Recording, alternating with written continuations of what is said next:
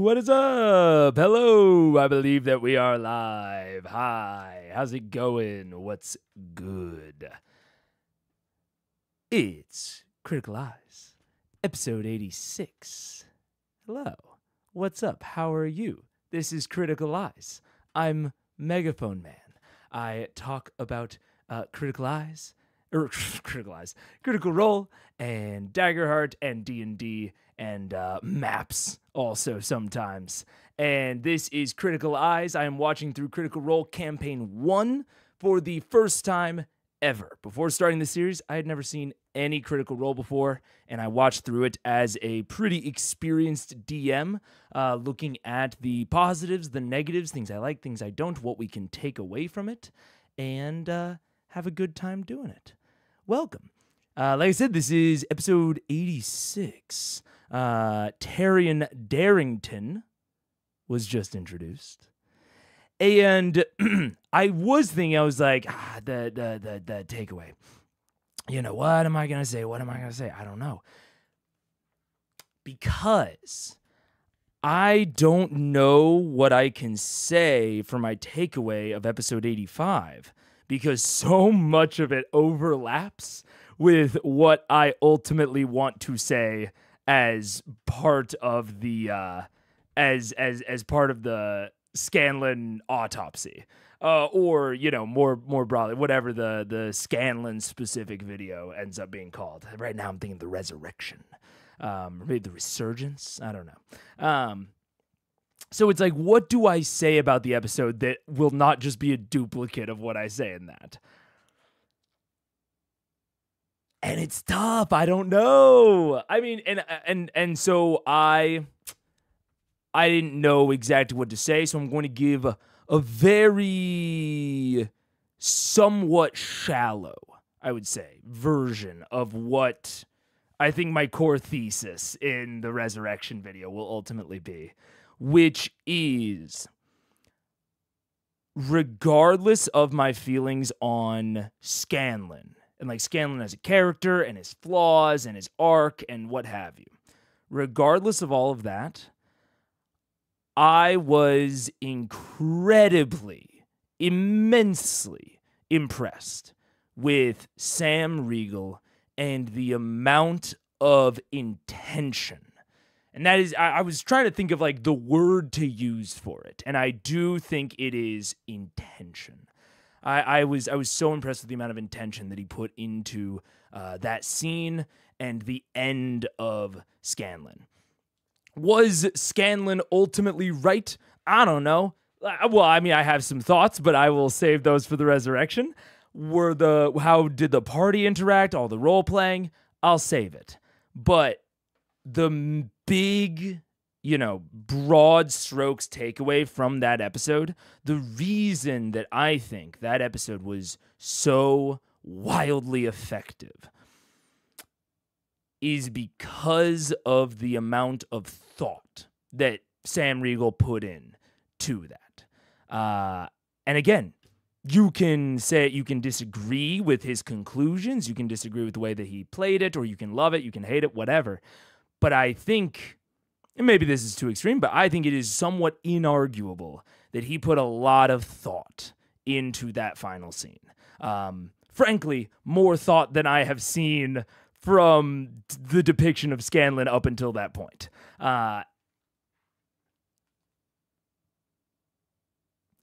And that was really awesome.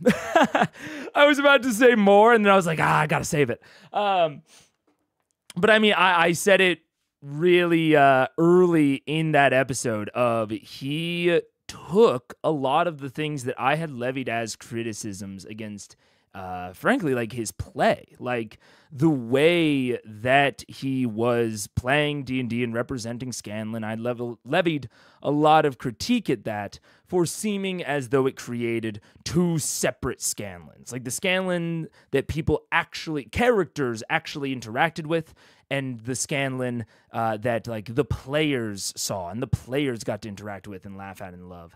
And I was massively impressed, massively surprised that he was able to take like the core feeling of that critique, which is that Scanlan feels like two people, and turn that into a character-defining moment and like a plot beat. And I think it shows a level of not necessarily self-awareness, but real self-reflection before that episode aired, and like when he was planning for that episode. There's a real, I think, self-reflection displayed there. Now, who knows when that self-reflection occurred? Who knows how much of it was planned or this or that, whatever. But in that moment, at some point, it displayed that at some point he had really, really reflected on who Scanlan is, how he had been treated, and how he was treating others. And whether or not he, fully got that point across, again, I think that there can be disagreement. But I think he so clearly thought about it, and I think that is so massively important. That is so massively important when we talk about like what can you take away from Critical Role, what can you do for your tables. I give heuristics, I give advice, I talk about senses and maps and all this, but at the end of the day, the more effort you put in, typically the better the result. You can obviously augment that effort in ways. You can augment it through strategy or through intent, through advice and heuristics and strategies. But at the end of the day, finding something that you want to put effort into and putting in effort is what is going to be like, I think, the real core and the real base of improvement or making something cool and interesting. So that is my somewhat Scanlan agnostic takeaway from episode 85. And let's see what y'all are saying. What up? Hello. Ready for the first episode of the Daring Adventures of Taryon Darrington? Yeah. Look, I'll be real with you. I don't know how long Taryon is for this world. All right. I think it was kind of a, not an open question, but a open, question mark as to, obviously, to the players, whether or not Sam was coming back. What the hell? Why is the highlight so small? What's going on? Wait. Wait 1 second. What? What the hell? Why is it all cropped like that? Wait, give me 1 moment. What the fuck is going on there? Why did it get like an extra 200 pixels of cropping? We can't see. Oh, I didn't even mean to have this one be the highlight. Oh, man. Let's go 900. Oh, my God, there's more? 800. 700. There we go. That's weird. I don't know what the fuck that was. Anyways, what was I talking about? Oh, yeah, Taryon. I don't know. I think there was already a question mark about, like, if Sam would come back, how so? I kind of thought that they might, like, try to get Scanlan back involved in the life afterward. And now we're introducing Taryon. And Taryon is, well, he's, maybe Taryon's a bit of an, it's hard to describe, but if I had to put it into one word, maybe like asshole. I don't know. But Taryon certainly has a certain je ne sais quoi about him that is going to be interesting.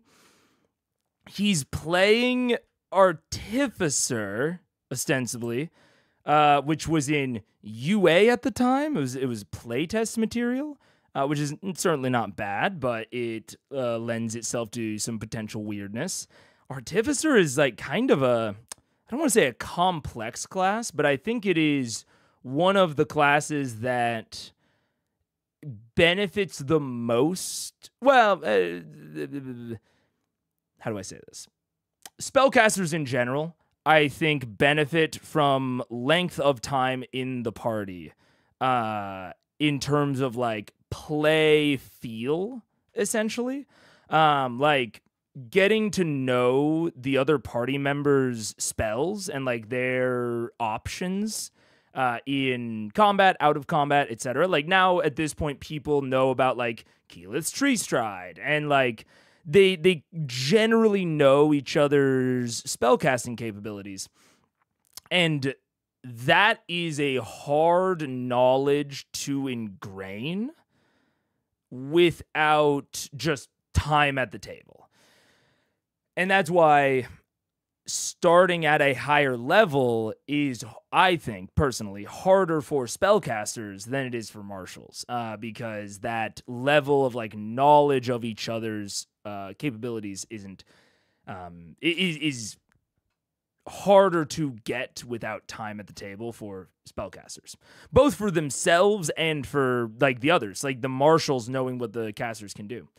So I think there's already kind of a tick against Artificer there. And then, you know, Artificer's only I think a half-caster, if I'm correct. I think it's a Ranger, Paladin, half-caster. I'm going off the top of my head. I haven't looked at it in a little bit. And I also don't know the exact implementation of it in UA. He's going from a high-level full-caster to a high-level half-caster, which might be easier. I don't think it'll be, to clarify, I don't know that it'll be that hard for him. I think it is just a level of, like, friction. And it's, like, the same core reason, like, this friction that I'm talking about. It's the same core reason that I still like starting at level 1. I know, obviously, XP to level 3 is such a common house rule that you have a very popular D&D YouTube channel named after it. Like, there's very clear and obvious reasons that people like to start at higher level. But I like to start at level 1 because there is an amount of benefit, a huge amount of benefit, to learning each other's capabilities, like as party members. And it helps with party cohesiveness and like together, like the feeling of connectedness in general. But it also just helps with like, you know, knowing how to like tackle a challenge, like knowing like, okay, I don't have anything to do here. You know, oh, don't you have that one thing that you can do? That sort of thing is already harder when you're, you know, coming in at high level, but it's especially harder the more options and the more tools you have, and casters have more and more of that. Now, half-casters, less, certainly, but Artificer has another layer to it where it has the item infusions, the magic item infusions, and it has like spell storing objects, and it has a lot of things that, yes, the Artificer can just use on themselves, but one of the huge, powerful aspects of Artificer is sort of similar to one of the huge benefits of Druid. And like one of the things that makes Druid so powerful is like the wild shape flexibility. Artificer's infusions are very similar, where experimenting with infusions and like with replicating magic item or with creating the unique magic items that the infusions give you, experimenting with those, putting them on different characters, seeing who benefits from them more, like that aspect of Artificer is one of the core, I think, like powerhouse features of it. I think it is debatably one of the best support classes in a very weird way because of infusions. But that power is gained over time as you experiment with like builds and putting magic items on certain people. Like it is a time and experimentation based power. Couple that with, after watching Patrick Rothfuss and his character, who I totally remember the name of, I would never forget such a classic and important character. It was like Carrick. That's it. I totally thought of it before seeing it in chat, obviously. But like Care, they were clearly very willing to throw a lower level character into kind of the fire and the flames with the rest of the party. So there's a part of me that worries that Taryon is not going to be as high level as them, which would like make fictional sense. Like, it would not make a lot of fictional sense if Taryon was the same level as them.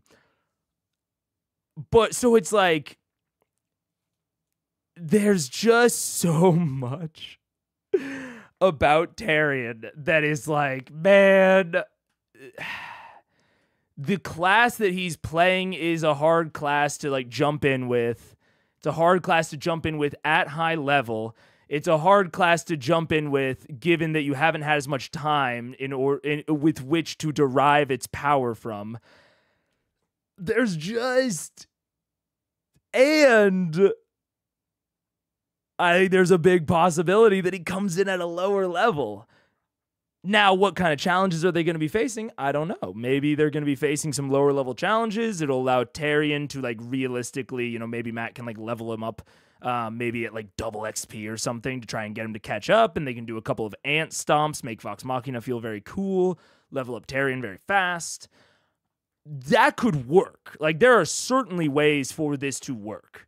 But I do have the distinct worry that Taryon Darrington is not long for this world. Both on like, and all of that is just mechanical stuff.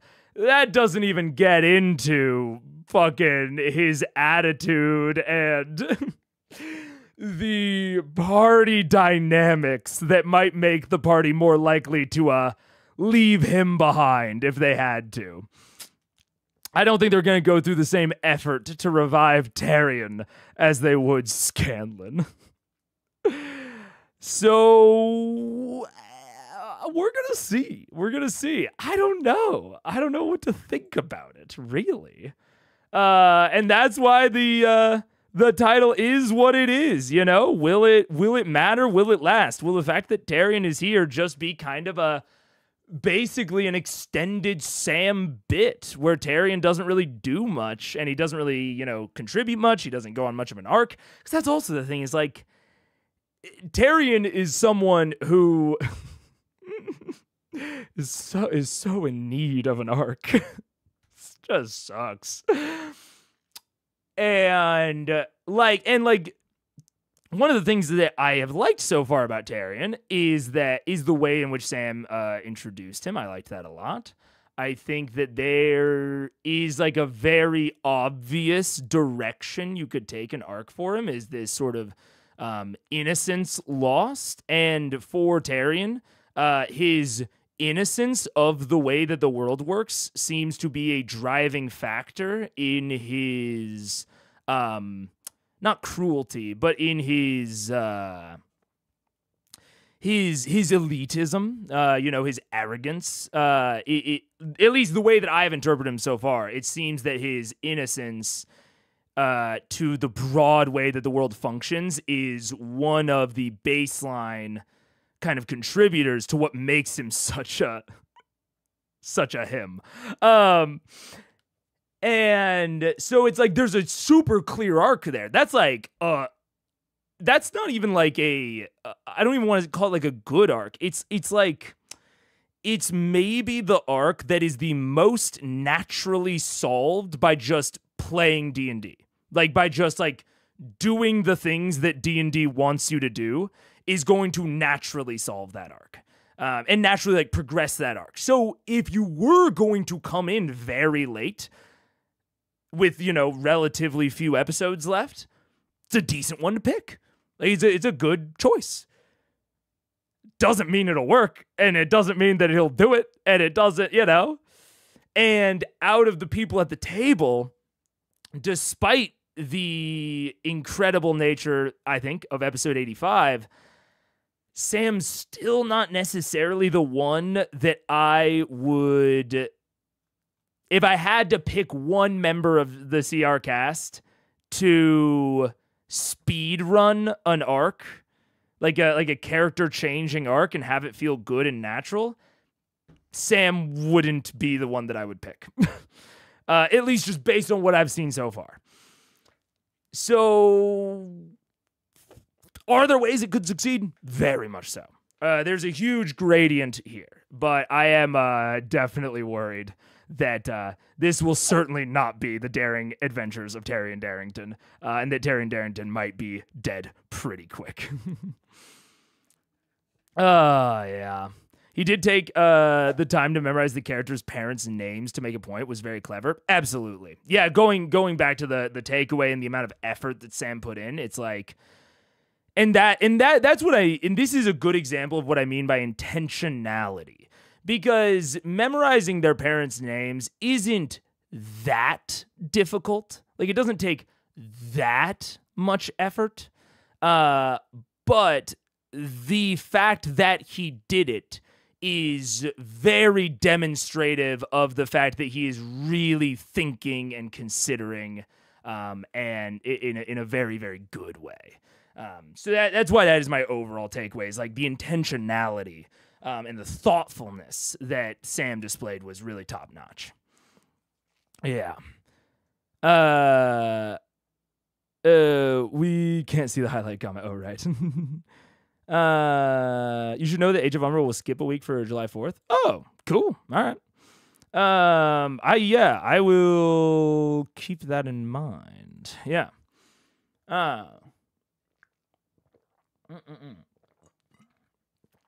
When did you find out he's an artificer? Look, man, if he's not, I don't know what the fuck he could be. Like, everything about him says Battlesmith artificer. And I didn't initially consider that possible because Wayfinder's Guide had not come out yet, but he could be playing a UA version. And if he's not doing that, I have no clue what the fuck he is. So, let's see.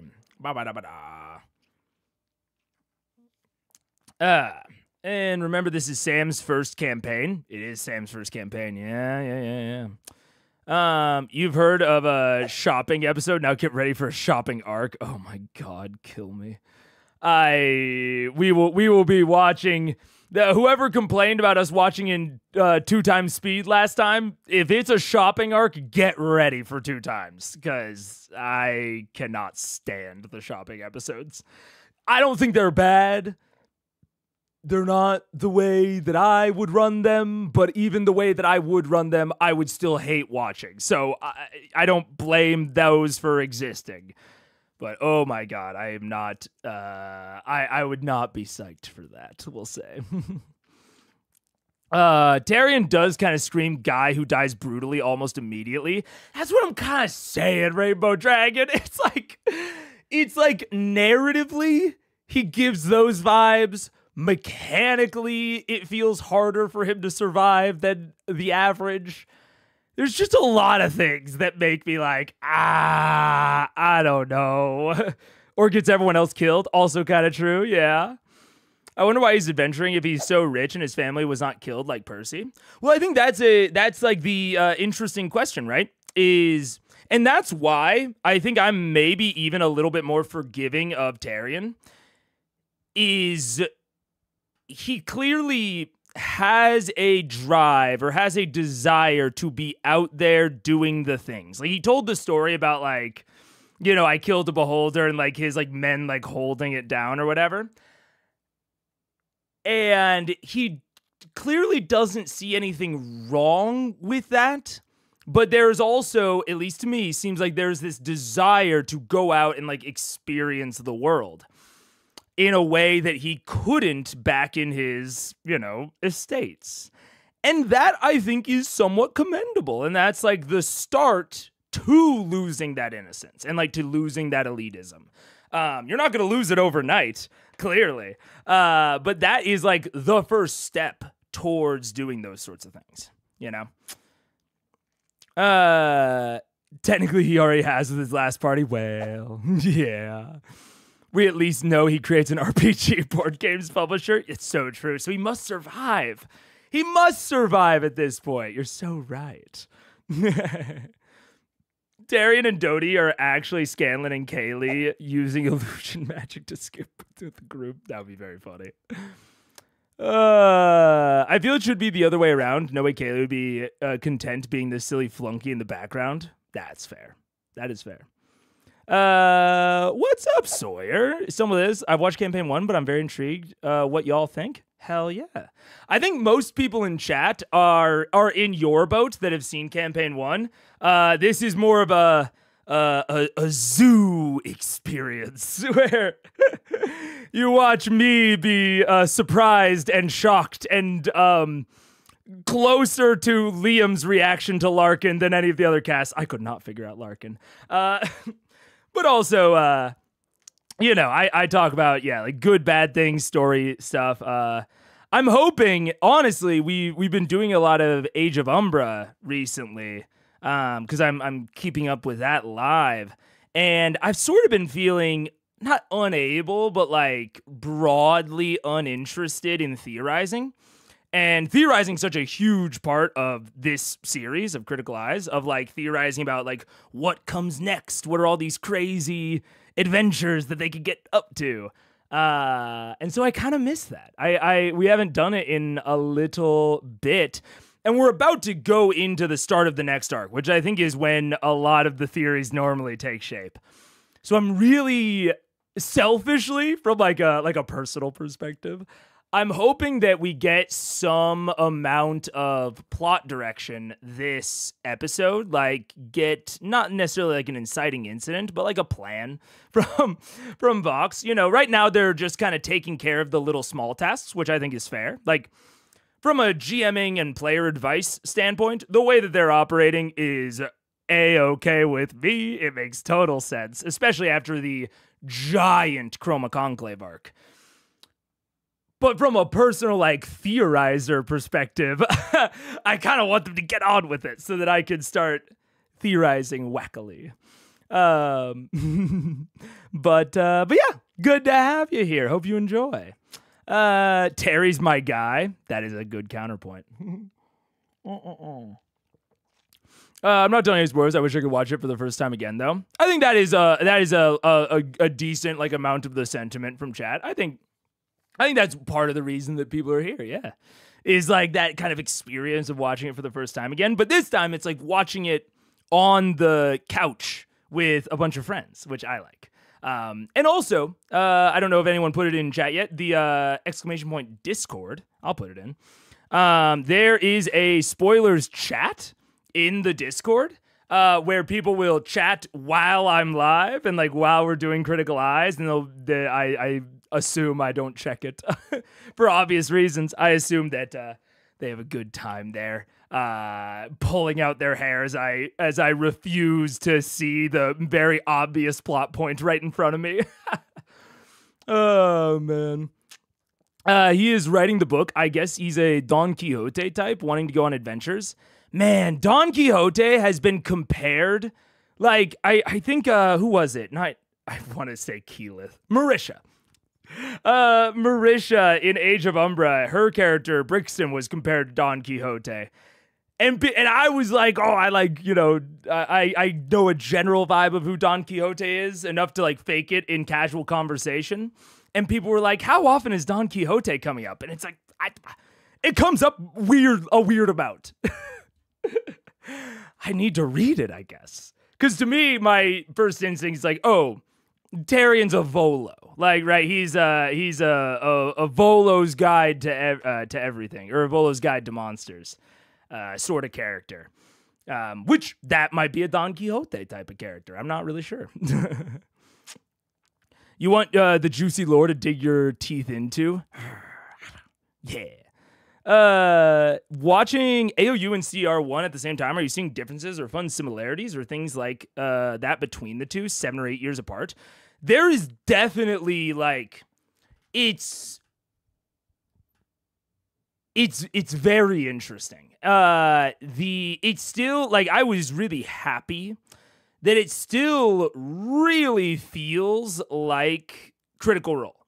Or like it feels very similar. Like the experience of watching Age of Umbra reminds me of the experience of watching C1. And there's a lot of aesthetic differences. Obviously, their set and like production value are incredible comparatively to campaign 1. But in terms of tone, there is something different about it. And I'm not entirely sure how to describe it because I have a way that it kind of sits in my head, but it doesn't feel fully descriptive. But to me, AOU, I get a bit of a sense of like confidence, I suppose, that I don't necessarily, or that I feel like less of in Age of Umbra. And I think there's probably a few direct reasons for that. Number one, just experience doing it, existing on the internet for 7 or 8 years at the point of Age of Umbra, and doing this sort of thing. And, like the success of Critical Role in that time.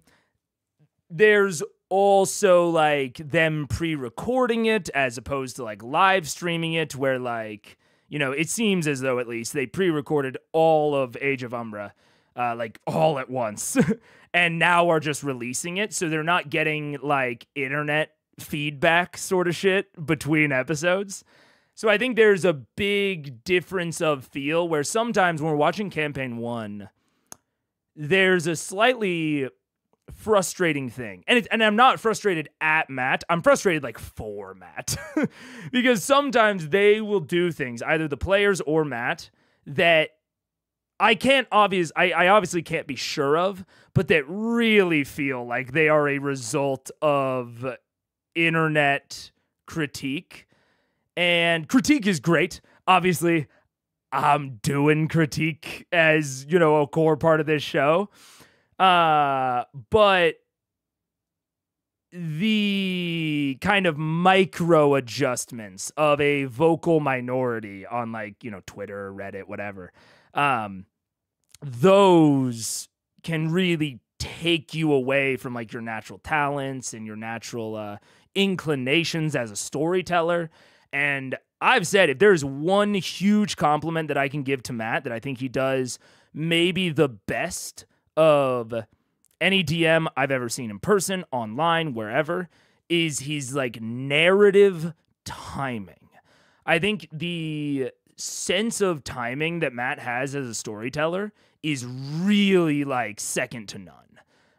And so I think sometimes the reasons that certain points stand out to me, and the reason that I feel like relatively confident, well, maybe like 75% confident that like certain points are influenced by internet critique, is because I feel him like changing his natural timing in a way that like I see why he's doing it. Like I see in theory why it's better, but it is hampering his natural instincts, which are amazing.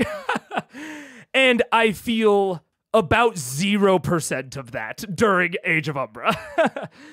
Now again, there's a level of like it's all pre-recorded, but I also think it's probably a function of him probably gaining confidence over the years and doing this for so long. So I think that's like one of the big things that kind of feels different to me. There are other things, but they're harder to kind of put into words for me, Regularly scheduled weekly schedule. Maybe I can tune in more often. I'm certain that someone probably put it in. Fridays and Mondays. Yes, sir. Yep, Fridays and Mondays are Cries days. They do have different times. I try to post the event, like 2 or 3 hours ahead of time. Ideally. Sometimes I don't. It's tough. And then Wednesdays are AOU days. Our Age of Umbra days. So yeah. That's the general schedule right now. When Age of Umbra ends, and depending on what they do past Age of Umbra, the schedule might change. We'll see. But never discount the man of La Mancha. The set looks the same, yeah. You're such a Sancho Panza. Sure. Should I take that? I don't know. They're veteran TTRPG players by this point and have played who knows how many systems. That is also true. It seems like they have a lot more, Critical Role has like this inherent kind of go with the flow energy, even in campaign 1. But it seems like honestly, I didn't think to put that into words, but that is true. That is a real difference in feel. Now that I say it out loud, they have, as a table, I feel like they have a real go with the flow energy, but sometimes Matt gets a little hung up on raw in campaign 1, but he does it very selectively. And those are sometimes times where I feel, maybe the internet critique seeping in, but other times as well, it's like, okay, that doesn't feel like internet critique. That just feels like you're maybe getting weirdly hung up on this particular segment of raw, rules is written, but you don't get hung up on others. I don't know. And it seems like he is, and maybe Age of Umbra, it's less so because it's his system, that he helped develop. But there feels, I feel the loosey-goosiness that I feel throughout a lot of the DNA of Critical Role in campaign 1. I feel it more pervasively and more evenly in Age of Umbra. I feel like it's a little bit more spiky, or maybe contracted or bulged. I don't know quite the way to communicate the mental image in my head for it, but it feels much less evenly distributed in campaign 1. Some points feel really loosey-goosey and some really, really don't. AOU definitely feels like those peaks and valleys have kind of been spread out to give a more consistent tone of loosiness and goosiness. So that is definitely a difference in the feel as well. So broadly, improvements is, as far as I'm concerned. I still like campaign 1, do not get me wrong. But I definitely I was very pleased to see that, to me at least so far, it feels like there have just been kind of broad improvements over the years, which is not always what you get from a long-running show or series of shows. So that's really good. That's really nice. Also helped when you literally helped write the rules for the game you're playing. Yeah. I was who you wrote this for. I said, yeah. It's so interesting to go from C1 Ep 1. Hey, we were on Pathfinder, so we don't really know rules. We're just having fun. To part of the way through C well, Raw says, yeah. Because that is such a weird thing about C1, is the fact that the story of it was started in a different rule set. And rule sets, they don't tie you down necessarily in terms of the story you can tell, but they do influence it. The rules influence the story. I've talked a lot about it in comparison with Daggerheart, about the types of stories that I think that Daggerheart's mechanics help propagate or influence. As a very easy example, broadly, when characters roll the equivalent of skill checks or attack rolls, they gain more resources than the GM does.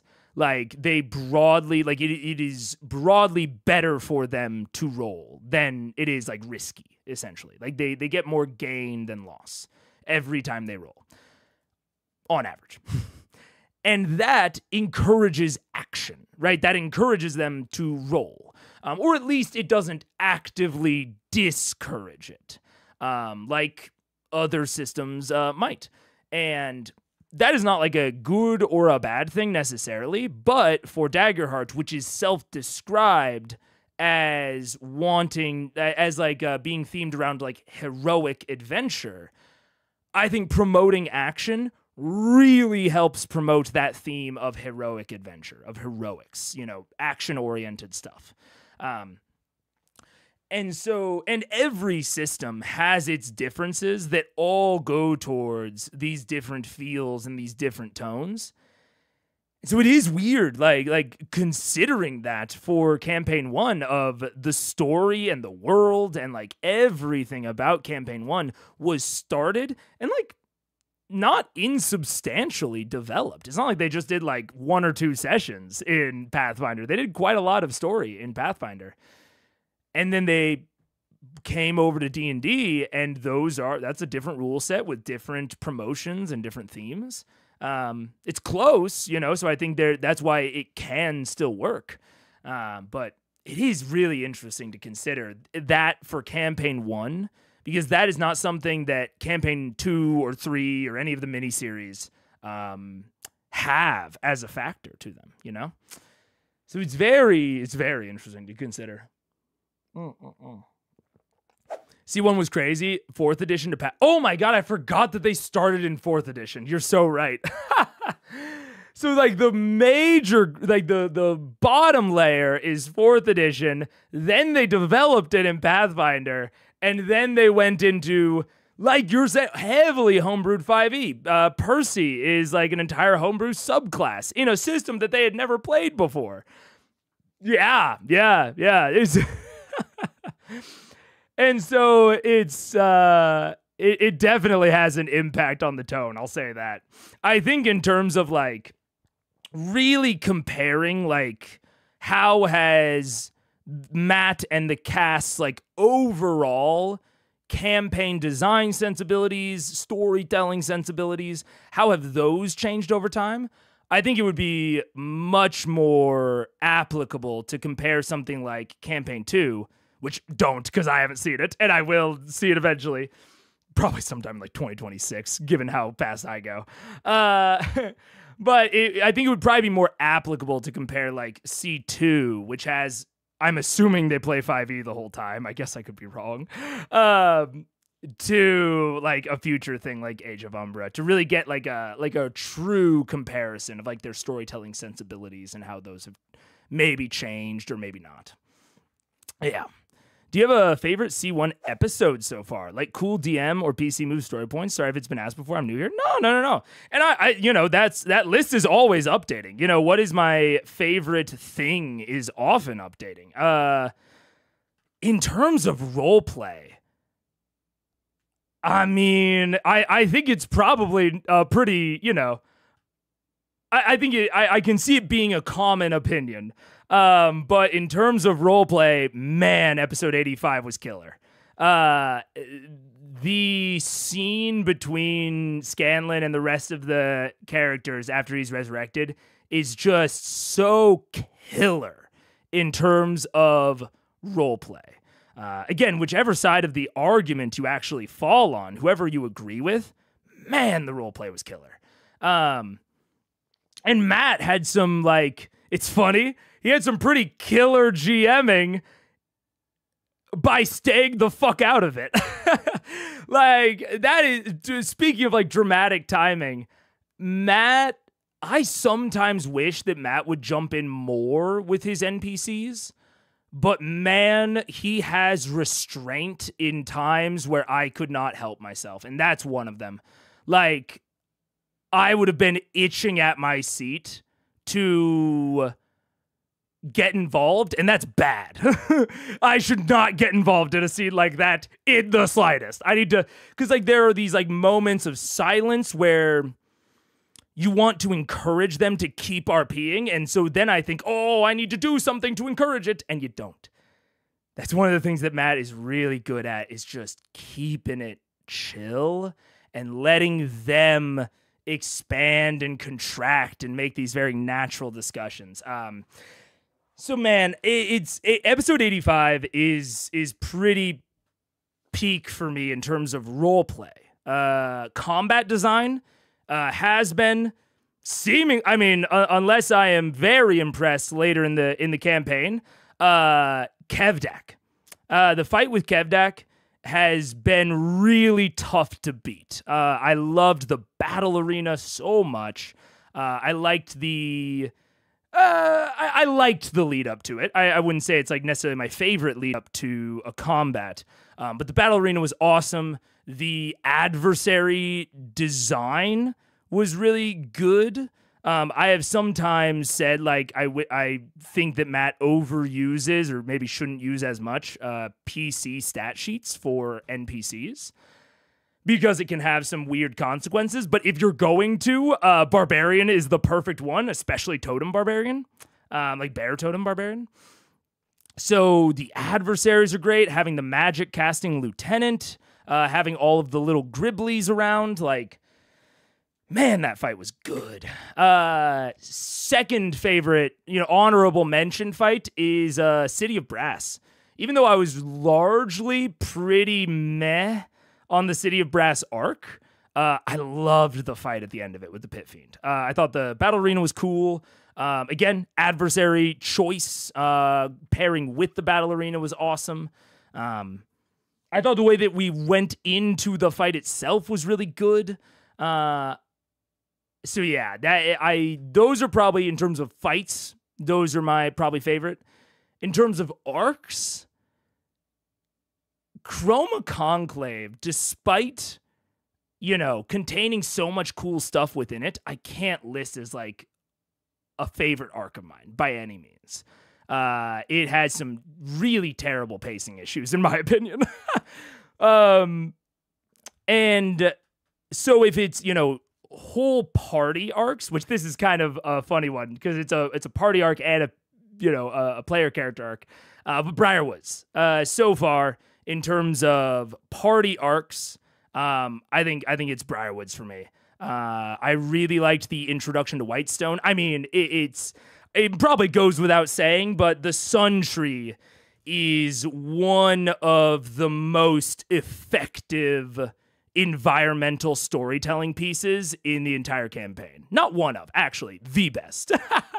As I say it out loud, the Sun Tree, in terms of environmental storytelling, all of the myriad of things that it does for that fucking arc, man. Oh, the Sun Tree was like, the Briarwood arc has its problems, but it just has so much good storytelling within it that, like, the good stuff overshadows the bad for me in a pretty major way. So party arc, even though it is also a personal arc, it's got to be the Briarwoods for me. PC arc, Craven Edge. I've said it before, Craven Edge is my favorite player character arc, maybe that I've ever seen personally on this show ever. It's simple and effective and awesome in the exact same ways that Grog as a character is simple yet effective and awesome. So I think those are probably the major hitters. Craven Edge is also my favorite magic item.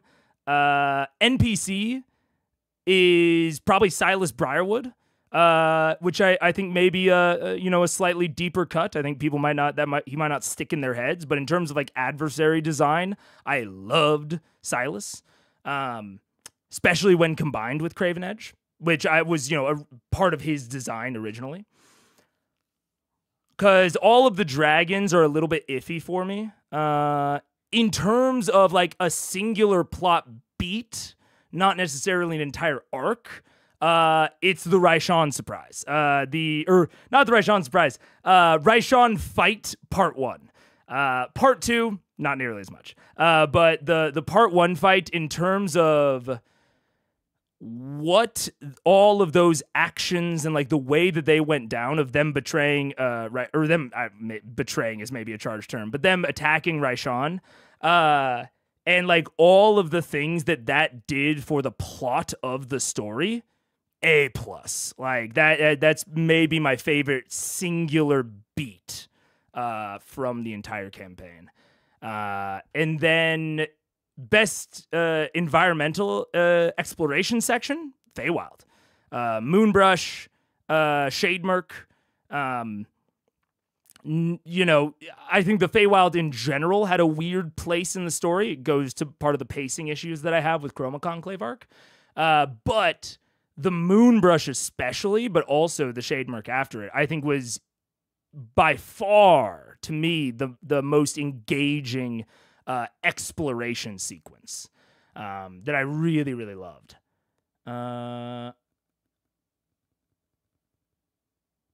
Yeah. That was probably more than you bargained for when you asked. So if you have any other specific questions, I'll limit myself. Hey, you can ask for specifics if you want to know anything in more detail. I won't keep rambling. But yeah, I'd say those are probably favorites. There are lots of things that maybe tie or you know are in the similar tiers. There's a lot of things that I like. There's a lot of things I don't like. But those are my basic answers, at least. They kept a god from Pathfinder lore. Yeah, the Pike's god, Sarenrae. That is also a part of this. Is like, you know, I know some stuff about like Forgotten Realms lore, but not too much. Let's see. Most people just refer to that scene as the Bard's Lament. Fair. That's fair. Yeah, it's incredible. No, speaking of C2, no spoilers or hints, obviously, but any idea on who you are most curious at playing a different character for a long-term campaign? I'm interested to see Liam. Especially after us getting the introduction to Screeve in Age of Umbra. I'm very interested to see Liam play a different character. I have my theories about what his next character will look like, and will sort of act like, but I am massively interested to see Liam not playing Vax. And that's not anything against Vax. It's just that Vax is a very particular type of character, and I think Liam is one that is maybe the player that like breaks kayfabe the least. Like he's in character the most. And so I'm very interested to see a comparison, you know, him playing a different character. Yeah. Oh man, Kevdak Pike is so fun and memorable. Top 10 for CR. I love Kevdak, man. Yeah. It's one of the things I like about running games online. I just hit the mute button and can make all the comments I want to make during RP moments between the party. Hey, that's fair. That's fair. Yeah. Oh man. Strongly agree with all of your choices up until episode 85, that is. Hell yeah, Sawyer. Hell yeah. I love that. Moontree will not be forgotten. The Moontree died for our sins. Dude, if I am ever fortunate enough, you know, in the long run of this channel, if I am ever fortunate enough to get to talk to Matt, I want to know. I gotta ask him about the Moontree, because it's maybe the only theory that...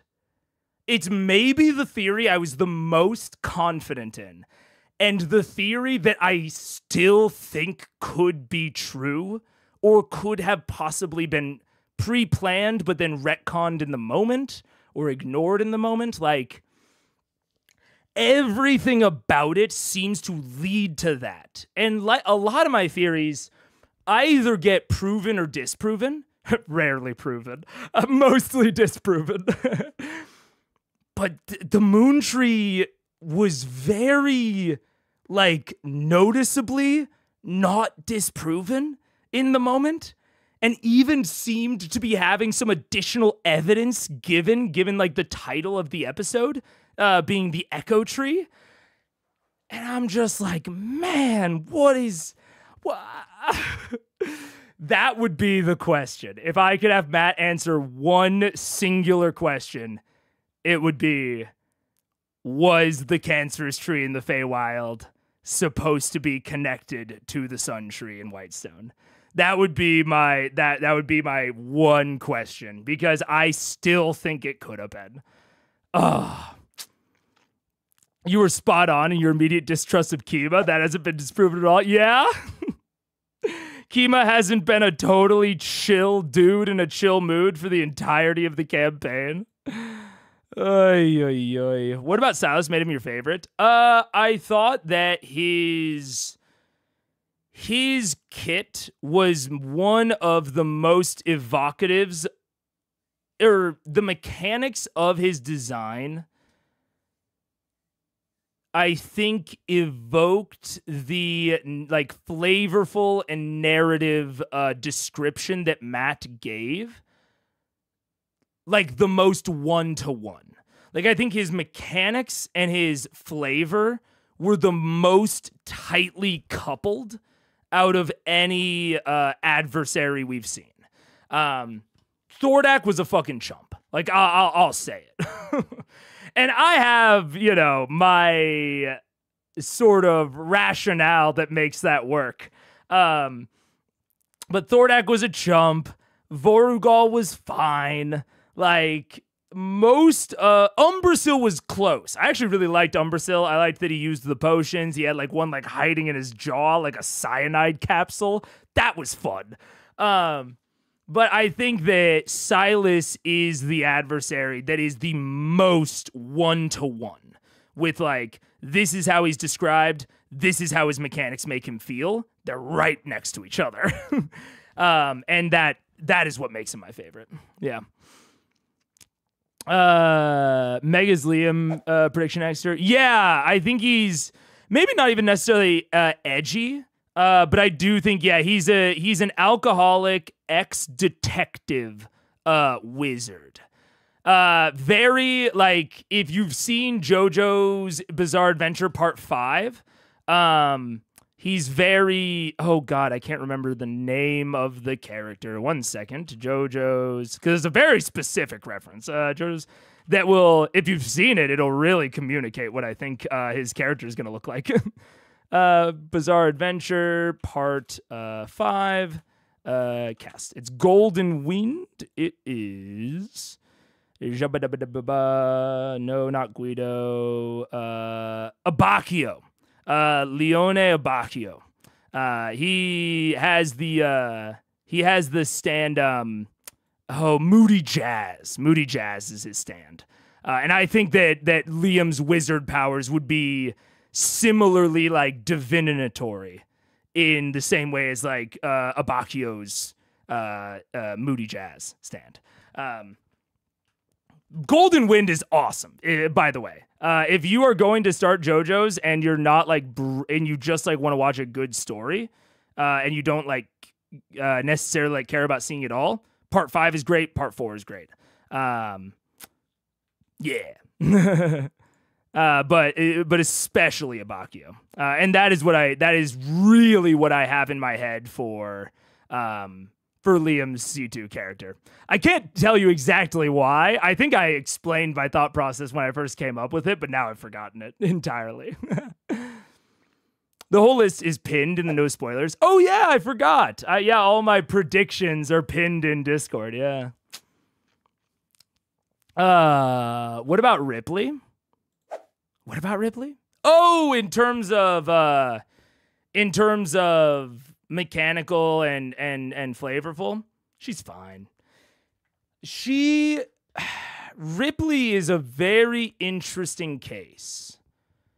Actually, all of Ripley is a very interesting case of, I can't put any of it in my favorite, but everything about Ripley, like if you consider like plot beats, the combat arena, her design, every aspect of Ripley that you could possibly identify, if you then put that into a category, it's probably like top 5 for me.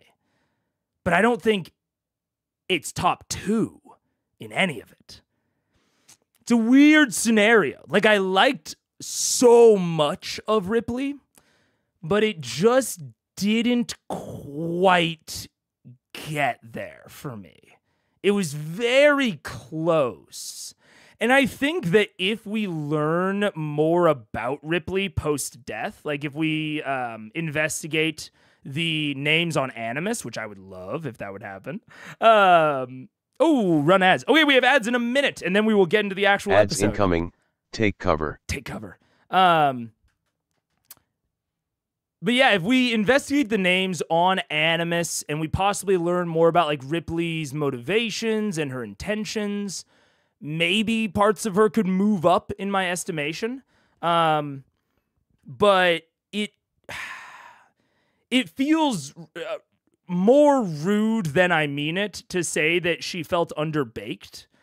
I think that that's too extreme, but I don't know quite what like the lesser version of that is. She just didn't feel like she 100% like nailed any particular thing. But she was like 90 to 95% there for me in a lot of things, like really broadly. So it's tough. Ripley's tough. I really liked her introduction in the prison and like the like illusory tells that she's, disguising herself.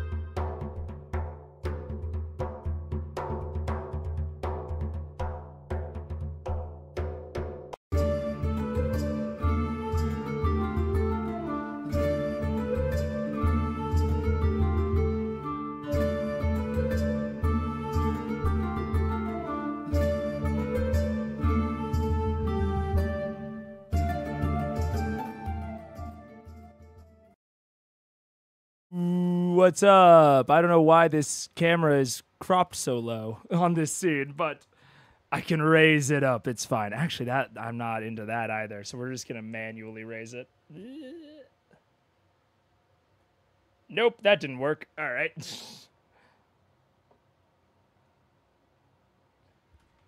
Better? Better. All right. Let's get into it. My YouTube studio says I have 3 concurrent viewers. People really just don't want to watch the actual episode. I'll keep that in mind. No, it's just YouTube studio being silly. We are going to skip these 2. Partially because I streamed way too long yesterday talking about Daggerheart. Hey, there we go. It's back up to 40. Yeah, sometimes it fucks up for a sec. Yeah, because I streamed for way too long yesterday, so my voice is a little bit on the horse side of things. But we will start around Matt's recap. And put up the playback speed a bit. Do you usually watch the whole thing? I watch it in 2 parts. So first half of the episode, most of the time I stop at Critical Role's breakpoint. But sometimes if their breakpoint is like very asymmetrical, like it would make like one half way longer than the other half, I'll just watch. I'll like choose a different breakpoint essentially, or I won't. But the community member that makes the time codes will. They will often. Oh yeah, right here. Possible alternative stopping points. Actually, is that the case this time? 1 hour 55 minutes second half. 1 hour 1 minute first half. These are pretty far apart. So what would that alternative stopping point be? Break starts there. Yeah. Okay. Maybe we'll do these. We'll see exactly how it goes. Because yeah, I streamed for quite a while yesterday. But we'll go we'll get to the break and then we'll check in. We'll see what's up. But yes, I do watch the entire episode just over 2 days. Partially so that, you know, if you can't make one half of the episode, you can hopefully make the other half. And to make it a little bit more consumable in VOD form. I used to do, if you go back earlier in the playlist to the early days of Critical Eyes, I used to do episodes in one sitting. And there was, you know, episodes in one sitting had a lot of benefits. But the main detriment is my fucking voice. Because doing the entire episode in one sitting would result in like 8 or 9 hour streams. So it was tough from like a vocal endurance standpoint. So that's most of the reason I split it now. I've over one of the alts today. Yeah. I mean, that's, you know, in general, splitting it up all depends on the voice. And some episodes in 3 or 4 parts. Hey, that hasn't happened in a while. I think. Oh man, I'm trying to think of when the last time that happened was, but it has happened. I can't lie. Oh man, but let's do it. Welcome back, everyone. So, as we left off on the adventures of Vox Machina, you had just finished destroying the long-standing reign and terrorizing assault of the Chroma Conclave across the face of Taldore. Audio good? As you finished that chapter, defeating Raishan and collecting the remnants of the Necromancer's Sanctum of where the final battle took place, you returned with the unfortunately fallen corpse of your friend Scanlan Shorthalt. You succeeded in the resurrection, however, upon returning from Vasselheim, Scanlan coming to consciousness, it was discovered that Scanlan was in a place in his life where he needed to take some time with his estranged and recently discovered daughter. And arguments ensued, and agreement was had that he would step away from Vox Machina to follow his own path. The group took a period to mourn, and then began to decide what their next layer of plans were, what loose ends still were held out there, and you made your way to the city of Ank'Harel on the continent of MARQUET to return the right hand of Ripley, the person responsible for assassinating a member of the Scarbearers within the Death's Respite Tavern in the city. As you made your way past the bazaar towards the inn, on the outside you saw what appeared to be a large humanoid structure built of iron and metal, walking on its own behind a very well flashily dressed blonde gentleman with goatee and for lack of a better term, braggartly demeanor, who managed to weasel his way into the company of Vox Machina and to continue his adventures alongside theirs as his robot friend Dodi. continued to archive it in his book of his adventures. And that is where we left off. As you guys step into the relatively empty interior of the Debt's Respite at this hour, with this individual, Taryon Darrington, in tow.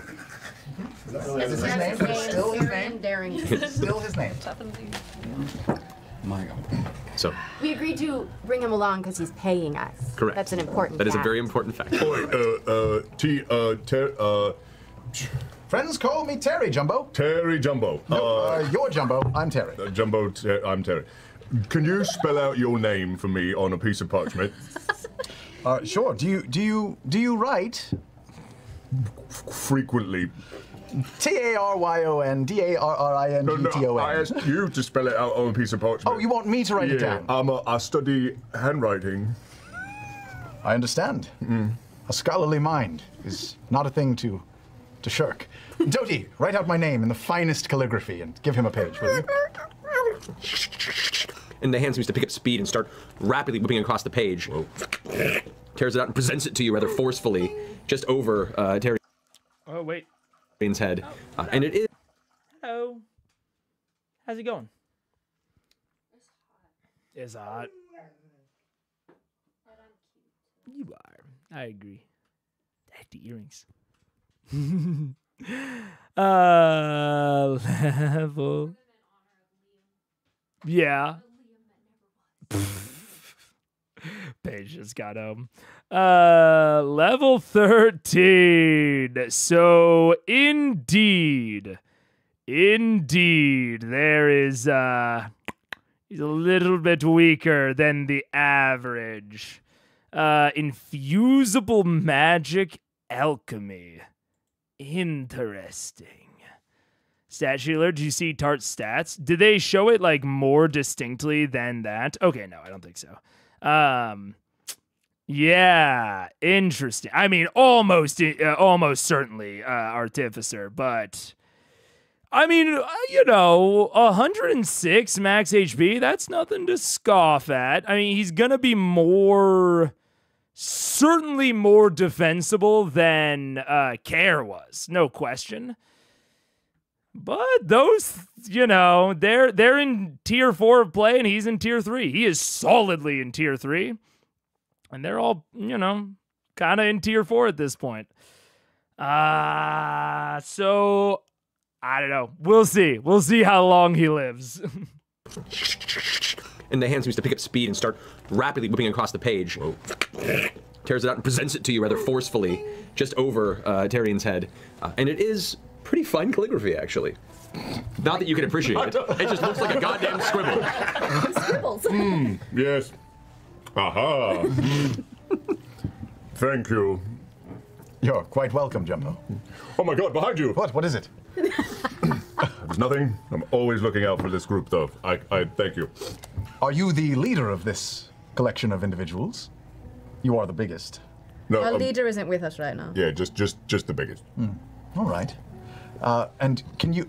Have we already begun our mission that we're on right now? No. Oh, we just got here, and then you started talking. You're right.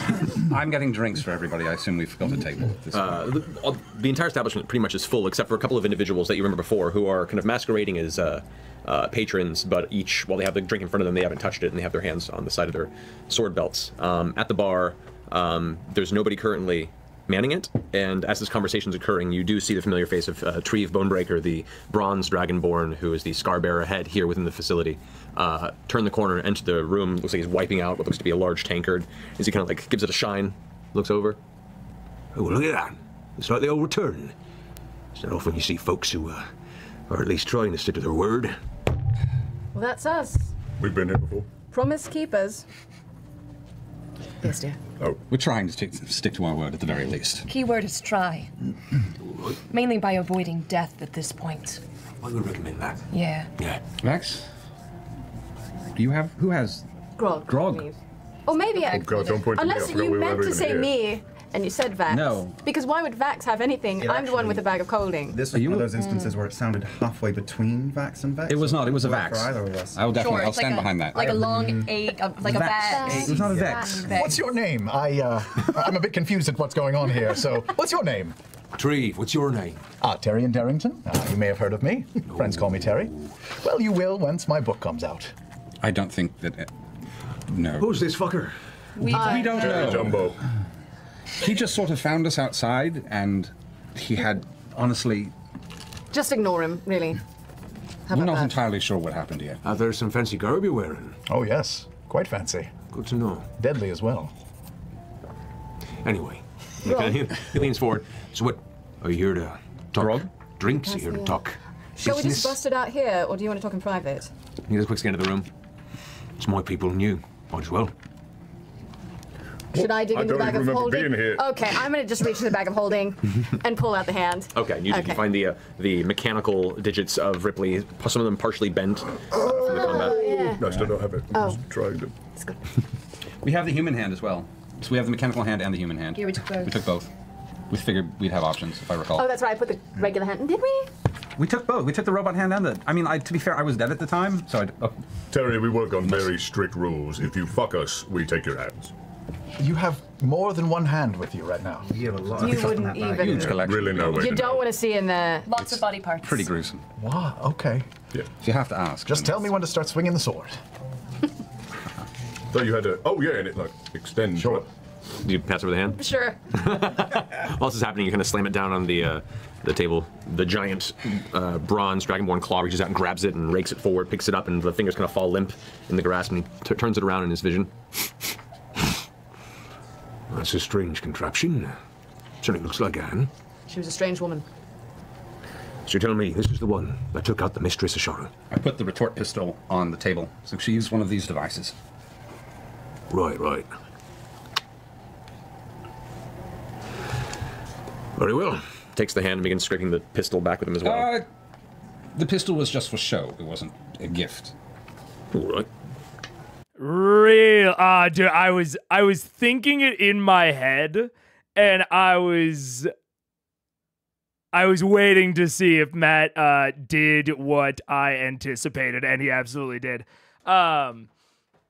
The very subtle difference in description here. Look at this, right? I put the retort pistol on the table. She used one of these devices. When he did that, I was like, "Are you giving him the pistol, Percy? Has your philosophy on that changed recently, and you just didn't tell anyone?" Right, right. Very well. Takes the hand and begins. And I was seeing if Matt would have the same question, because if I'm the DM there, I'm like, that seems weird. But it's also the sort of thing that you can like easily address in fiction. You know, you don't need to pop out of fiction to do that. And you see Matt do exactly that, of asking Taliesin without asking him. He takes the hand. There's really no chance for Taliesin to interrupt that, because why would there need to be? That is the point of them being there, is to give him the hand. So no chance to interrupt that, but then and begins scraping the pistol back with him as well. Really like directly narrating that this is an in-progress action that can be interrupted. Really subtle difference in the two. And really could have gone one way or the other and still like been okay, but been less effective. He could have just said like, he takes the hand and the pistol. And then, you know, Taliesin could have like tried to interrupt that, but then there's some narrative kind of friction there of like, okay, well, I already narrated that he took it, but it makes sense that he would interrupt. Or he could have put both in the, okay, he begins scraping back the pistol and the hand, which it still allows for Taliesin to interrupt, but it is more, it is a less direct questioning of like, hey, Taliesin, like, what are you doing here? Like, this is much more direct, much more efficient. I like it more. So just really, really solid, like, micro narrating there. Yeah. I absolutely would have assumed that was a gift if I was the DM. That's, like, And it could have been. Like, there's a universe in which, you know, Percy has justified this to himself. So I think it's worth, like, you know, kind of assuming that in fiction as Treve. Like, Treve has no reason to assume that he wasn't supposed to take both. But then offering the PC, like, a very distinct and, like, direct opportunity to interrupt and tell you, hey, no, that's not what I meant, in case it's not. I would almost want the murder weapon more than the murderer's hand. Yeah. Yeah. So it's absolutely something super reasonable for Treve to assume, but kind of weird from Matt's perspective. And I think it's a good example of Matt thinking about, you know, I bring it up sometimes, PC competency, assuming that the PCs are competent, assuming that they're doing things that make sense. And with what Matt knows of Percy, it wouldn't make a ton of sense for him to give the gun to Treve. So he offers Taliesin an opportunity to essentially correct that misunderstanding. Love it. Very, very good. And scraping the pistol back with him as well. The pistol was just for show. It wasn't a gift. All right. Well, at least the mistress can lay at rest. I thank you for your deed. And he kind of like spins his finger in the air, and one of the men at the table gets up and walks out of the room and exits the front door behind you. Well, I won't pretend that we didn't have our own reasons for it, but we are grateful that you recognize that we respect your authority. Takes some balls to come back here and not have anything to show for it, so glad you got balls. All of you. Except for that one. Giant balls. Yeah, I'm sure. We haven't checked his, to be fair. They're quite lovely. Well, I've called off my associates. The hunt is null and void. You're free to wander without worry. Thank you, Chief. We'll probably only be another day or two in town before we head home. Very well. Thank you for your time. We're out. Did we not get anything for that? We got our lives. We got someone to remove a debt upon our heads. Yes. Oh. Yes. Could we see the debt, or was it like magic? It was metaphorical. Magic, pure magic. Magic. Sure. Whoa. Glad we did that. Stay for a drink? Yes. Yes. Yes. Yeah, let the big guy play. Sure. But I want to keep an eye out on the bar because I still don't trust our environment. Certainly. It's been kind of low-key here for the day. Terry, do you drink anything? Wine mostly, yes. Does Dottie drink anything? Doty. Right. He does not drink. Then that's 2 for you. I'll have 2 of your strongest whatevers for Blonchind over there. All right, anyone else? Yes, please. Round it is. And he goes and gathers up a number of small mugs, tankards. It's ramshackle in here. This essentially acts as a base operations first and a tavern a distant second. So it's barely functional, really, as a comparable establishment for fine drinks and atmosphere. But it works. Heineken's coming, basically. Yeah. Rolling Rock. The drinks are passed around. Some small talks maybe with Treve discussing just how things have been pretty low-key since Sharu was killed and you guys last left. There hasn't been an upset. There was apparently a vision of some sort of a creature at the top of the Cerulean Palace a few days ago.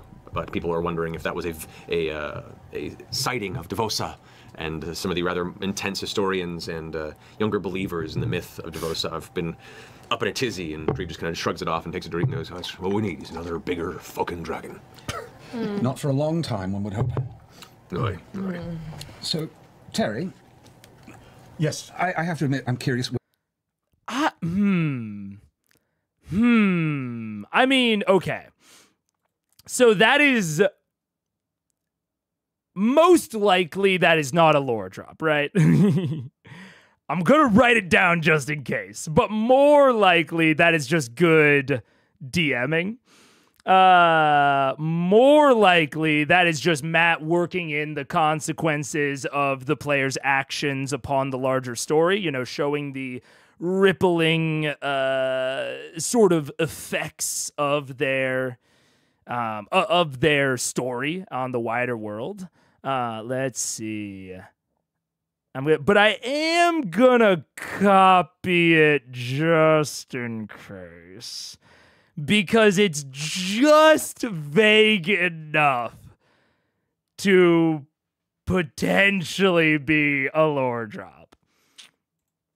Because the thing about that, right, is that Devosa ostensibly teleported or something akin to teleported to the fight with Raishan.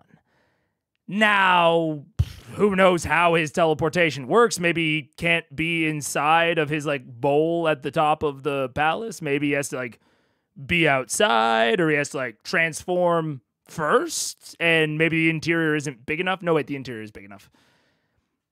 I don't know. There could always be some, you know, soft magic sort of reason that he couldn't, or that people would have seen him. But I don't know. Just something about it just gets my theory senses tingling a little bit. Because what? The drinks are passed around, tree discussing, things have been low key. Of some sort of creature. Younger believers in the myth of Devosa. It's also interesting that Devosa is a myth. that he hasn't been cited in long enough to where people consider him a myth. I don't really have any theorizing to do about that. It's an interesting little tidbit. I kind of assumed that Devosa was more of like a known protector of the city, but it seems like people do not identify him necessarily, at least as such. Yeah. They aren't putting off something. It's downtime. Makes sense. Oh, in terms of the bar scene? Absolutely. Yeah. The reasons the bar scenes in Vasselheim felt so weird to me was because of what had just happened. Yeah, so this is just like them blowing off steam, chilling, having a good time. You know, maybe it won't be my favorite to watch, but it's totally good D&D. It wasn't instant on the flutes. Maybe there's some sort of teleportation. Yeah, I could see that, Jonathan. There are certainly explanations, but I don't know. Something about... It's like the vagueness of this is either...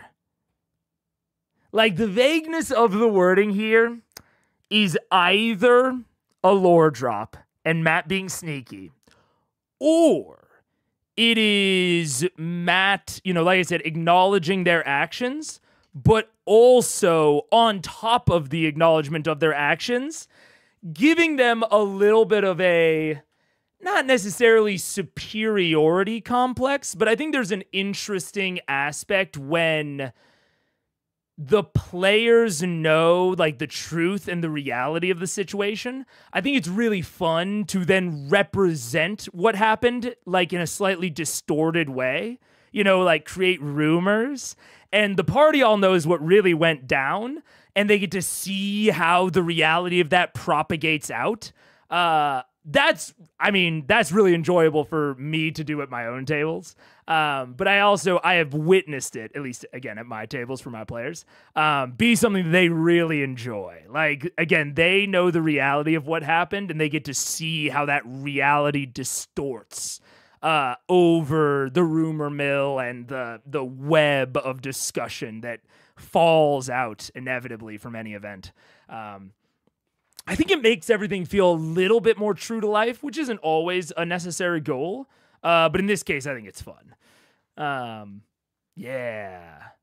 It also speaks to Devosa's influence that a sighting hasn't been needed in long enough. True. That is true. Yeah. That's what I like about Matt's narrating. Sometimes details mean nothing. Sometimes they turn out to be major plot hooks. That's why I love theorizing. That's why I keep my notes. I have so many notes about things that definitely don't matter. Like, let me, what's maybe the most, actually, I think I have a segment in here of like stuff that doesn't matter. Where is it? Stuff that probably doesn't matter. Is it Megaphone Man theories? Oh yeah, I have an entire unlikely folder of Megaphone Man theories. I forgot about that. But where? I think there's a characters. No, I reorganized them. I forgot. Like, I have like a note on Cyrus. I don't think Cyrus is coming back. He was part of the refugees. Orn Blackfoot. Orn Blackfoot was a dude in jail that Pike crushed with her bomb. But hey, maybe he could come back someday. We don't know. Because he died off screen. He died off screen. And so I will keep a note about him. But I do like Matt's narrating for that reason. It's very fun for me to theorize about, yeah. I forgot about Sad Queen. Sad Queen? Sad Queen is actually maybe one of the other like, technically it's a theory. But she's one of my favorite things that is totally theoretical, but I've gotten no disapproval of. But I guess Sad Queen itself is just a term. It's just my mortal persona term for the Raven Queen. Oh man, but I do love that one. Oh man, I forgot about all the Raven Queen theories. I gotta start thinking about those again, because outside of Hodis and potentially Vecna as a whole, but more specifically the siphon and the corrupted temple underneath Whitestone. Beyond those two things, I think the Raven Queen is maybe one of the only things that seems to have some like forward plot possibilities.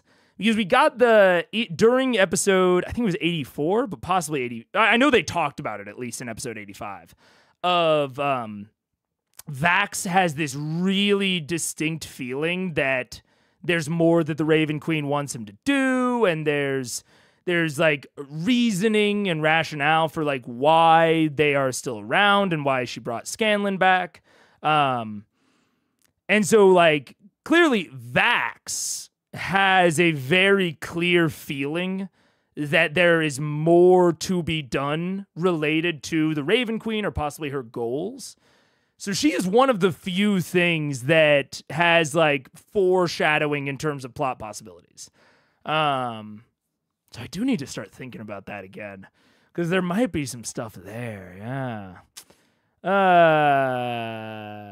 Pretty good for the first 90 minutes of stream. Hey, that's true. For forward plot possibilities, what about Orthax coming back maybe? It's possible. I mean, I have, I had a theory regarding the pieces of Orthax, I think is what I called it, or something along there.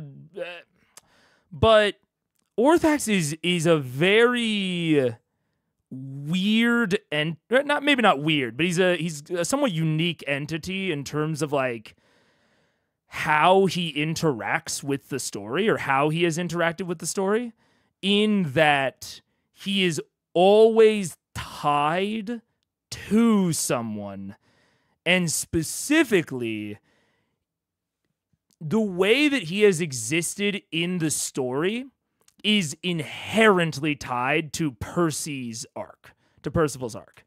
Even his, kind of exposure and infection of Ripley is a fallout of Percy pacting with him and learning the secrets of firearms and essentially like thought criming, cognito hazarding those over to Ripley. Like, I don't think this is actually like the metaphysical way that it works within the lore of Exandria, but within the like more meta construct of the story, Orthax is basically a cognito hazard. Like he is a revenge demon, and he sort of has apparated and appeared from, in an almost like Warhammer 40K sort of vibe, Percy's betrayal and deep desire for vengeance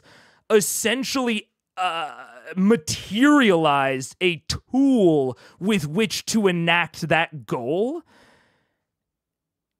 And his feelings and his thoughts were so powerful and so strong that they then went on to infect others around him, like Ripley. People that were maybe susceptible to the thoughts in the first place. Again, very cognito hazard. And you even see that happening again, this kind of idea of Smokey as a cognito hazard, of this thing that like transfers through ideas and emotions and feelings, with Ripley kind of starting to affect the young kid that kind of looked up to Vax. I can't remember his name. Not Tyriok. Now I'm looking in. I think I would have put him in Adventures of the Realm at this point. Where are you? Not Galdrick, not Kima. Do I not have a note for him? I might not. Kynan. Thank you very much. Kynan, yeah. You can even sort of see that progression of Orthax as a thought hazard with Kynan. Like, Kynan was starting to get infected from Ripley. And, you know, Vox Machina essentially, like, saved him in the same similar way that they saved Percy. So it's interesting from that perspective, because it seems as though, at least to me, again, from like a storytelling perspective, that the guns themselves are not what essentially spread Smokey. It is the vengeance, and it is the feelings and the thoughts, and it is the worldview, essentially, that spreads Smokey's influence. And beyond Kynan, we don't have any direct evidence that Ripley infected anyone else in that way. At least, you know, anyone that Vox Machina hasn't killed or recruited. And then Percy really hasn't infected anyone else either beyond Ripley. At least that I can think of. Victor is, I think, crazy enough that he's immune. And Victor is kind of the only other one that I think might have, like, even had the chance or possibility to be, quote-unquote, infected in that way. So, all that said, Orthax coming back is, I think, always a possibility. I think that Orthax will exist as long as vengeance exists, and vengeance is like a sort of reactionary idea and feeling. Unless they can stop all violence between peoples, Orthax will always exist. But I don't think we have any, like, direct thread that I can follow of, like, oh, this incident or, like, this character or this moment might lead towards a greater concentration of that need for vengeance within a singular person. At least that I can think of off the top of my head. The only person I can think of, and this is me really stretching, I want to be clear. The only person I can really think of is like Mikhail Daxio. And that is only because, like, they massacred my boy. Look at how they massacred my boy. Even if his boy is a cultist. I don't know, maybe Mikhail's a cultist. I don't know. I don't fucking, like, he seems cool. He seems fine. But I don't know him. We've only got like a few scenes with him, and I think the last scene that we got with him was kind of awkward. Like, seemingly purposefully awkward. But I kind of took that as him just being an awkward guy, not necessarily an evil guy. So unless they had like a family country club membership to the Club of Vecna, right? Unless they're vacationing as a family to the shadow dimension or whatever, I don't see, I at least haven't gotten any evidence that Mikhail would be super distraught over Riskel's death, given the context of it. But there's certainly details about Mikhail that we are not aware of. And so I could see that being maybe an Orthax vengeance sort of spark for Mikhail to want to enact vengeance upon Vox Machina. Beyond that, and I will say, this is, I would say, a loose thread, but the cast has not brought it up.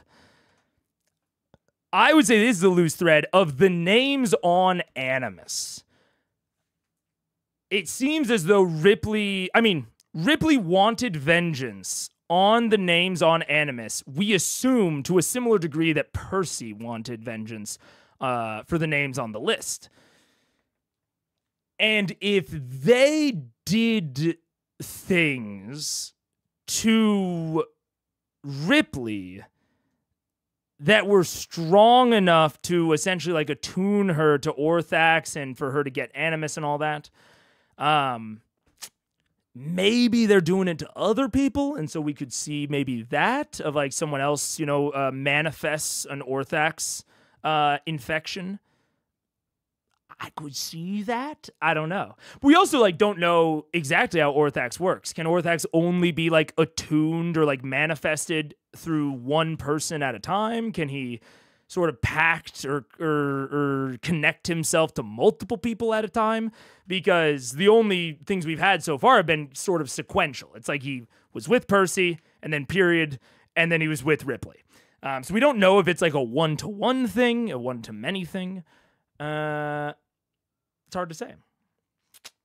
We also don't know if Orthax is attracted to feelings of vengeance, or if he specifically manipulates people that might have these smaller feelings of vengeance and stokes the fire.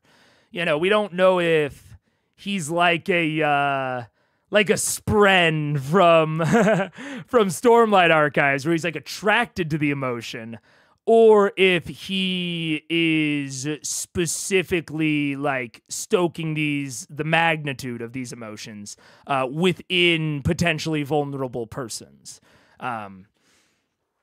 Is he, because honestly, frankly, Orthax has seemed like a more primal force to me. He seems like a less thinking being, an entity, than someone like the Raven Queen or Jezerazel or the demons, the devils, the Hodis. He seems, in the interactions we've had with him, like a much more just primal energy. So that's why my kind of brain goes to him being attracted to vengeance rather than stoking it out in a more thinking manner. But that's, my assumptions. I have no idea. These are all just the theories that I'm constructing here, Smokey the Demon, only you can prevent demonic possession. I assume anyone who uses any guns in the future could be visited by Orthax, it's his tool. I think that there is certainly an interpretation where, because guns are a more essentially allow for the easier enaction of vengeance and death and destruction compared to something like a sword or a bow and arrow, that the mere existence and proliferation of them could stoke emotions that Orthax can either take advantage of or would be attracted to. It could also be that, the metaphysical idea of the gun is somehow linked to Orthax, and they have a special linkage that might attract him to any sort of pistolier or a gunslinger. It's possible. That's my interpretation, but it's the vibe I get. Yeah, which, this is all, it's all vibes based. But all that said, it's it's hard for me to draw any discrete line from any NPC that we are aware of towards them wanting to enact vengeance against something else that we are aware of. I can't draw any sort of A to B for that. I can guess that, except for maybe Mikhail. maybe like the clasp. I don't know, man, because like Vox has like killed a few of the spiralings, I guess, but it's very, very loose. Smokey attaches to someone who wants vengeance. We know and Cat Devils who wants vengeance on Vox. You know what? Here's an interesting thing that I didn't realize I was assuming, and maybe it's a bad assumption. I have been assuming that Orthax, Smokey, can only attach to mortals. And I'm not quite sure why that feels natural to me, but it feels unnatural and like unintuitive for a reason that I cannot describe. That Orthax would be able to pact to a devil or a demon. I guess because they're both like supernatural entities. They're both like beings of power. And especially within Campaign 1, within Vox Machina especially, there's this big theme of extra-dimensional entities affecting the material plane, right? We have demonic incursions. We have the Briarwoods trying to do some shit with Vecna. We've got the Raven Queen getting involved with Vax. We've got a lot of extra-planar entities kind of targeting the material plane, but not often like targeting or interacting with each other, except in the pre-campaign or in the pre-stream with Glabrezu impersonating Jezerazel, which are two names that I think most people who watch Campaign 1 don't even remember. But I remember because I have notes. So that seems to be the main thing, but even that was just like a lie to throw Vox Machina off. It wasn't them actually targeting each other. It was just Glabrezu lying. So I don't even know that really applies.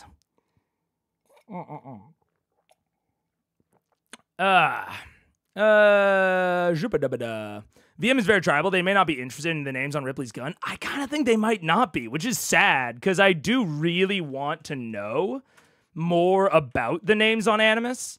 But I think you're on. I think there's a really decent shot we do not learn any more about it. I think they might just ignore it, which is kind of sad. It feels like if he goes for anyone without guns being involved, will be a less interesting story choice. I see it as Orthax basically used Percy to create a sort of back door to make it easier to find people. I'm probably reading more into it though. No, I don't necessarily think you are. I think we could see something like let's go down the hypothetical where Mikhail does feel these feelings of vengeance against Vox for some reason. I do think there's a really decent shot that if someone attracted Smokey, if someone attracted Orthax, that one of the first things Orthax would do is give them guidance towards acquiring a firearm, now that they are sort of out there. I think there's a really decent shot of that. I do think that Orthax took an opportunity with the industrious mind of Percy, and then maybe the lack of strict morality with Ripley to put out tools of vengeance into the world. New tools of vengeance, maybe improved tools of vengeance into the world. I do agree with you that I think that is something that you could read into here, and that I think would be a fair interpretation. Do you think they did something to her, like a parallel to Percy, or she just hated the people's names on the guns because of some petty reason as a villain? I don't think it's probably... Well, her rationale might have been petty, but my assumption is in order to make it onto the list, or to make it onto Animus, the person has to legitimately feel the emotions. Although... You know, to slightly caveat a lot of what I've been saying, you know, Cassandra's name did go on the list, and Percy clearly felt less sure and confident about that than any of the other names. So there is a degree of manipulation to which Orthax is doing. Like, regardless of how he gets attracted to a person, once they pact, he is absolutely stoking the fire of vengeance. And like turning up their hatred and their vengeance, or trying to turn it up and to stoke that emotion once they're together. I'm still not entirely sure if he's that strategic about how he chooses who he's going to pact with, or who he's going to offer it to, but once they're there, he's absolutely stoking that fire. So it could be that Ripley had these negative emotions towards the people on Animus, and maybe she, she maybe hated them but wasn't going to actively seek vengeance, or maybe just really disliked them. And it's possible that after Orthax pacts with her, maybe the only person that she actually wanted vengeance on originally was Percy. But then Orthax managed to manipulate and add more names to the list. Or to Animus in this case. I could certainly see that. Orthax is Hephaestus and draws power from those used guns. I definitely would have liked at least one of the names on the gun to be one VM was already familiar with. It's complicated because I think Animus was a great plot hook. But sometimes your players just fucking ignore plot hooks. That's kind of fucking it, Sometimes they just ignore shit that you give to them. And it's certainly, I think it would have been more likely for them to look into it. Like, it would have been a stronger hook if they had known one of the names. But that might not have been feasible with why they're on the list. Who knows? Who knows? Maybe Smokey wants souls, and in general, pop culture, immortals don't have souls. That might be at least part of the intuition of why it feels odd to me. Who knows how it actually works in Exandria? I mean, you guys might, but I certainly don't. But that is very possible why it feels off to me. Yeah. It always feels pretty inherent betrayal or need for vengeance to meet the gun name. Yeah. The longer Orthax is with someone, the more control it has. Yeah, I can sort of see something like that, like the influence, yeah. How do we get on to the topic of Smokey again? Potential plot directions. Because I don't know where the fuck they're going. I don't know where the fuck they're going, man. Where did you get your friend there? Oh, I made him. Did you? Yes, I did. Really? What's his power? How is he powered? What runs him? I'm just sort of curious. No offense, but I doubt you would understand the inner workings of as complicated as this. That's there it is. An interesting. That's a very interesting thought you have there. But still, I would be just delighted to. Oh, dude, I will also say this is a bit of a topic switch. I've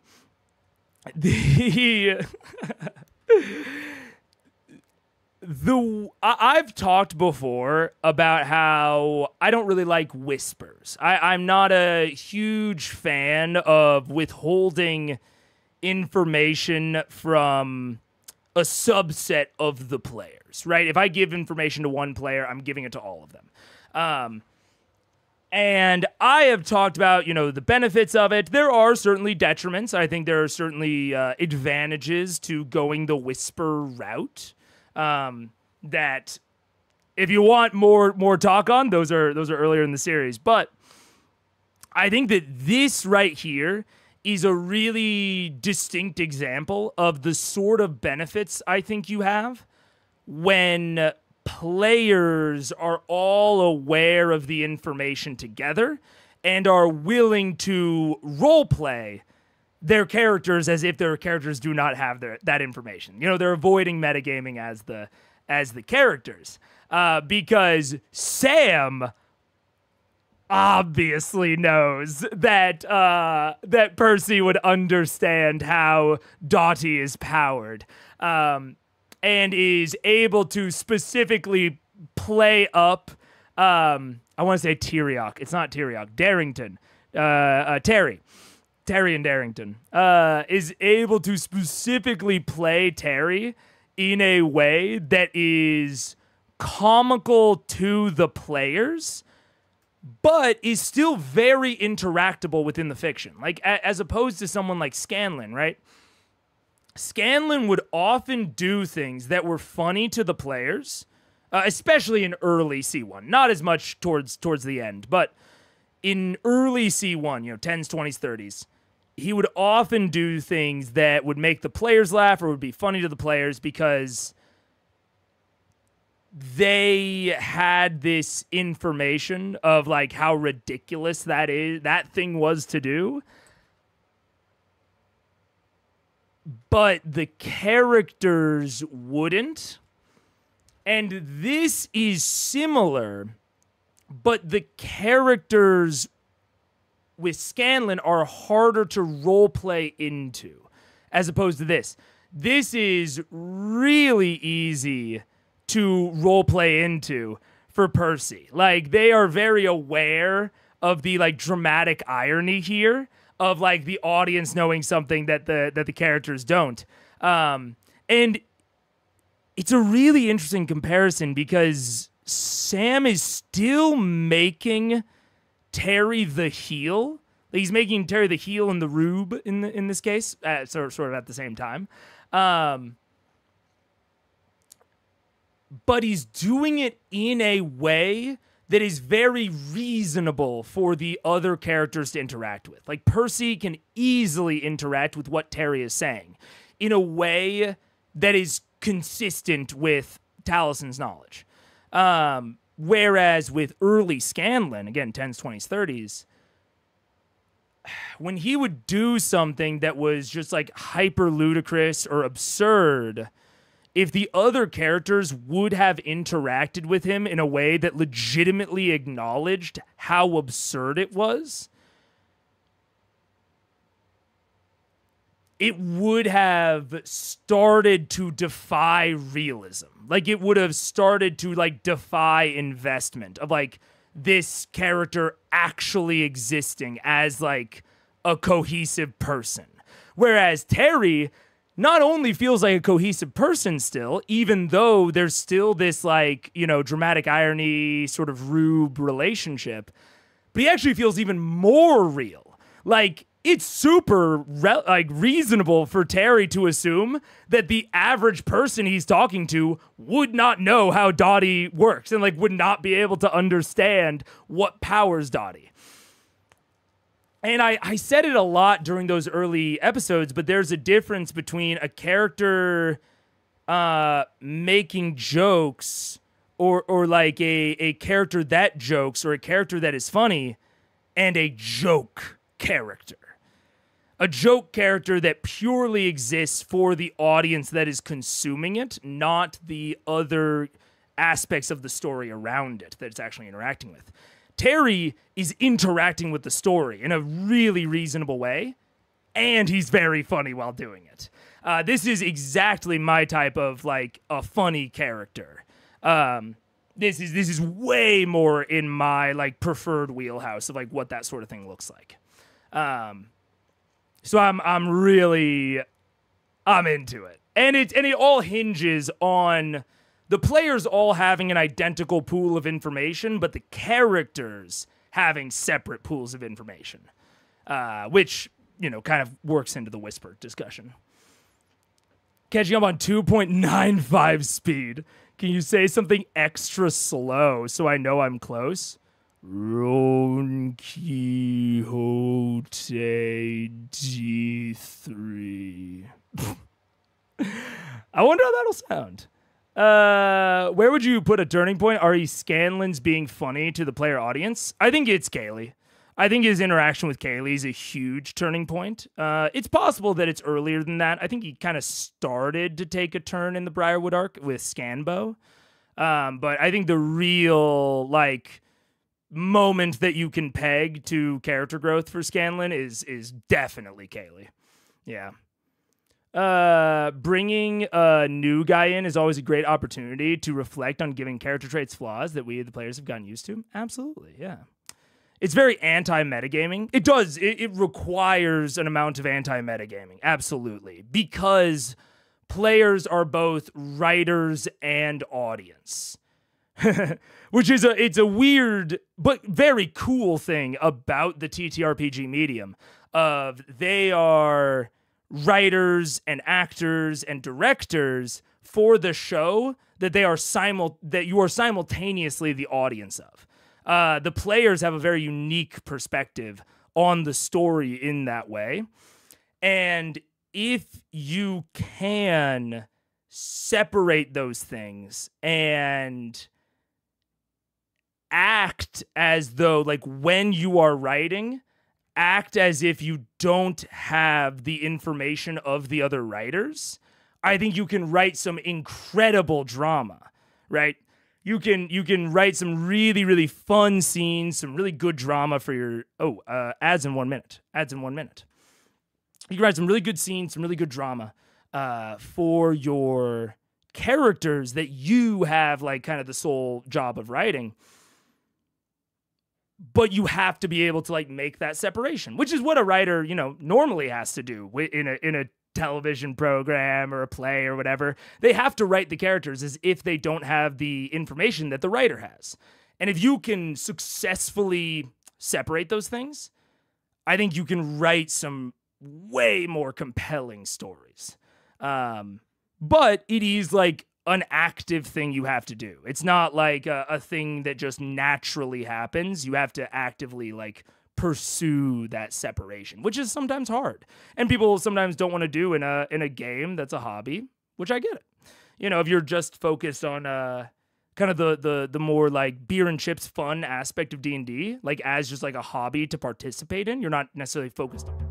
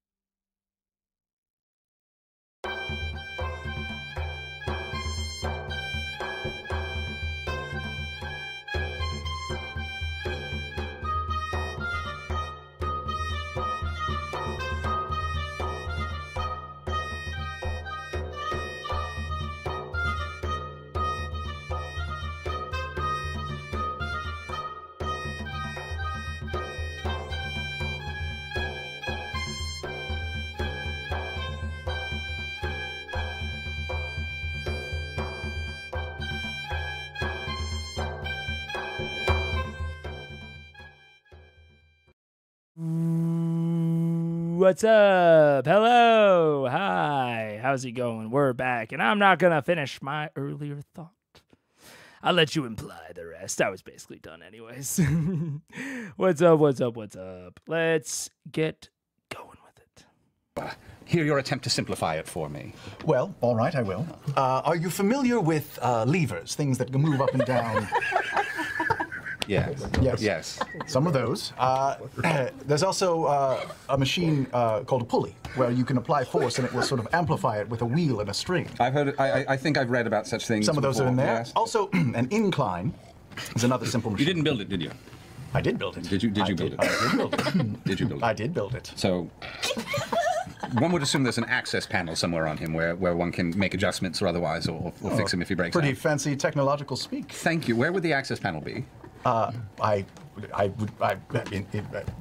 do you care to know? Well, just in case you're knocked unconscious by, let's say, someone sneaking up behind you and hitting you with that won't happen. Doty has my back, right, Doty? At which point, Doty kind of clams in right behind and is now kind of dwarfing Terry in size with the broad metallic shoulders and just kind of. Doty, did he build you?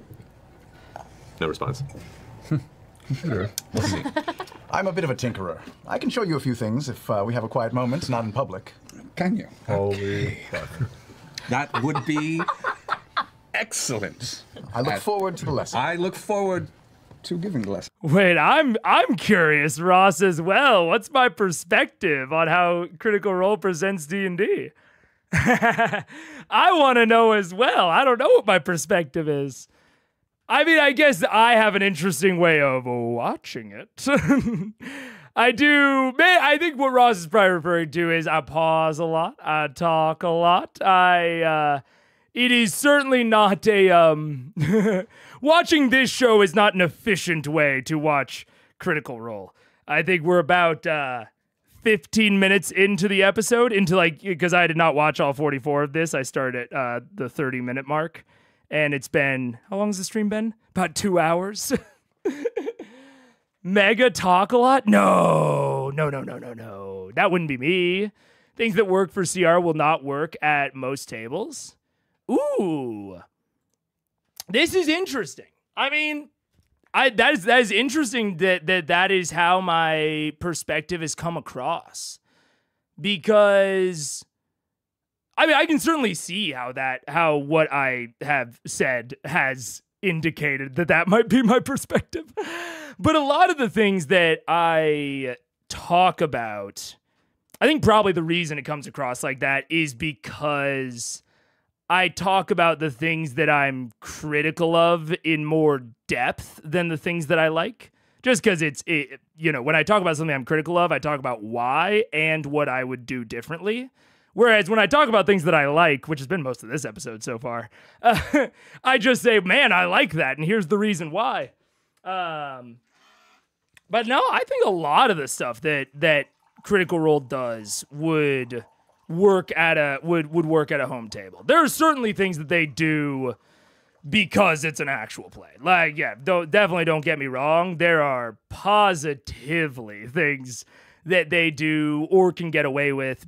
Maybe not get away with, but they can do and interact with because it's an actual play or because they're professionally trained actors, all that sort of stuff. There definitely are aspects to it, but I think there's a lot of things you can take away from Critical Role, and it's one of the reasons that I wanted to do this series in the first place, is because I had heard, I suppose I could say, a lot of people say, like, Matt or the players are like these sort of, maybe not paragon is not the right word, but like that they are these, kind of model GM or model players that people could learn a lot from. And then other people say, like, CR is completely entertainment. You shouldn't take away anything from it.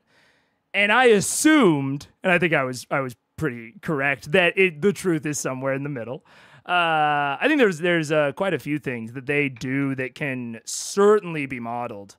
And I think even the takeaway that I had from episode 85, the Bard's Lament, I think, even though I think that maybe the and this is maybe a distinction that I should make more clear more often.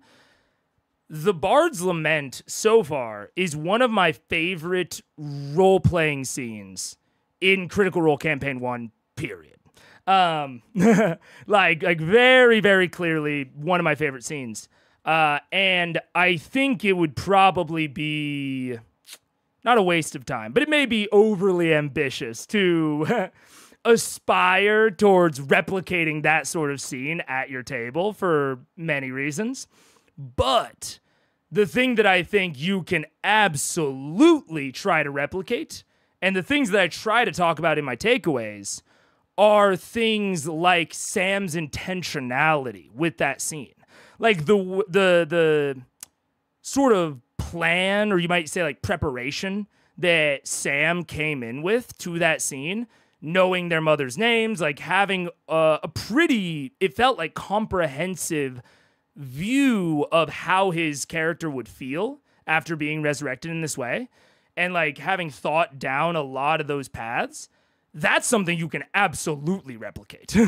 That's something I would recommend if you do want to achieve, something like that scene. Like, I think the big thing that someone could take away from the Bard's Lament for their own tables is Sam's intentionality.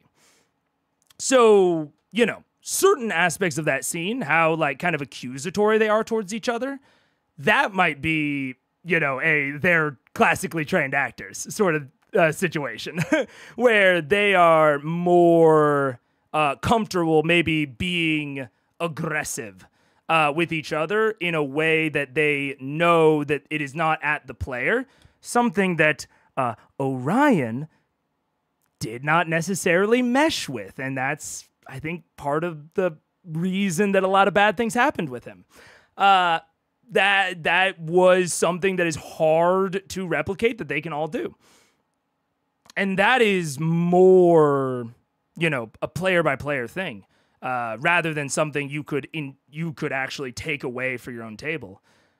But the intentionality, I think, can apply to every table. So it's complicated. I think I think I fully agree there are things that will not work at home tables, but a lot of things that will. Yeah. I was talking for a little bit while people were talking. I think CR is the epitome of D&D entertainment, but is near impossible to replicate at your own table.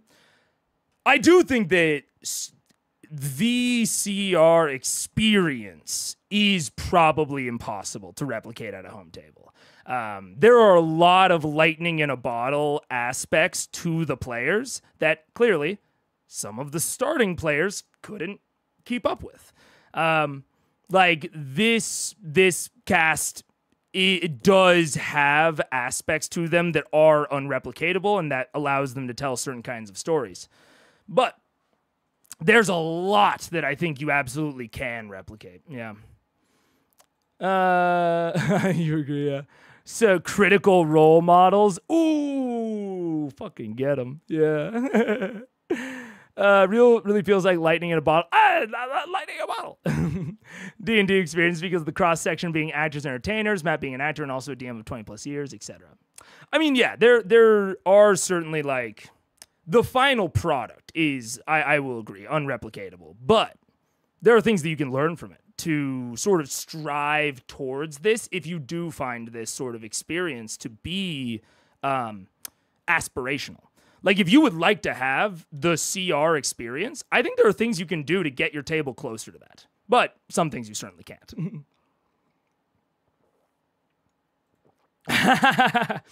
That's fair, Sarah.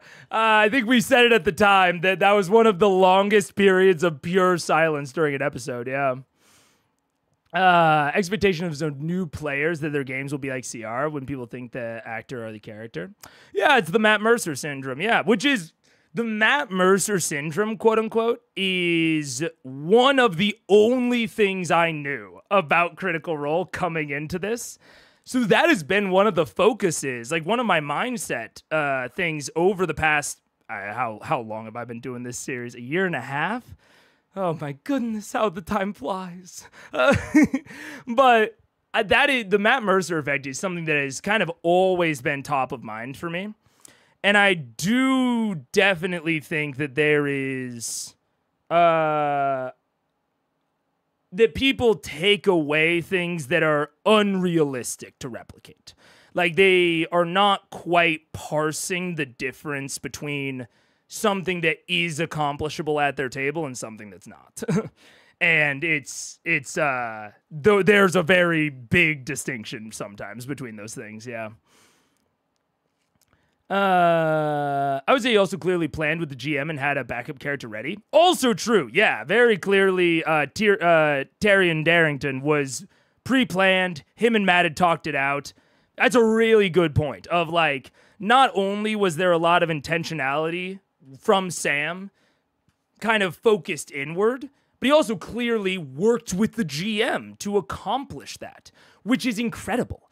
Like, that's a really good thing to point out, is that we don't have, we don't have them saying out loud, oh, we worked on it together, but clearly, yes, they did. It wasn't like they went to MARQUET and Sam jumped in with Darrington. Matt began the narration. Matt knew what was coming. So there's a clear player GM working together dynamic there. Similar to how it seems like Taliesin and Matt worked together on Whitestone and the Briarwoods and all of that before the campaign even started. Which, again, super replicatable at your table. And actually something I think a lot of players could benefit from remembering, that this is replicatable. Because it is certainly, I wouldn't call it like a problem player behavior. That's a very loaded term. But I think that a lot of players, in my experience, have a tendency to want to surprise the others at the table. They want to surprise the GM. They want to surprise the other players. And so they are hesitant to tell the other players about plans for their character, whether that's in the moment or out of session.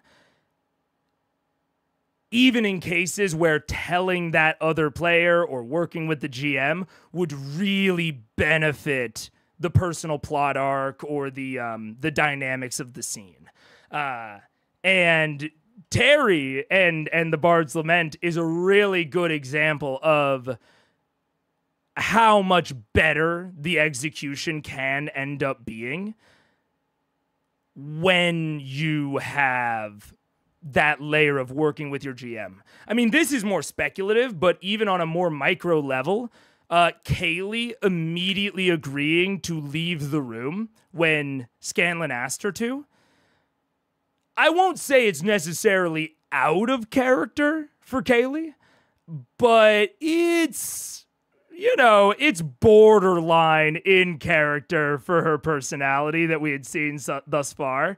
For her to so quickly acquiesce to leaving the room when Scanlan asked her to. And I think that, even though it is borderline, it's still understandable.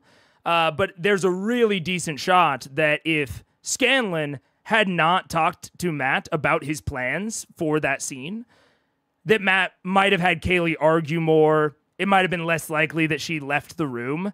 And if Kaylee's in the room for all that, that scene is much worse, unfortunately.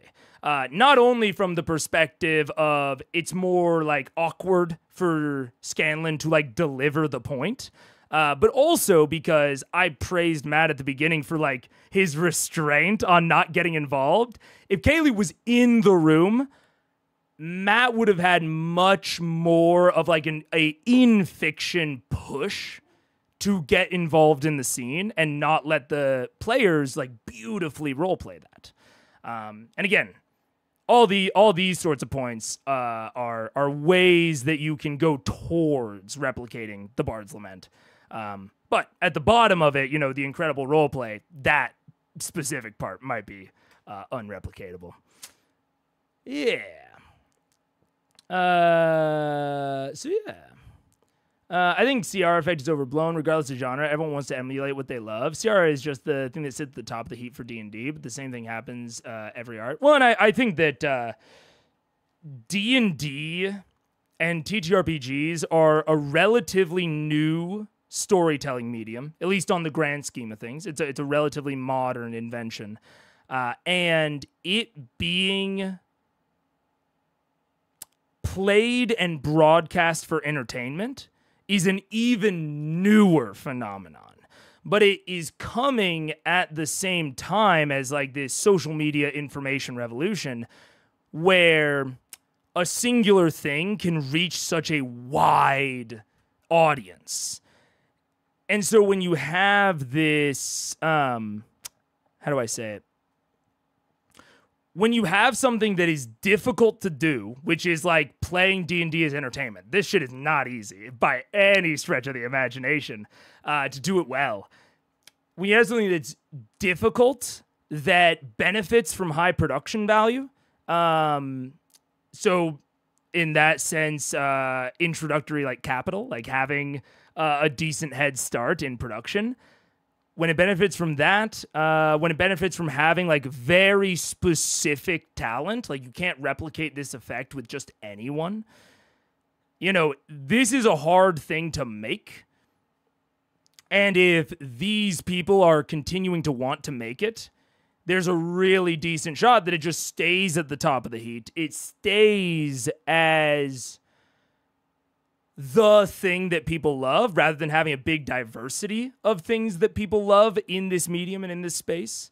Now there's Dimension 20, which is really popular. Yeah, and there's other things. Like I don't want to downplay, Adventure Zone or, things like Worlds Beyond Number. What are the dungeon dudes? Dungeons of Drakkenheim. I don't want to downplay any of those. They certainly have their levels of popularity, but CR is certainly, I think, kind of the at the top of the heap, as you sort of put it. And with that, I think it's kind of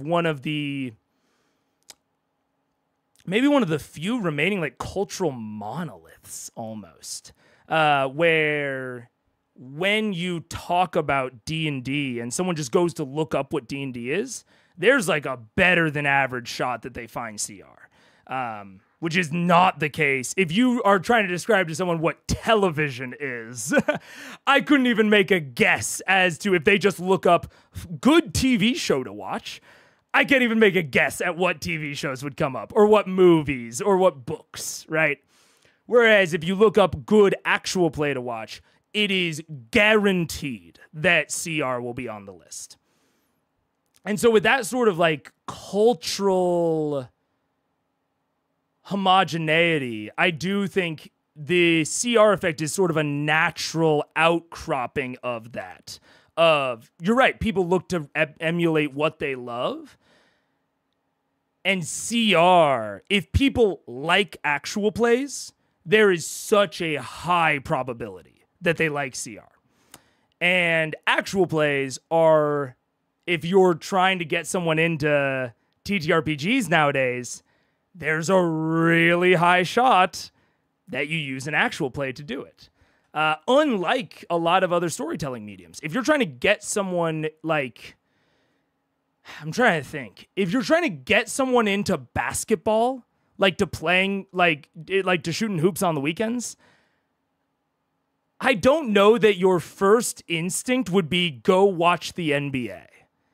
Like maybe it would be for some people, but I don't think that is going to be as common of like a route towards getting someone into like playing an activity as it is with D&D and actual plays, which I think also loops into the history of actual plays as this thing that has been, or not actual plays, sorry, TTRPGs, as this thing that has gone through like kind of layers of panic and, controversy in terms of like what it even is fundamentally. So yeah, I think that like the CR effect is sort of this natural outcropping of the very unique space that TTRPGs and actual plays exist in within our culture. That was a very long rant, but that is it. This point, I think the Mercer problem was either a phenomenon a few years ago or mostly an online exaggeration. I mean, I think it's very understandable and very believable that you have not run into it in real life. I will say I have. One of the reasons I am aware of it is not just because of online discourse, but because I have personally run into it. Not to a large degree, but I have essentially run into a player that was like, oh, I expected this to happen like this, but I think that's just because I watched Critical Role. Like, that's not fair. Like, they were very self-aware about it, which... to a degree, I think the Matt Mercer effect kind of implies that the person isn't aware of it, or isn't like self-aware about it. But I have certainly run into things adjacent to it in real life.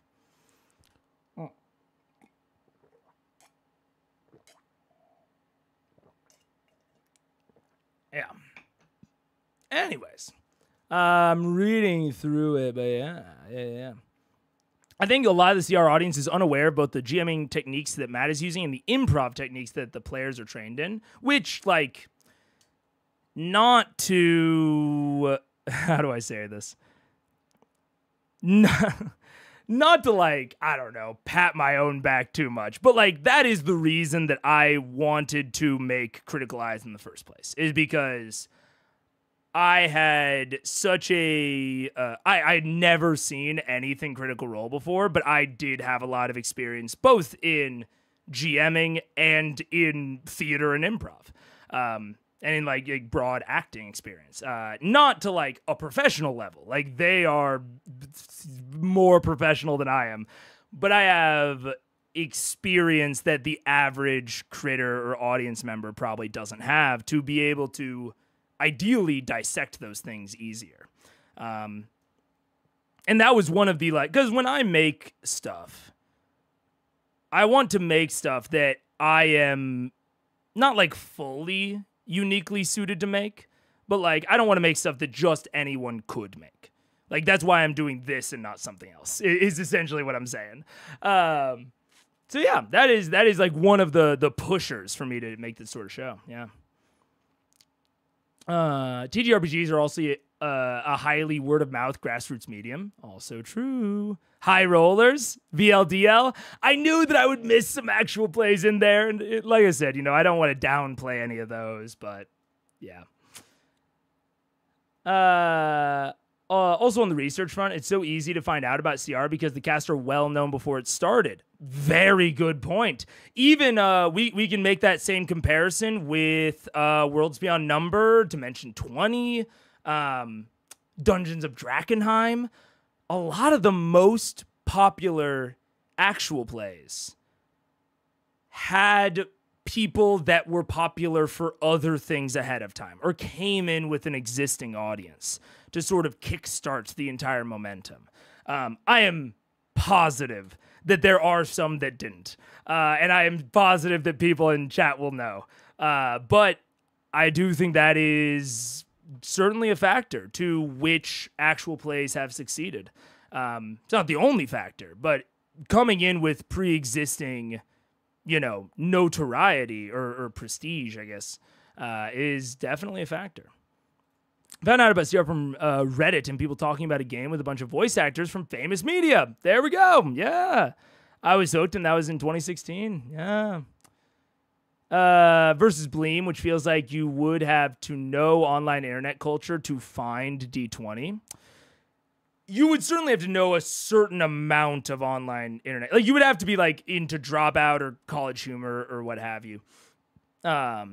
So I do think that's a good point in the distinction of who's going to even find CR and who might be more vulnerable to the, you know, the quote-unquote Matt Mercer effect. People that are less aware of internet culture and gaming culture overall, what people might pejoratively refer to as normies, which I don't like, but that group is probably more likely to find CR than they are to find D20. Yeah. Acquisitions Incorporated due to being a Penny Arcade fan. Oh, they're not as well known now, but back when they were the cornerstone nerdy game side of the internet. No, I absolutely know what you're talking about. Yeah. Yeah. So anyways, I guess that is my perspective on CR. I don't know if you know, when I introduce it now, it's like, you know, the good, the bad, the ugly, the beautiful. I try to be, I think, as like fair and straightforward as I can. There are some episodes that I have hated. And I don't like doing those episodes. I like it when an episode has a good mixture of things I like and don't like from like a stream perspective. Because if I'm just complimenting it too much, I feel weird about that. But if I'm just shitting on it too much, I feel weird about that as well. So I try to have a balance. But there are certainly episodes that I have found it difficult to say good things about. But then there are episodes that I find it hard to say bad things about. The Bard's Lament is one of those. I find it hard to say a bad thing about the Bard's Lament as like an episode of media. But very, very, very, yeah. I don't know. I don't know where I'm going with that. What's your most hated? I mean, I have like eras. I have like broad thing. I don't have that good of a memory, unfortunately. That's why I take notes on the side. I did not like the Vasselheim arc at all. Vasselheim arc, I like less than the Underdark. And I know that the Underdark is not that well regarded. I really didn't like the Vasselheim arc. It was early enough that it made me consider not doing the rest of the series. Because I was like, fuck, man, is the rest of it going to be like this shit? And then we went into the Briarwood arc and we had the Sun Tree scene. And I was like, oh, never mind, I'm back in. But more recently...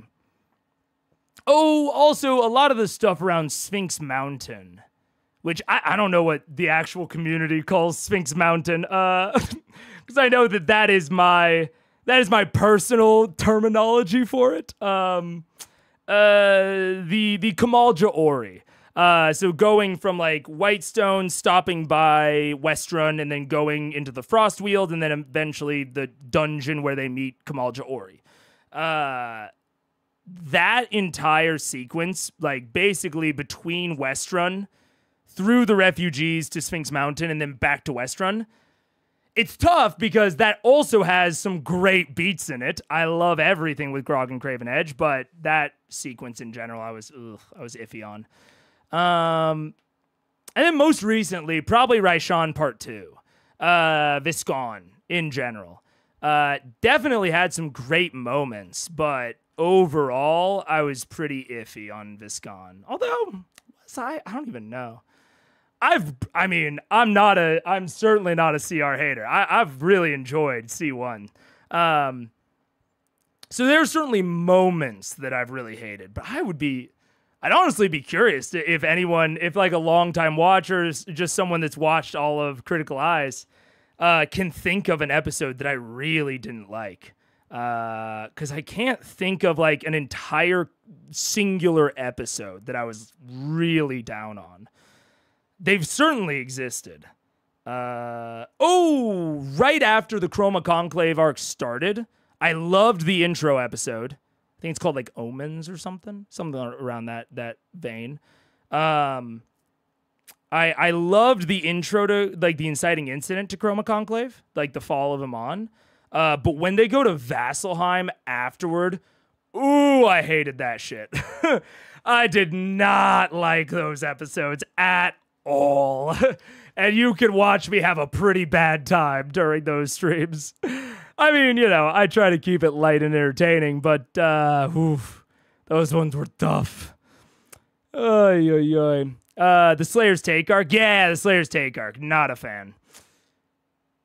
Yeah, but then I got to Briarwoods and No Orion. A little bit.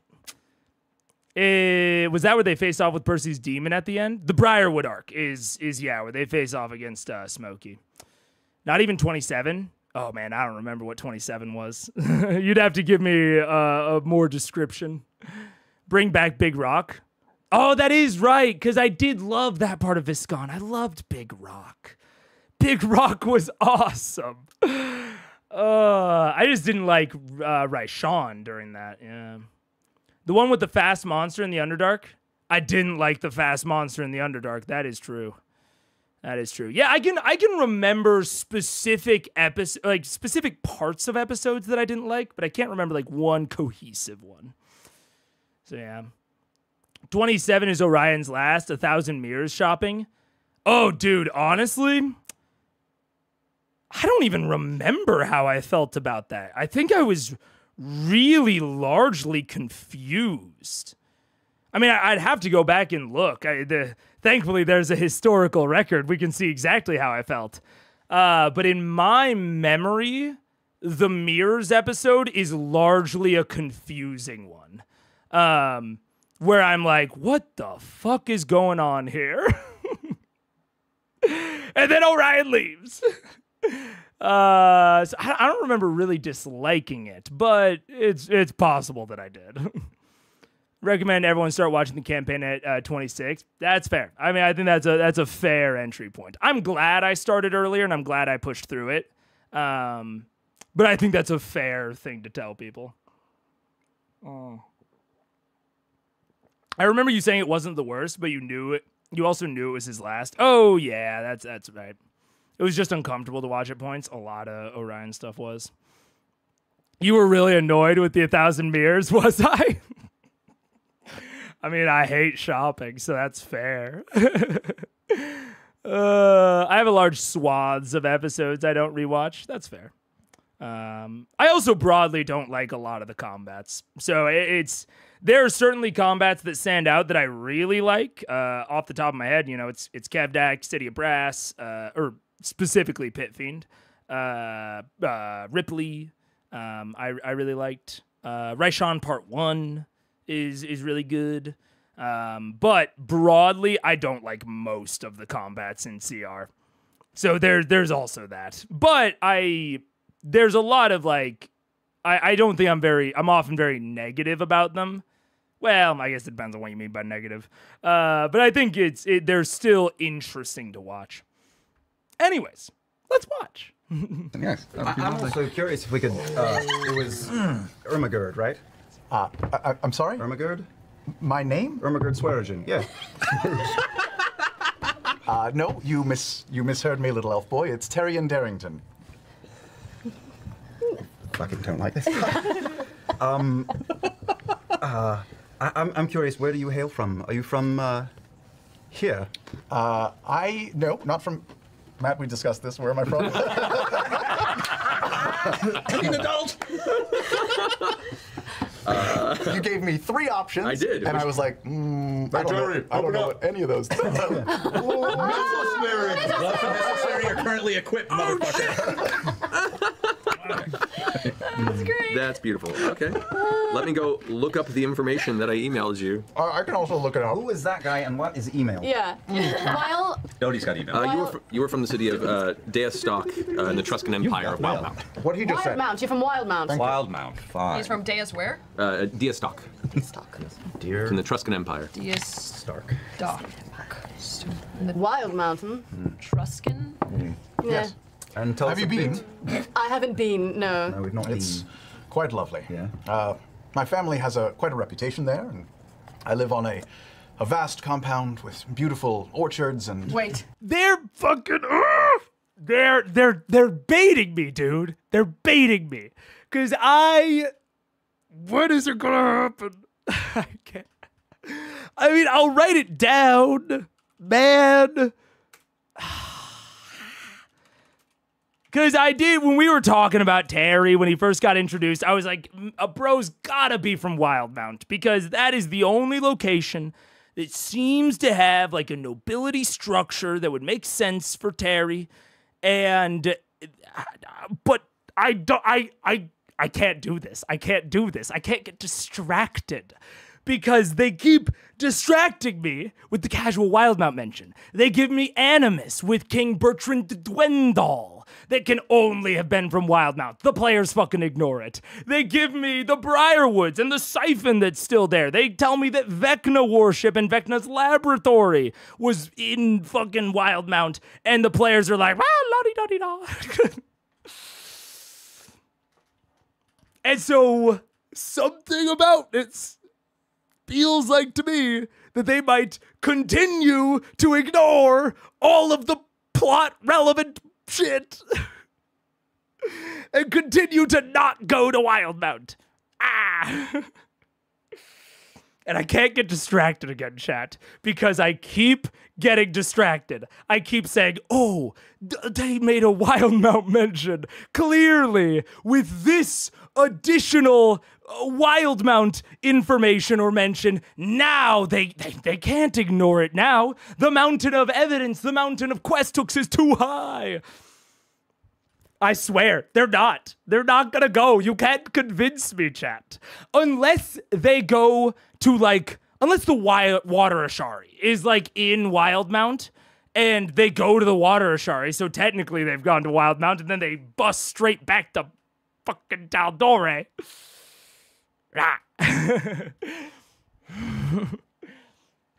And you're not gonna trick me this time. It's not gonna happen. Because I just don't believe them anymore. The Wildmount comes up, the Wildmount goes away. At this point, I am becoming convinced that C2 is just in Wildmount. And that because one of the only things I knew about CR coming into it was Gunslinger. That got pretty quickly addressed.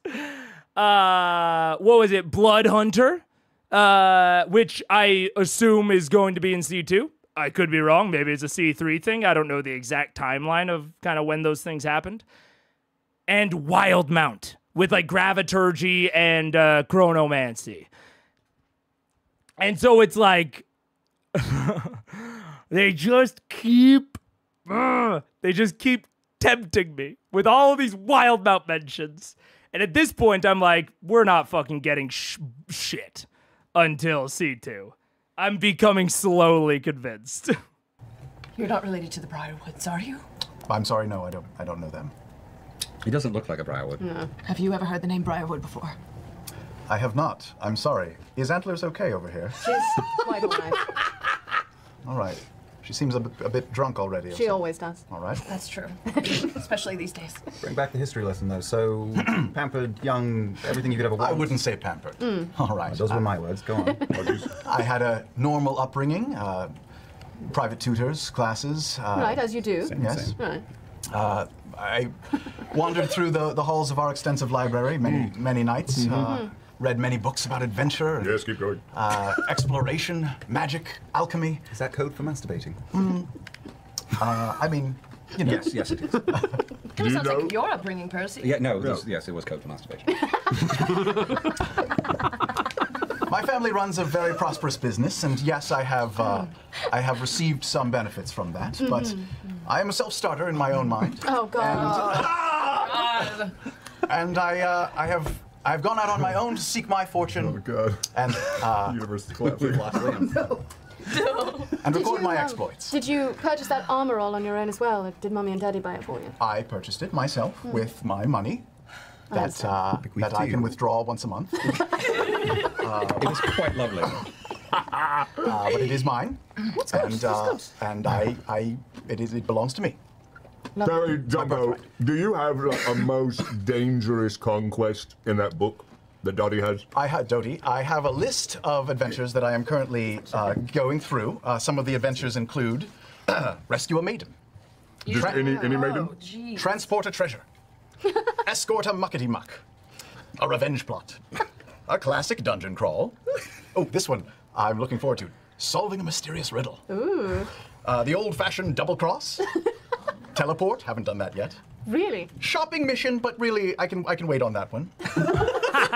Slay a dragon, and there's more. But the list is extensive. I'd like to conquer various beasts, rescue different people, find different treasures. It's going to be quite an adventure. Shopping is not what it's cracked up to be. You just wipe it off the list right now. Shopping? While we're watching. Oh, it's yeah. low on the list. It's a low. You can just erase it. All right. Be fine. All right.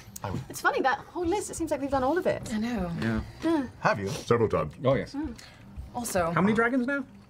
5? Hard to count. 6? You something haven't like that. really, have you? Oh, yeah. An actual dragon. 7 multiple dragons. Yeah. Dragons. What was it like? Terry, do you feel like we look healthy and sane to you? I mean, Don't hold back. It's fine, you can be honest. healthy and sane? Yes. You seem healthy. You certainly are decked out in adventuring gear, which is quite attractive. Sanity I can't be a good judge of yet. I've just met you. You seem like lovely creatures. How old are you exactly? I'm a young 28. It's weird. You look older, but you act younger. Oh, Yeah. that is strange. Youthful exuberance, I suppose. What do you hope to accomplish at the end of completing all these tasks? You know, slaying a dragon. What do you want on the other end? The other end will be my masterpiece, my book. Doty has been very, very good about taking down all of my adventures and exploits, and at the end of it all, I know we just met, but may I share with you some of my working titles? Please. All right. Oh, please. Hold on, wait. One more. Yeah. Another round. No, I've got it. I've got already it. on it. He's like, oh, don't worry. I'm loving this. And he's just pouring all their glasses and shoving them forward to you guys and are crossing his arms. Maybe some meats too, if you have any cheeses. We ain't got meat. Oh. I want to keep an eye. I'm keeping an eye out for any kind of questionable behavior. All right. Perception check. Good. That's a huge die you just rolled. I know, right? It's a newbie. 17. Okay, good enough. Continue. Which is why it's greedy. Maybe you fellows could help me pick a title. Here's what I have so far. We talked about it Daring briefly. Adventures of. That was a good one, but I have some other ones. All right. Terry on with Terry and Darrington. The terrific and terrifying tales of Terry and Darrington. That's pretty good. That is all right. 50 Shades of Terry. Bravado! The T. Darrington story. That one seems appropriate. Zen and the Art of Robot Manservant Repair. No, thumbs down. Adventuring for Dummies. The Things They Tarried. Oh. The Blonde Hair of Courage. The Adventures of Huckleberry Finn.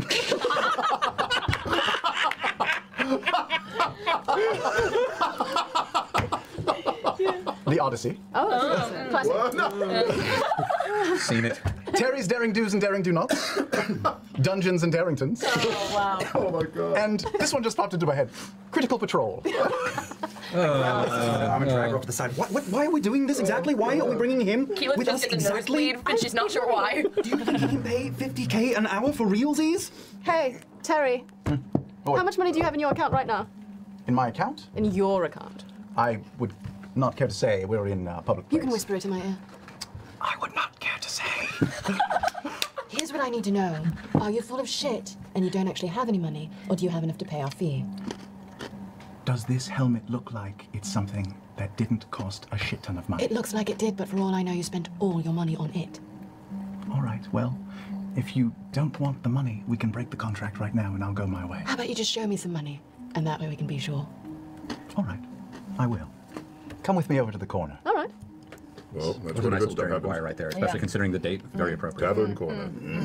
Are we away from... You guys have stepped away from the rest of the crowd as you guys watch as, I am watching this. Like a Terry kind of like yeah. puts his arm on her shoulder and touch leads me. her in the corner. Don't touch me. I'll reach into my bag of holding and pull up just a handful of coin. A nice fistful of pristine platinum pieces in his grip. Just a whole bag of that. I want to look at one. Yeah, it's like check that money. Don't flick money at me, dear. If you want to keep your hands. I'm sorry, little. Is this... You hear the scratching sound of quill on parchment as Doty has arrived behind you and is now currently cataloging the entire conversation. Does it look real? Go ahead and make an investigation check. I'm going to use my gold dice for this. Makes sense. Fucking A! Yellow and black. Okay. That's not the cup of a carpenter. That's only 15. Okay. You've seen quite a few gold platinum pieces in your time. This seems fairly legit. It seems like it's been minted recently, relative to the past maybe 10 or so years. It has not seen a lot of antiquing across its surface, and most of the coin is branded in a way that emanates from the Etruscan Empire. It does appear to have wild mount origin. Lovely. I believe you. Congratulations on being born into privilege. Yes, well, I didn't choose to be, and I am trying to lead my life honest and true, humble and brave, every day of my life. Wonderful. And I thank you for allowing me to travel with you and perhaps go on a mission. I mean, is this mission going to start at some point? It was just completed, didn't you notice? I'm sorry? Happened right under your eyes. Mysterious, isn't it? And walk away. It's true. She's actually very correct. Hey, about. Percy. We're not near them, right? No. Hey, remember when we were at Grayskull Keep and we made all the guards like audition to be guards? Yes, that was quite a while ago. What if we had like an audition for Terry Jumbo? It's not the most ridiculous thing I've ever heard. I love it when I do that, right? I know, it's quite good. Well, before... Let's finish up our business here. We have business?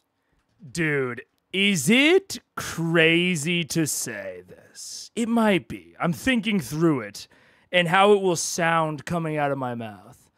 But is it wild to say that Vex reminds me of Jerry Seinfeld here? Like, and this is something that I hope they explore more, but I don't have, like, a ton of faith that they will. That, like, they, yes, absolutely had very humble beginnings and origins, but are so supremely loaded and influential and wealthy. Like, they are some of the most powerful people in the world. Certainly more powerful than Taryon Darrington.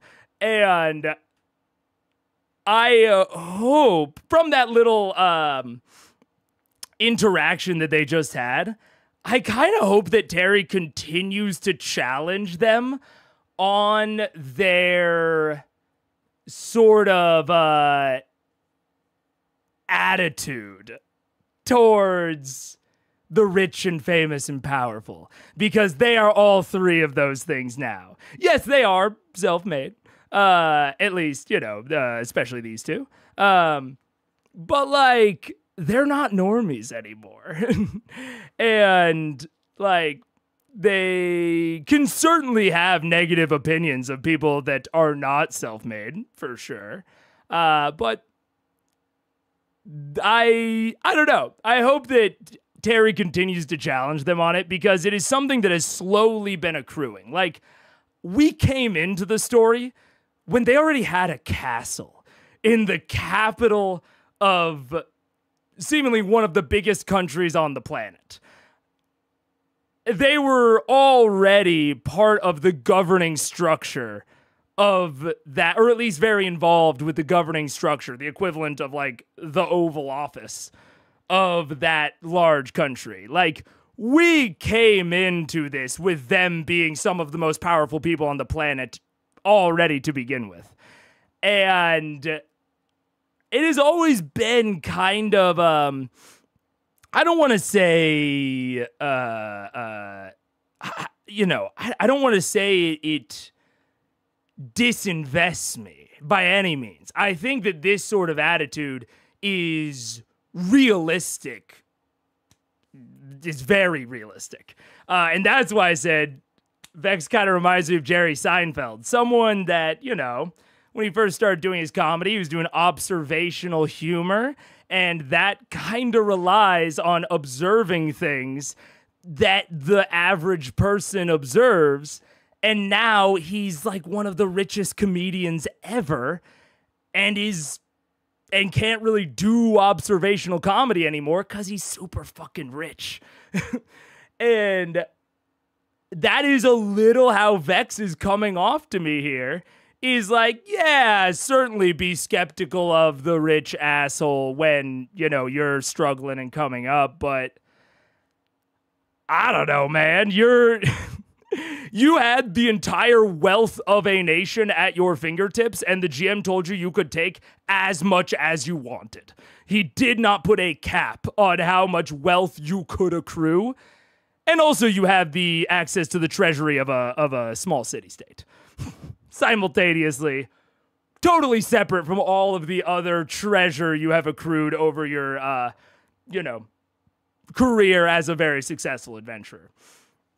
So it's this very interesting thing of like people in power looking down on people with less power, but who didn't do the things that they did to get into that power. You know what I'm saying? It's a legitimately interesting dynamic, and I hope that they explore it more.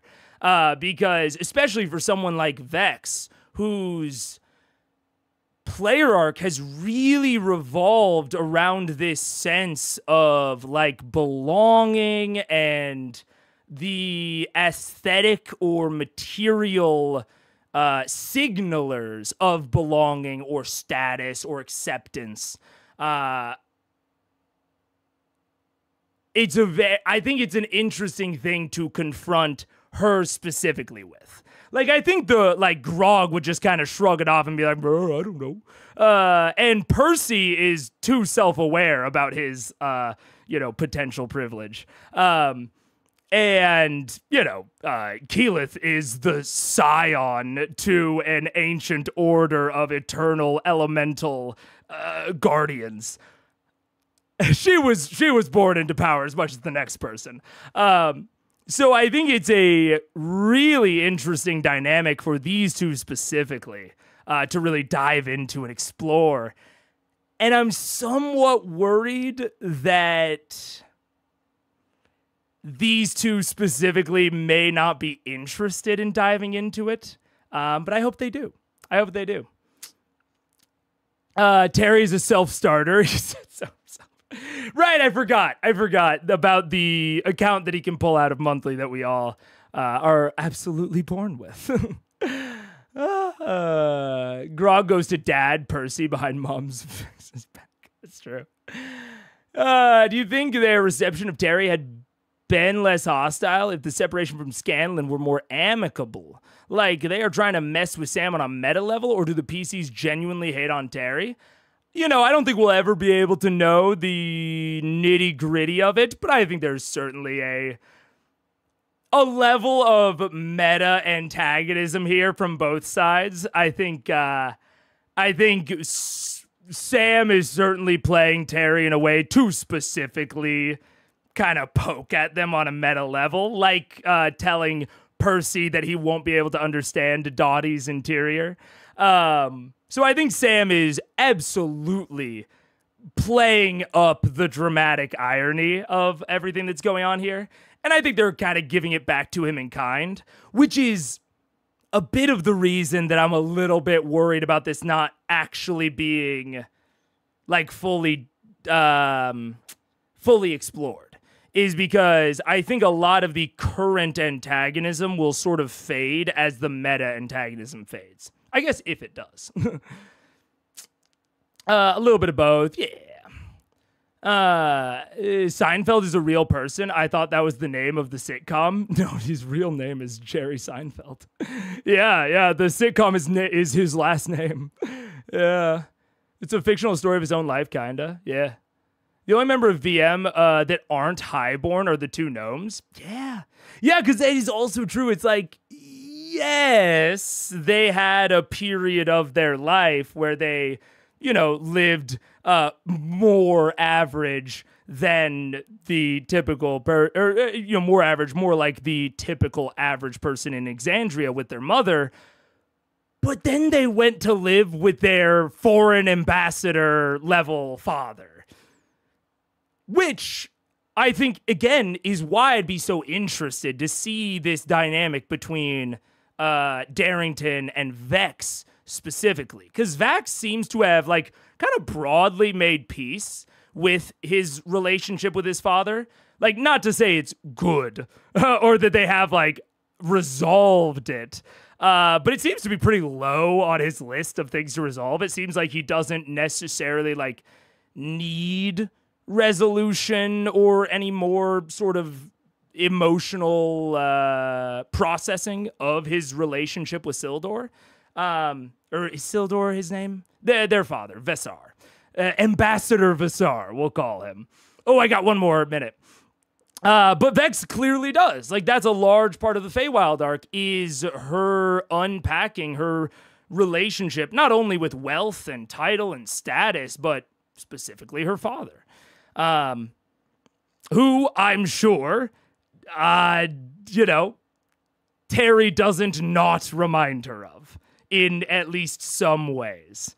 So it would be something that I would be so interested in seeing, and I'm hopeful. I'm hopeful that we do get a kind of an exploration of that dynamic, because that would be really cool. But we'll see if they do. Grog 2, Strawberry. I mean, Grog was born the son of a chief, to my understanding. Strongjaw Sr. was the chief of the tribe. What's the deal with airplane food? Now I'm flying in first class. You hate it when your chair doesn't lean as far back as you want.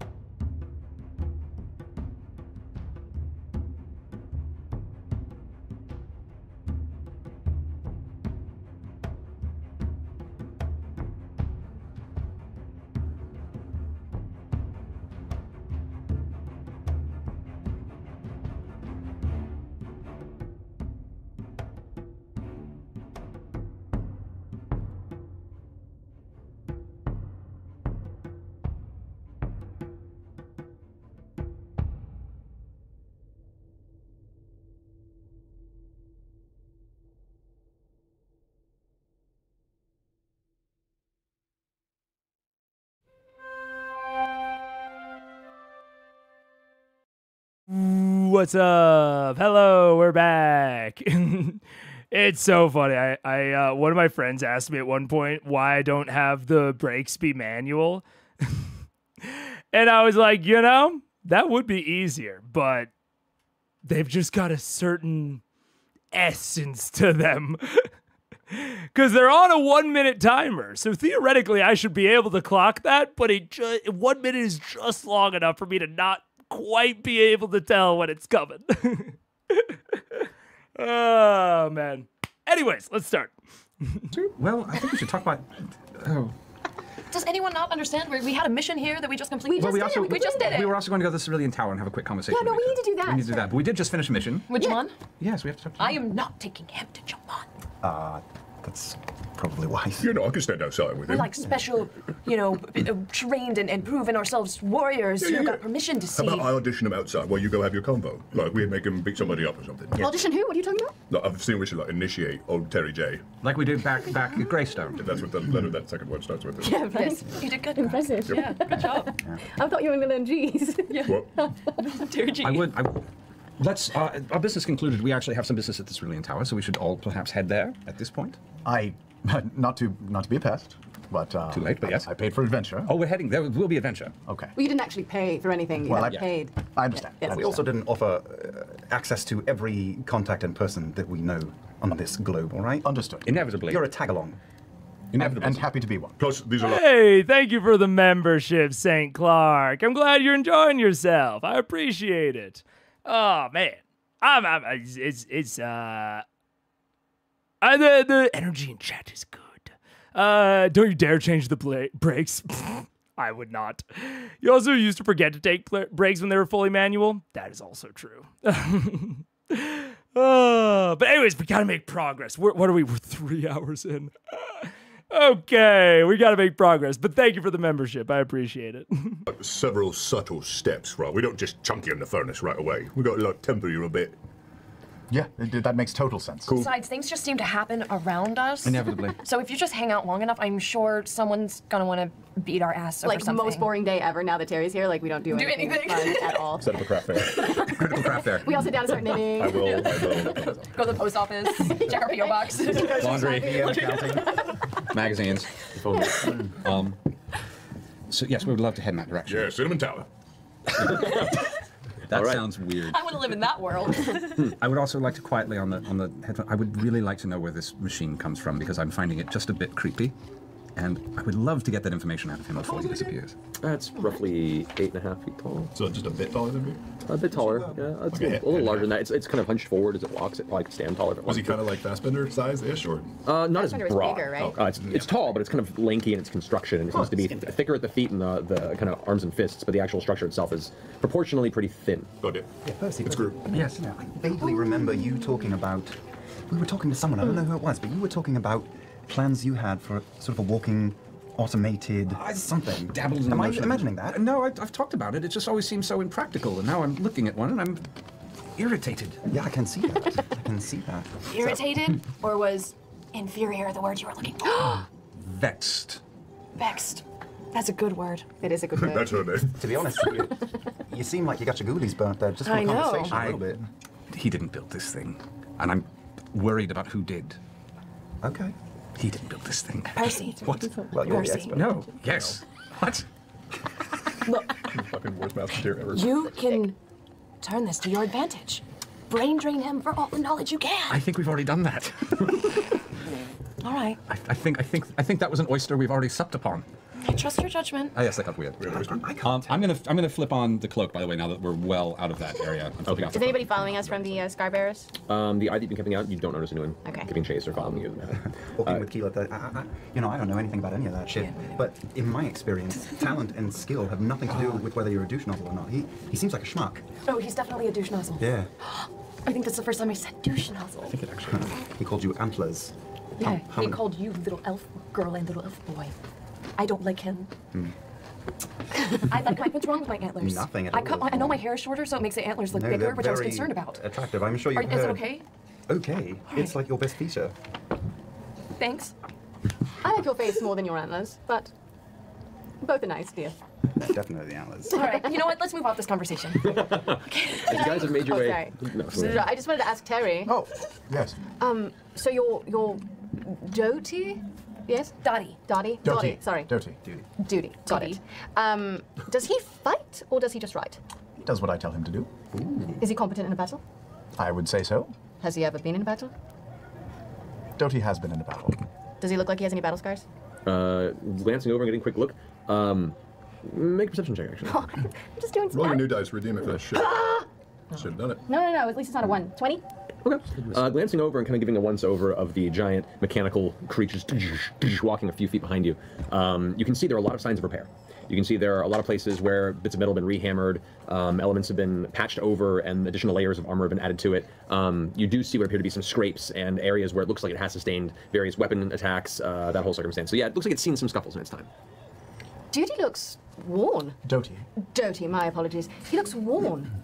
Like old. Like far older than your armor. Oh, well, that may be because, in battle, I am deft, fearless. You're deaf? No, deft, with a T. I can dodge blows uncannily. I can anticipate with what my opponent is going to do ahead of time and dodge out of the way. I can see that about you. Yes. You seem very dexterous, too. I think I am. Yes. Did Doty raise you? Is he like your nanny? No, he's a mechanical construct that I made. He did That you made when you were 2, because he looks like he raised you. Doty did not raise me. He is a mechanical construct that I built when I learned how. Does he cook? Oh. He does not cook. Does he clean? He could clean. Keep you warm at night? No, he's cold as ice. How old were you when you built him? Well, I'm 28 now, so Yes. that would have been 27. He's a year old. He's a year old. And he only talks to you? Nope, doesn't talk to me. Oh. He only listens to you. He's the best, really. Fearless, strong, big, and excellent penmanship. He's everything I could hope for in a friend. Silent. Were like pen pals a thing for you? Is that why you like penmanship? I mean, I don't think I ever had a pen pal. Did you have any friends ever? Or siblings? I had tutors. I had the best teachers. I had wonderful. No, don't all. They were wonderfully smart and engaging. But my best friends, I think, were the books I read. What were Mum and Dad like? They're still alive. There's no word. They I just are mean, you wonderful know, people. My you're father is type. my father is a very talented businessman. He can be hard at times. He can be. He has great expectations for everyone he meets. My mother is a saint. She's perfect in every way. She's a wonderful person, and yes. Really? And they're still alive? Weren't killed in some crazy raid or eaten by dragons or? No, they are eagerly waiting me to arrive back at home and tell them tales of my journeys and adventures. They weren't killed by goblins? Okay, wait a minute. Okay. Did you hear what I heard? I feel what? That's what I was about to ask, Cabium. Cabium, my God, you are. Ooh. I don't know. Okay. Terry's father. Because we've actually gotten a decent amount of interaction in terms of the parents of the PCs. Like, the twins' mother's death was somewhat of their inciting incident as characters, and their father has been a recurring NPC. Is it Sildor? I keep forgetting. One of them, it's either Sildor or Sildor is the Archfey incel. And I cannot remember which. Family of protagonists. I have it right here. So we've got Divana, which is their sister, their half-sister. Sildor. It is Sildor. Okay. Sildor. Okay.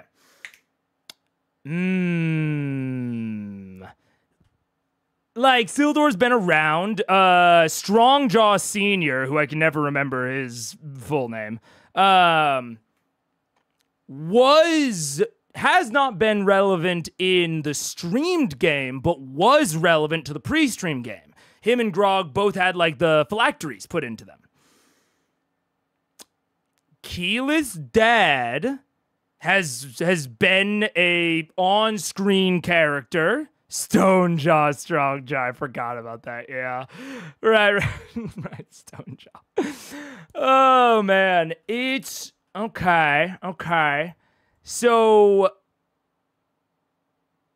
we've got Keyleth's father, and Keyleth's mother is also an inciting incident in a similar way to the twins' mother. We just haven't dove a lot into Keyleth's story, unfortunately. But like her having a off-screen death, or not even really an off-screen death, an off-screen disappearance, biggest plot hook I've ever seen. So, and then obviously Percival's family is the driving force behind an entire arc of the game. So the players' families and the characters' families are very involved, sans Scanlan, and that is part of his whole point during A Bard's Lament. That is part of his whole point, is that like, hey, you guys don't know fuck all about me. What's my mother's name? And I wonder, because I could see myself doing this sort of shit.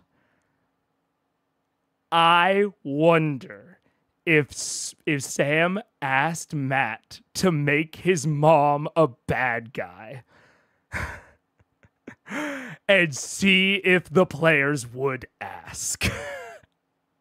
See if they learned their goddamn lesson from Sam. Or sorry, from Scanlan. If they don't ask about Terry's family and they don't put the pieces together that Sam's family is, or this Terry's family is secretly evil, that's kind of fucking on them at this point. If they learned anything from the Bard's Lament, they should ask. Which they are sort of asking, but they're only getting the surface, which, again, was part of Scanlan's whole point. So Terry's father is a businessman. He's a businessman. Terry's mother is a saint. Best woman ever. Also, you know, perfect people don't exist. She got something going on in there. To be sure, especially from someone who's like, one of his most defining traits is his naivete. Mother's got something going on, right? Maybe her and Delilah met for tea time. You know what I'm saying? Tea time, fantasy high reference. Hey, let's go.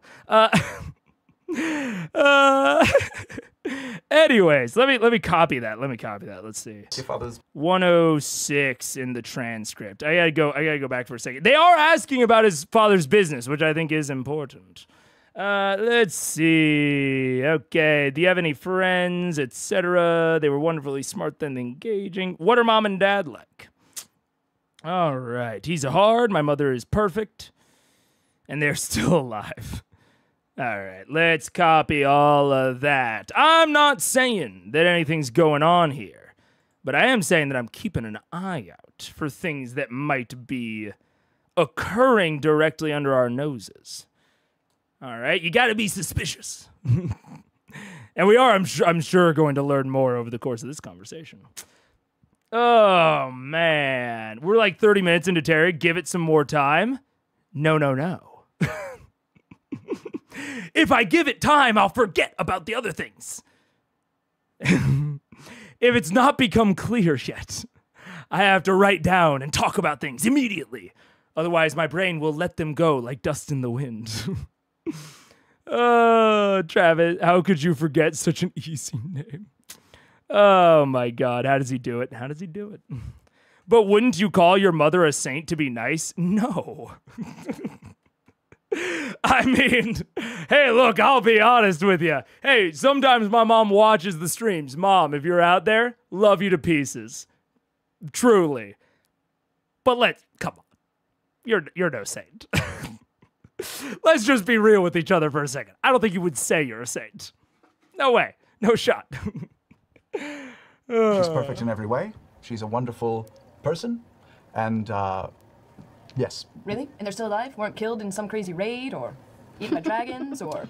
No, they are eagerly waiting me to arrive back at home and tell them tales of my journeys and adventures. Or they just wanted him out of the house so that they could enact evil plans. A businessman. Yes. Is that a taboo subject with you? No, not at all. It's just, again, I'm not sure how well versed you are in financial transactions. Oh, fuck all, but I thought you could give me the layman's terms. He is in real estate. He buys and sells properties, charges rent, taxes. So bored right now. He owns a lot of things, places, and makes a lot of money off of these places. Interesting. That sounds reasonably evil, not secretly I evil. will be forthcoming with anything that you ask me. I have nothing to hide. I come from money. This is clear. Can I insight check it? I have nothing. Yeah, make an insight check. Yeah. That's terrible. No, use luck. Don't use luck. You shush. You can. But I will use luck if I want to use luck. Hard to read. For many reasons. I also want to take a good long look at that robot and see if I can automata. Investigation check. No, Terry's dad it can't be the BBG because that would imply that he can be defeated. Just mundane evil. That's a good way to describe it, Dragon. It's like, okay, honestly, immediately, I'm like, all right, not suspicious of Terry's dad anymore. Immediately, because I might have been, I was suspicious of the mom, I was suspicious of the dad, but he pretty directly laid out there. It's like, oh, okay, he's a feudal landowner for sure. Okay.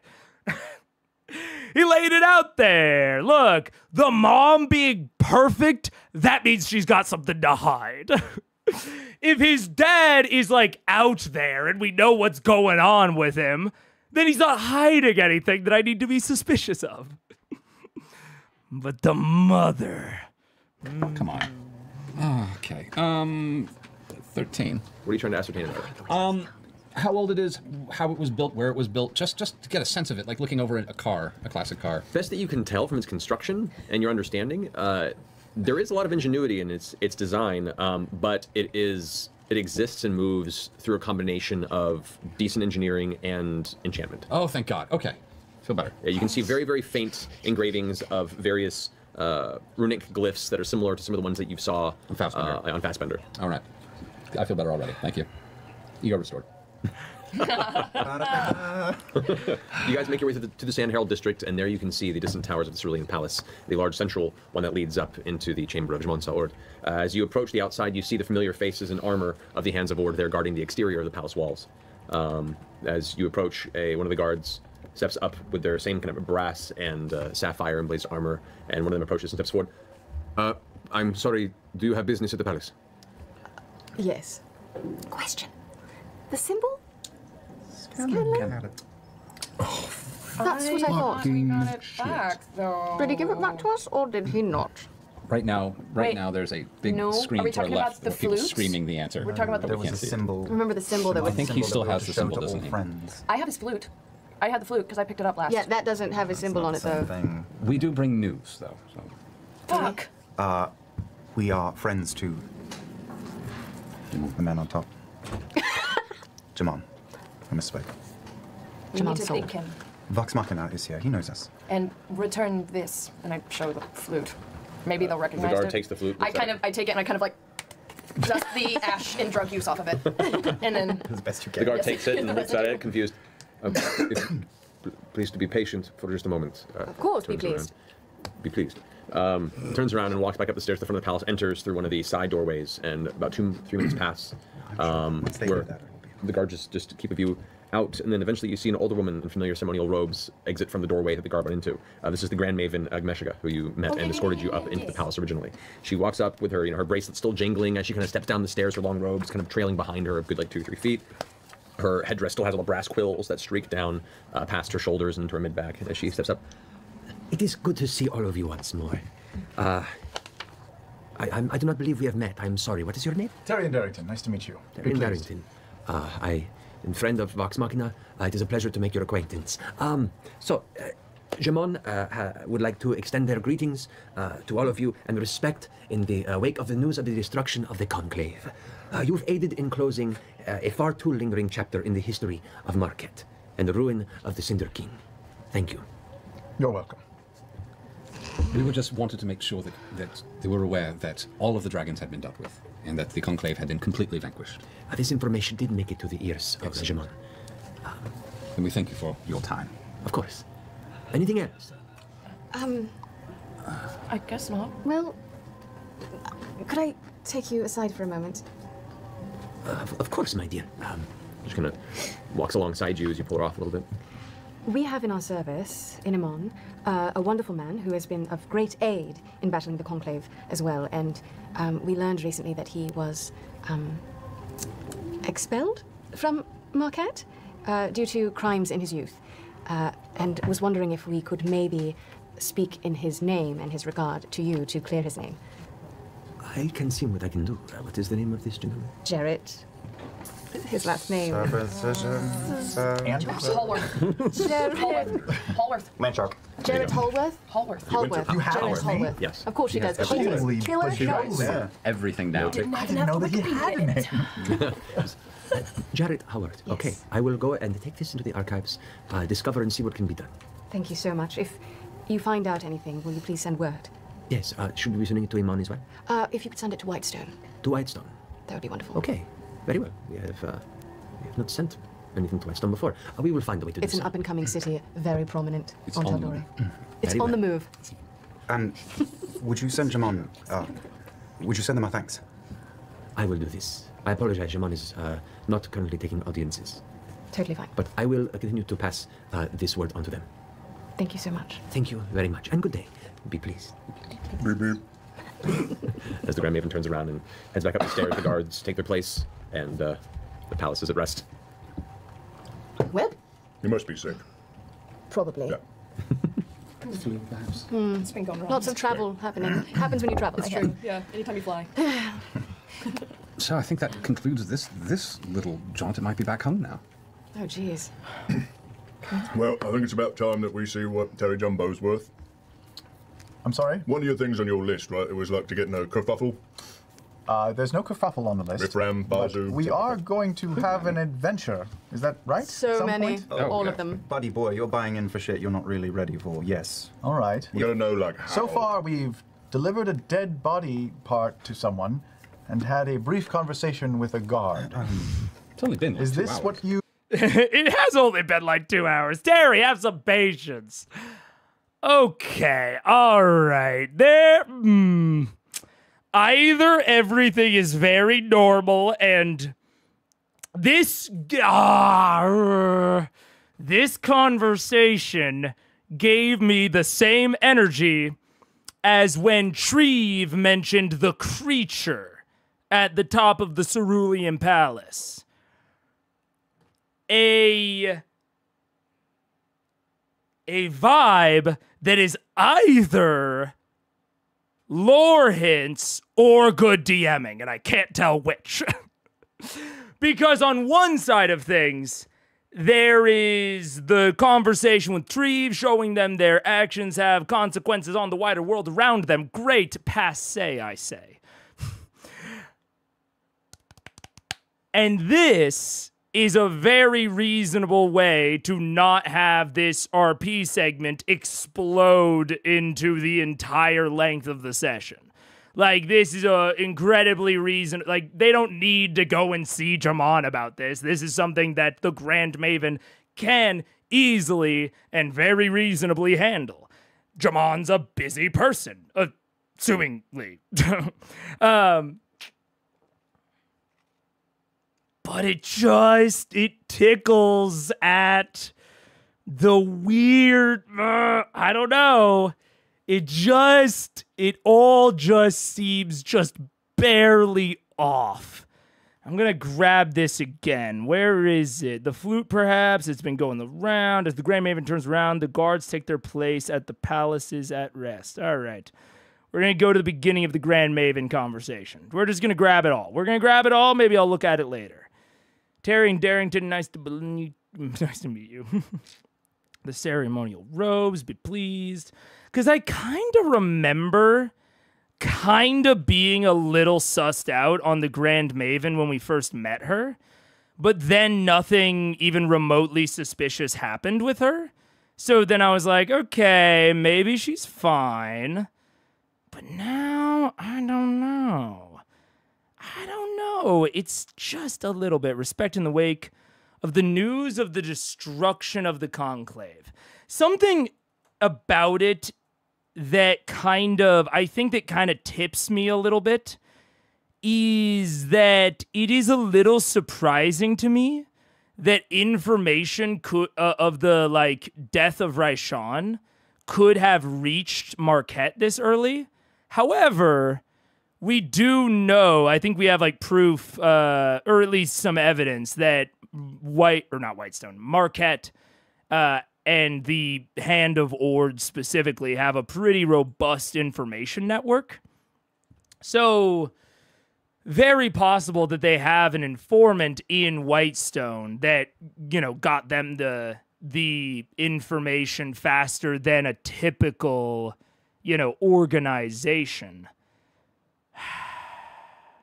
You've aided in closing a far too lingering chapter in the history of Marquette and the ruin of the Cinder King. I don't know.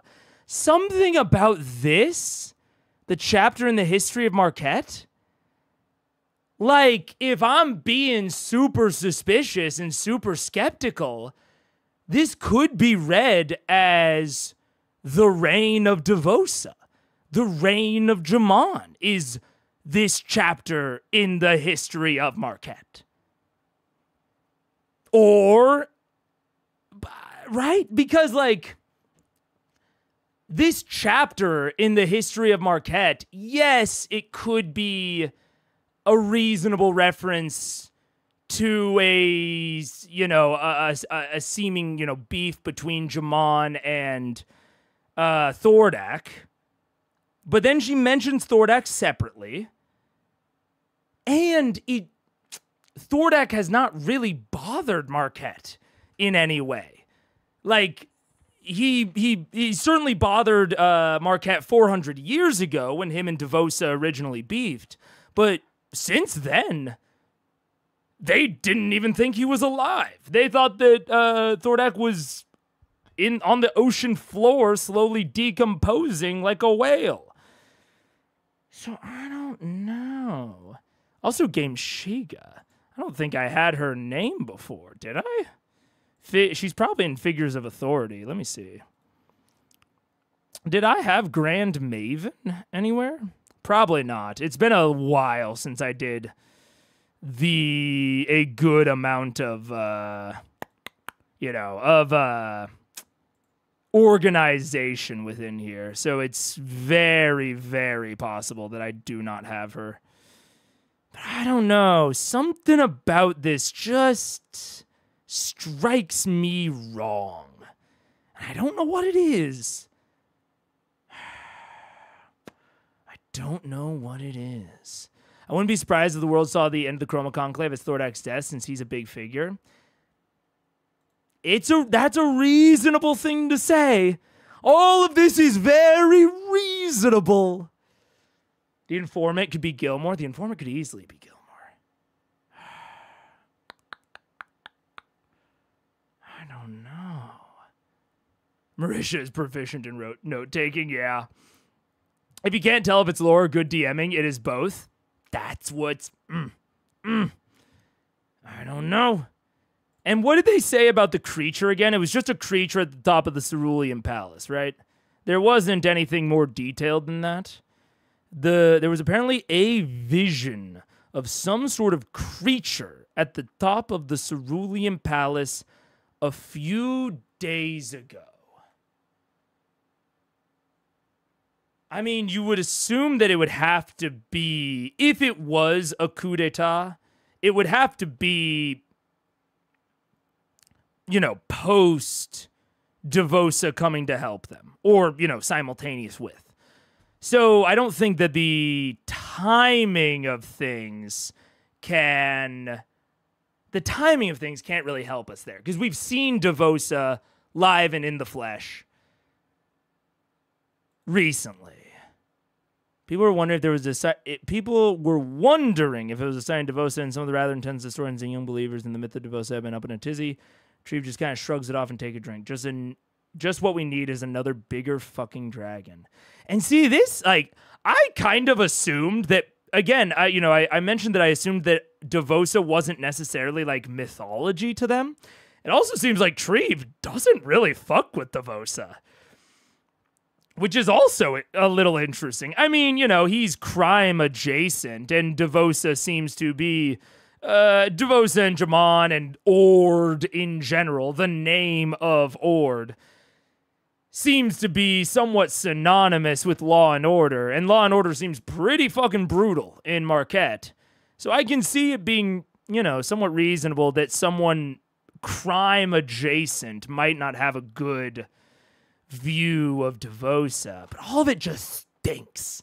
I can't quite piece together what's fucking going on here, but it stinks. Something about it. Raishon is the shadowy snake, I know. Mega's mind is one giant conspiracy board. God, I need to buy one at some point. I need to buy it at some point. Okay, we keep going. I don't think I can get there, but man, something about this doesn't sit right with me. Something about what's going on in MARQUET right now stinks. You all are about? We're going to take a little time for a day, and then we're going to take you to hell. All right. How's that sound? Are you speaking metaphorically? No, literally hell. Well, there's like 7 or 11 of them. All right. Wow. Are those together? Close? Very big numbers, Grog. We're taking this one to hell then. Might be a good trial run. Yeah. I don't know. Do you want to put him through his paces? Yeah, I think so. Yeah. I mean, I want to save traveling the Osmit Sea and heading to the Water Ashari for when Pike is back. Yeah. Yeah. So, yeah. Yeah. Let's take this fucker to hell. I don't know what you're talking about. No, we're speaking insanely literally right now. That's what's impressive about it. We are going to hell. All right. And we're taking you with us. Shouldn't we see him fight first? Yeah, let's bring him home. I would hate for him to die immediately. Yeah, we want Grog to run him out like a Labrador. Are there? Do I see any like large, intimidating-looking creatures or just walking around where we are at the moment? No, not in the city, Grog. I'm not talking to you. Make a perception check. He only has to listen to you at home. I know. 12. Best that you can tell here in the Sand Herald District, no. Most everyone who wanders around here are of noble dress or part of the Hand of Ord. You see that fruit merchant over there? Yes. Killed many, many people. Oh, well, maybe I should pay him to take me on an adventure because, Christ, this is about as fucking boring as I can get. I might just hit him. I might just attack him. Hey, you know what you can cross off your list? Teleportation, because that's what we're about to do. No, really? That's true. It's on my list. It's literally on my list. I know. Wait, well, all right, let's go. Yeah. All right. So we're Finally going get my back money's to worth here. Whitestone? Yes, get your big boy pants on, Ermagerd. Yes, Whitestone. It's Taryon. Come on, duty. All right, so as you find a familiar tree that you can utilize to transport over to Whitestone, Terry, you watch as the center of this tree's trunk suddenly seems to split open with divine energy, and on the opposite side, you watch this tunnel progress about 4 or 5 feet within, where it just looks like the striations of the interior of the tree trunk before it emerges on the other side into another town square, currently in the middle of an evening. Doty, take this down. As the trees split in front of me, I shove them through. Just 6 seconds. As you all tumble through the transport via plant spell, you all emerge on the opposite side of the sun tree in the center of Whitestone's courtyard. What do you wish to do? Oh my gods. Where are we? What's going on? Oh, what happened? Where am I? Is this a fantasy world? What happened? Are you feeling nauseous? How about now? Wow, that was exhilarating. It's like my body fell apart and came back together again. That's It was exactly what it amazing. was like. That's exactly what. I've never Or it had was that. like walking forward. Yeah, I've never had that sensation ever before. Walking ever. forward. Yeah. I felt a great force behind me, pushing me forward. And then all of a sudden I opened my eyes and was in a new place. Doty, take this down. Today is the greatest day of Terry and Darrington's life. The day that he experienced the wonder of the gods. That's enough for now. Oh my god, did you guys do that? Bit my drink. He thinks I'm a god. Doucher. Douche nozzle. Douche nozzle, that's right, that's what it was. Sorry, I'm just learning it. What time is it here? Actually, technically, now that I think about it would still be day, because you guys left in the morning to Ankarel. Yes. And you've been there for a few hours, so yeah, it's like early afternoon at this point. Oh, fabulous. All right. So we're back on home turf, right? Yeah, we're Yeah. gonna take this guy to a field and kick his ass. Oh. Yeah, I kind of want to. Can I go find Jarrett really fast? Yeah, it's easy enough to find. You head down to where the makeshift garrison, which is now seeing reconstruction and actually being formatted into a decent functional garrison within the town itself. A lot of the guards are out there running through the drills in the morning, and you can see Jarrett, or in the afternoon, and Jarrett's in the process of running them through. It looks like ranged combat training. And as you approach, Jarrett kind of looks over and watches you walking up from distance and kind of gives a wave. Hello. Hi. So everything seems to be in order here. have to say, I am very glad to know that we have no more dragons for quite some time. And he's recovering, he's healing, but you know there is noticeable like scarring on the side of his neck, and it looks like he's going through the process of recovering from the Thorak battle. But he's doing much better than last time you saw him. How are you mentally?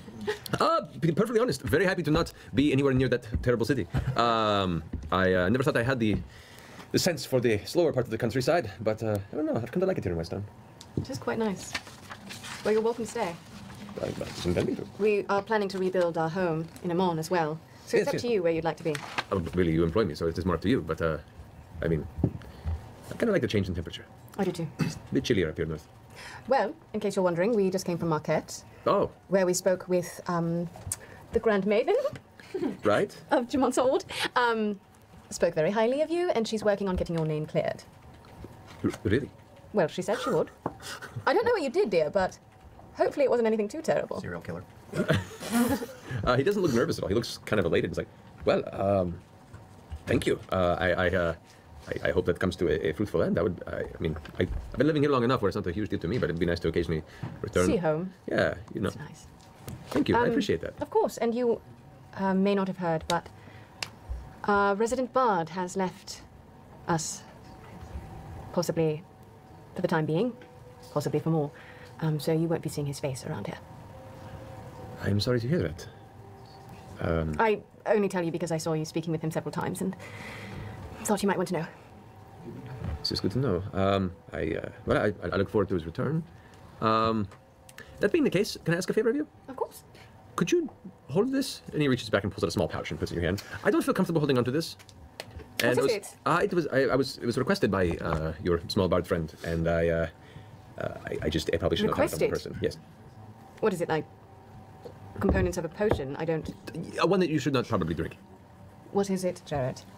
It's sud. It's illegal. You should not. It is dangerous. It's drugs. Yes! Yes, it is! Let's talk about it in front of everyone I'm training. Yes, thank you. I put it in my pocket. Don't do Wait, drugs. Don't do drugs.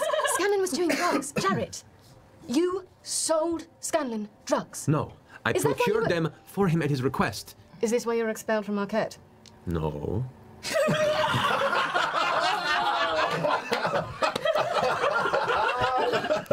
There are a number of reasons. How long have you been providing this to him? These fucking captions. All right. We've occasionally debated when the captions started being manual. I am almost positive that they're manual now. Is this why you were expelled from MARQUET? No. Fucking unconvincingly. Oh man, oh man. All right.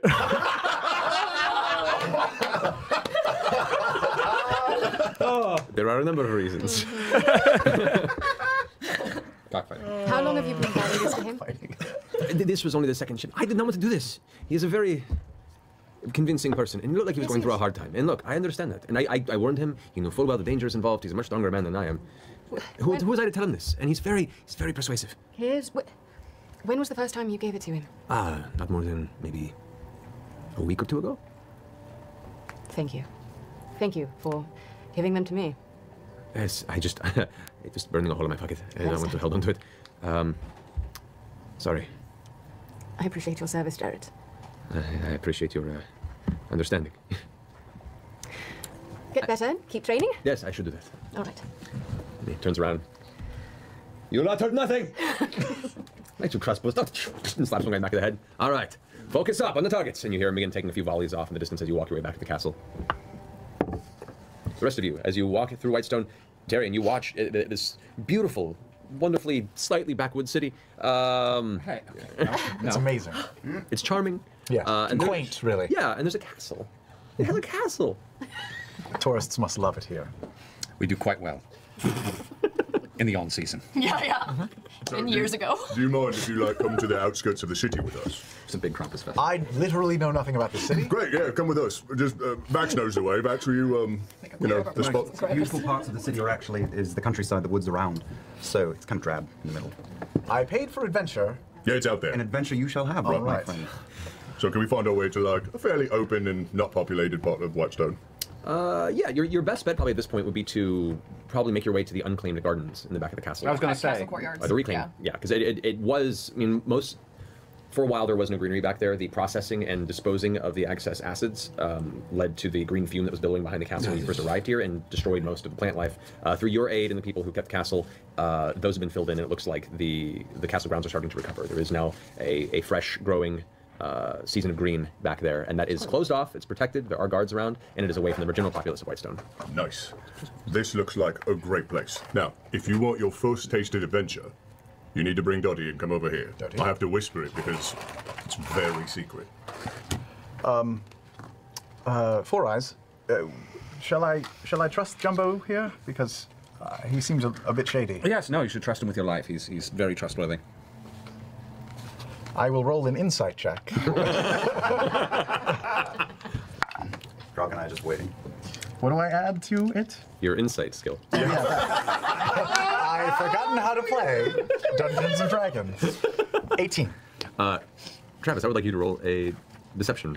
Wait, is it Travis or is it me? Is it deception? Oh, wait, no, it's from you, sorry. This is Percival, technically. Yeah, it's kind of both of you. Well, come I rolled on. a 17. So Percy at advantage then, right? You can trust Grog for some things.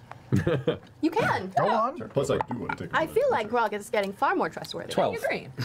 You get the sense that maybe not all the information is there. It's not a lie. It's not a lie, but it's definitely, it speaks of a half-truth. What's going on out here? secret stuff. Are you ready? For what? Where's Dottie? Dottie. He's right behind me, as he always is. Nice. So put out your hand like this. What's going to happen? And take your other hand, and you either make a boulder, a piece of paper, or a pair of shears, right? And we do it on 3. To be perfectly honest, I'm not entirely sure what's happening either. You've never played boulder, paper, shears? That's the best thing you've ever said, Marisha. Literally, that just went right up. It burns. That's not pleasant. Oh, okay.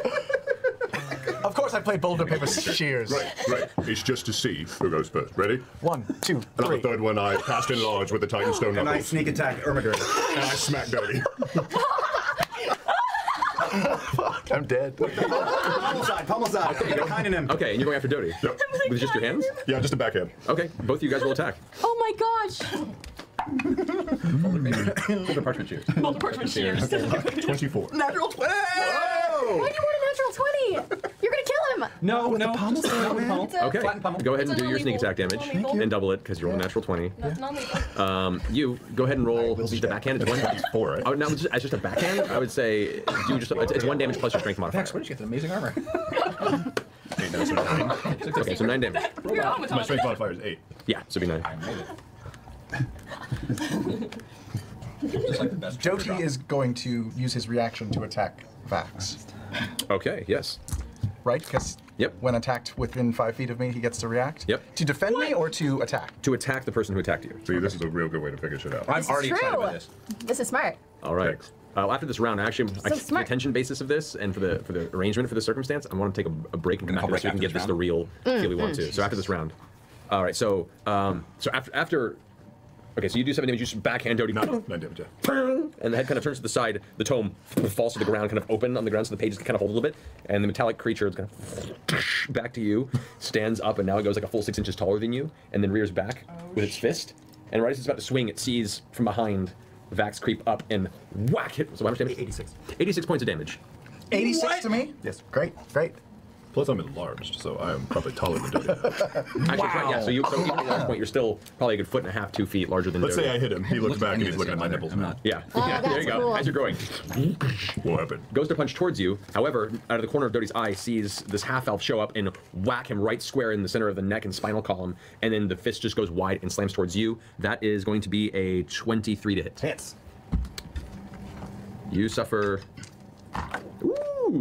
16 points of bludgeoning damage. As the giant iron fist of Dottie just whack clangs into the back of your head and part of your ear, and you feel the ringing in your skull from the impact. You, Taryon, fall to your knee and find a large portion of your vitality and breath and just general awareness knocked out of you from one singular blow from nowhere. Your eyes go white for a second. This You is the sound that I make.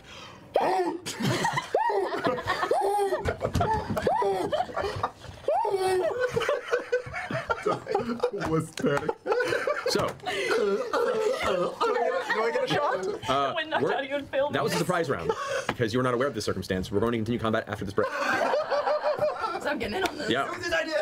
Oh yeah. Oh, just so everyone who's watching, you just watched your boyfriend cold cock an innocent person. I watched him walk up behind him and do it. I knew what he was doing. All right. Just. Yup.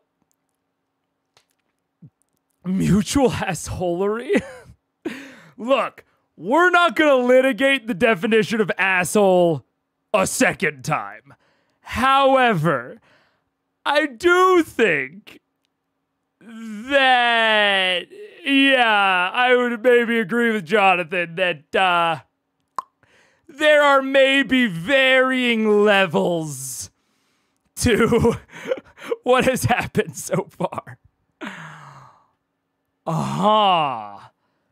Well, speaking of something that I will more directly say I don't think should possibly be replicated at a home table.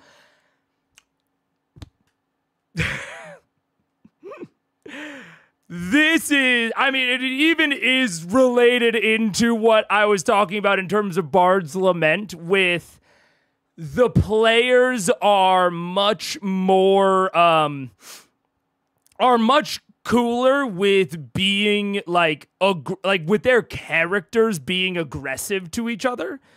I think this is a do not try at home sort of scenario because like in fiction, sure, I can get the rationale behind this, but I do think this doesn't go down super fun at most tables. I think Sam will be fine with it. Don't get me wrong. I think Sam will be fine with it, especially if they don't actually murder him. But, man, Terry's been pretty rude this ep. I guess, man. I don't know that it really comes off that way to me. Maybe I think I am more forgiving of people that don't realize they're being rude. Like, I draw more malice from intentionality. And I don't think Terry's been overly intentionally rude. But, because this is clearly, and actually this is a good maybe example of maybe my own moral framework of Vox's actions here ring as a substantially worse, given the intentionality and premeditation of it. Yeah. This is, yeah. What I mean, they are at the very least they're hazing him with the potential to murder. This is the kind of thing where I find it hard to judge the morality of actions because it's so incredibly informed by them trying to jump Sam via Taryon. It is tough. Like, I think there's not a ton that, like, there's not, how do I say it? I generally try to interpret the actions of the characters from an in-fiction perspective. Like, I broadly try to be like, you know, the characters and Vox, and I try not to go into the players too much because I do broadly think that metagaming is not a very good thing. But at the same time, you know, I am a fan of, like, the dramatic irony of, like, you know, Taryon asking questions that make sense within fiction, but that out of fiction push people's buttons. But even in that case, like, those are the cases that I like of, like, the, you know, the dramatic irony of pushing each other, like, pushing the players' buttons out here. To me, this kind of feels, it's tough because I don't want to be too negative on this moment. But this does feel like a bit kind of like Orion-y in terms of, like, character bleed. Like, if I interpret this like fully as the true actions of Vox Machina, like the true in fiction actions of Vox Machina, then there's like a layer to it of like I've continually identified them as very tribal, and like their morality and their ethical lines shift quite a bit depending on if you are like one of their close allies or if you are not. They have very different ethical lines for that, which is fine. Like it's a way to operate. Absolutely. And Terry is obviously not in that in-group. But he also hasn't really done much besides be rude to them in a way that they are often rude to other people, if we're being really frank. Maybe to a slightly larger magnitude, but not really that much. And so it's not necessarily a bad thing, but I think it is solidifying something that I don't think the players are like intending to solidify, this incredibly tribal nature to them, that they are like very willing to cross boundaries with people that are not in their in-group. Which is not, yeah, I don't know. I don't, that doesn't come off as their intention, but it is what I'm getting if I interpret this as like fully in fiction thought processes. If I don't, then this is like metagaming. This is metagaming in like a very specific way of taking in fiction action that you wouldn't normally take to push people's buttons, which is one of the large problems I had with Scanlan. Like that is like kind of at the core of the problems that I had with Scanlan, especially in early CR, is that he was taking actions that felt odd for Scanlan just to like have an effect on the players. And that feels like the equivalent of what Travis and Liam are doing here. It feels like they are taking actions that I can make sense for them, but seem very extreme. And that makes it hard to take it seriously, which I don't like. I like enjoying things and finding things funny and silly and dramatic and tense and all of these things without needing to take myself out of it to not be annoyed. Because that's kind of how I have to be here, is I'm like, man, this kind of speaks ill of Vox Machina, unless I remember that it's like a meta thing of they're kind of trying to poke fun at Sam or whatever. Otherwise, I kind of just, I don't know. I don't really fuck with Vox Machina in this moment. So that's tough. Again, it's like one of my core criticisms of Scanlan. And now Vox is kind of replicating that in his memory, which almost feels even weirder. So I don't know. It's weird. It's weird. Yeah. Really dismissive? Maybe. Yeah. Dismissive. But I mean, to be frank, it's dismissive of them in a way that they're dismissive of many people. He just doesn't know who they are, and they don't really like that, you know? Yeah. It's a little interesting. I don't know. This is the first time a PC ever changed PCs, right? Maybe they weren't sure of how to handle it, especially with Scanlan still being alive. I think that's fair. This isn't like a black mark on the players or anything like that, but it is something that I'm like, I definitely wouldn't recommend replicating this at home. And I don't know that I even fuck with it in the context of an actual play where everyone's cool with it. I don't know. The only reason in fiction that this could be is a cult initiation, traumatize someone, then comfort them so they form a trauma bond. Oh, man. In fiction, it makes sense to me that it's something Vax might do. It's exactly how he treated Kynan.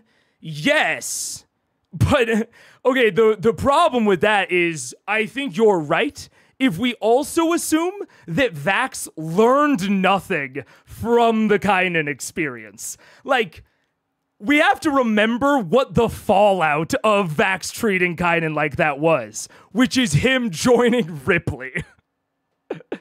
And Vax, like, really ostensibly on screen taking that to heart and recognizing that that was a mistake to treat him that way. And so it either means that he doesn't see it the same, which I think you could argue maybe that it's similar for Vax, but if that's the case, it means there was zero growth from Kynan. Or that this is somehow different, in which case, you know, I'm not sure about it. We got ads in a minute, so I'll continue reading until that minute, but... Yeah. In fiction, it's 100% the players fucking with each other. If Terry's an NPC, the viewers would think Vox were being chaotic evil. Yeah. Wait, oh, hey, Teresa got... Damn it! I should have read like 2 chats further. Yeah, because I agree with you, Teresa. It's like, if this is how he's gonna, you know, if he's still treating people the way he treated Kynan, he didn't learn shit from that, yeah. Killith seems the most out of character so far. I can see a world, maybe even Vex a bit, but Killith, I can't see it, yeah. I'm not too plussed about it because I can understand the players are wanting to release Steam. Yeah. You know, this is definitely one of those situations where it's like, man, I can't recommend it. I can't like really find anything that I like about it. But it's ultimately not going to be that big a deal as long as Terry survives.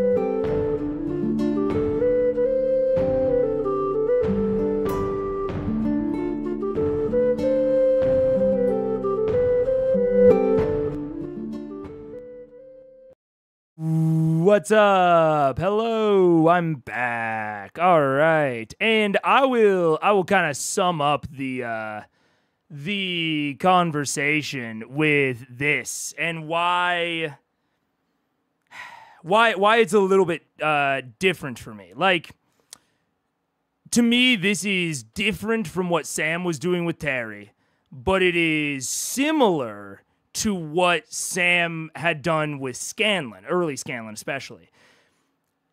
My problem with this sort of meta ribbing, because I think that Terry and like the way that Sam has interacted with as Terry could also be classified into meta ribbing. My problem with this type of meta ribbing is when characters start acting in ways that feel disconnected from how they act normally. Because Scanlan would do that often. And I praised the Bard's Lament because I think that Sam very reasonably worked that into the exit, into Scanlan's exit from the Bard's Lament. Like, hey, you guys don't really know me. You don't interact with me as me. You only interact with a version of me. Because that was ultimately my problem, is like, early Scanlan, he would do something and the characters couldn't reasonably interact with it. If they had, Scanlan probably wouldn't have been traveling with them for very long. And I feel similar for Terry here, because like, if I'm Terry and I get like knocked out during this fight or like really low, do I keep traveling with these people? Like, and the answer is clearly yes, you keep traveling with these people because you're a PC and you're now in the party. It would be ludicrous for Sam to have Terry leave and then introduce like a third character, although also kind of sick, I will say. Like the absolute gonads that Sam would have to Terry exit the campaign and then bring in a third character. That'd be sick. But I find it very unlikely that that will happen. I think it is much more likely that Terry does not react how someone that had this happen to them would react. And that's my ultimate problem. I like, joking with each other. I like dramatic irony. I like the way that Sam has been meta ribbing with Terry, because it is something that is very interactable with in story. But this doesn't quite feel like it passes that same bar. Like I said, in a similar way that Scanlan didn't pass that bar for me many, many times. So even when it comes to like, this happening in home games, I would recommend against doing this in home games. Like if you're looking to model meta ribbing, to me the way that Sam is doing that with Terry is a better way to do it than the way that Travis and the rest of them are doing it back to him. Now, again, will it be a big deal for them at their table? Certainly not. I think they will get over this by the end of the episode. Probably sooner. I bet Sam's already over it. But it is, if you are doing this often, or you're seeing this as like a thing to replicate, I don't know. I know there's this video of Travis. Laura and Travis had a con still on YouTube where she talks about how mad she was at Sam for the Terry thing. Well, that, it feels like it. Like, not to psychoanalyze anyone too much, but this feels kind of like a out of character reaction. Yeah. Pretty upset with him IRL. He'd been talking about spending time with his kids before Lament, so they thought he was taking a break for that. Yeah, like I get it. If they had, personal stuff with him above the table, but that's, you address that stuff off table. You don't bring off-table stuff in-game. You don't bring in-game stuff out of table. That is the strategy that's going to be the most successful, towards not having anything that does cross a line.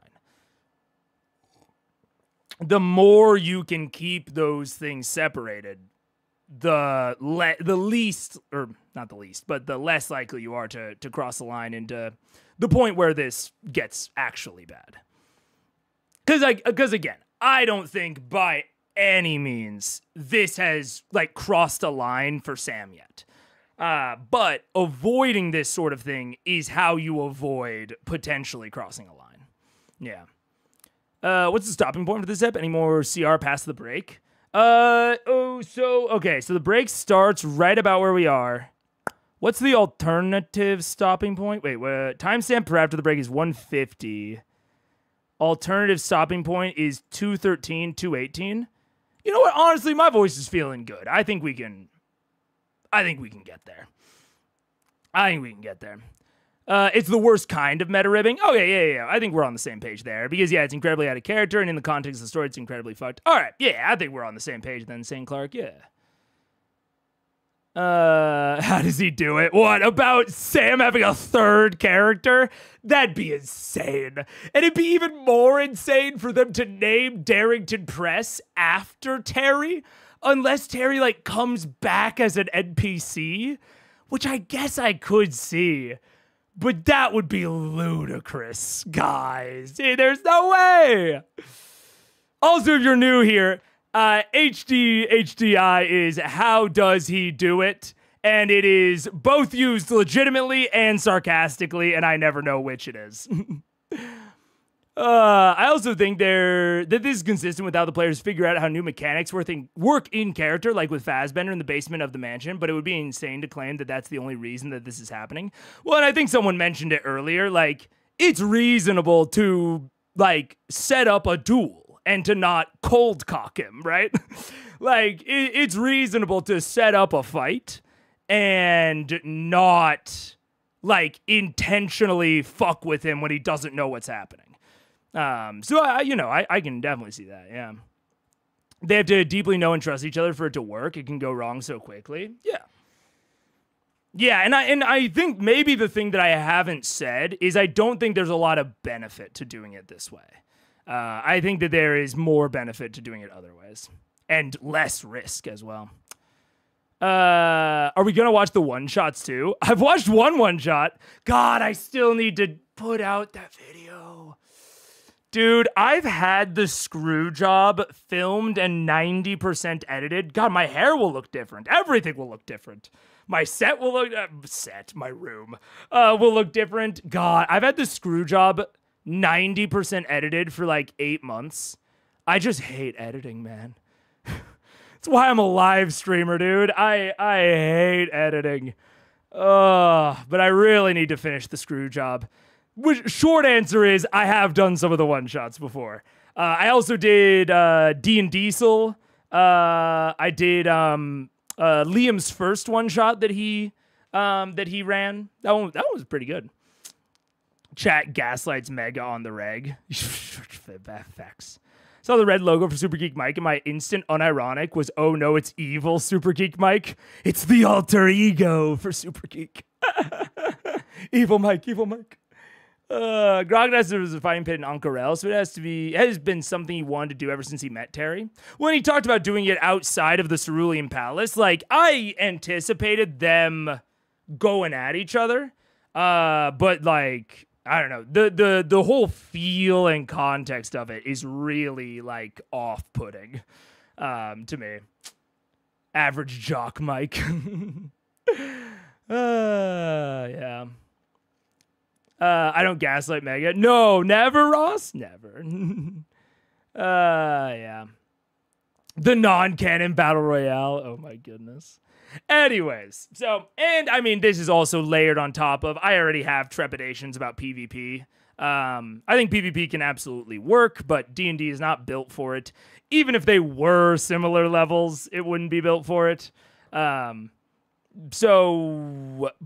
I think in this case, it's fine. I don't have that big of a problem with it here. So yeah, I don't know. Definitely not my favorite so far, but we will keep going. There are moments like that. Average jock Mike until I heard it aloud. Super geek, yeah. Okay, I think especially given that it is combat, and honestly, I have a pretty good sense of how Artificer plays already. We'll probably go to 213 or 218. Probably, yeah. I'm assuming these are probably the end of the combat, and then we'll see what happens. Fan art? Oh, no fan art. Nah. Look, this is a consistent thing. I don't look at the fan art because while I have a lot to say about D&D, I don't have a lot to say about visual art, and so I don't want to. In that way, I don't feel like I can transform it. And I know that's maybe a relatively serious answer to a clear joke, but yeah, I watch things that I feel that I can make transformative, and art is not one of those things. I know, but you never pass over it in the ep. Oh, because it's like normally, it's not normally during the middle. That's fair. That's fair. At least I haven't in a while, because they haven't had a mid one, I think, in a while. Timestamp for after the break. Usually you just end on the break. That's fair. That is fair. That is fair.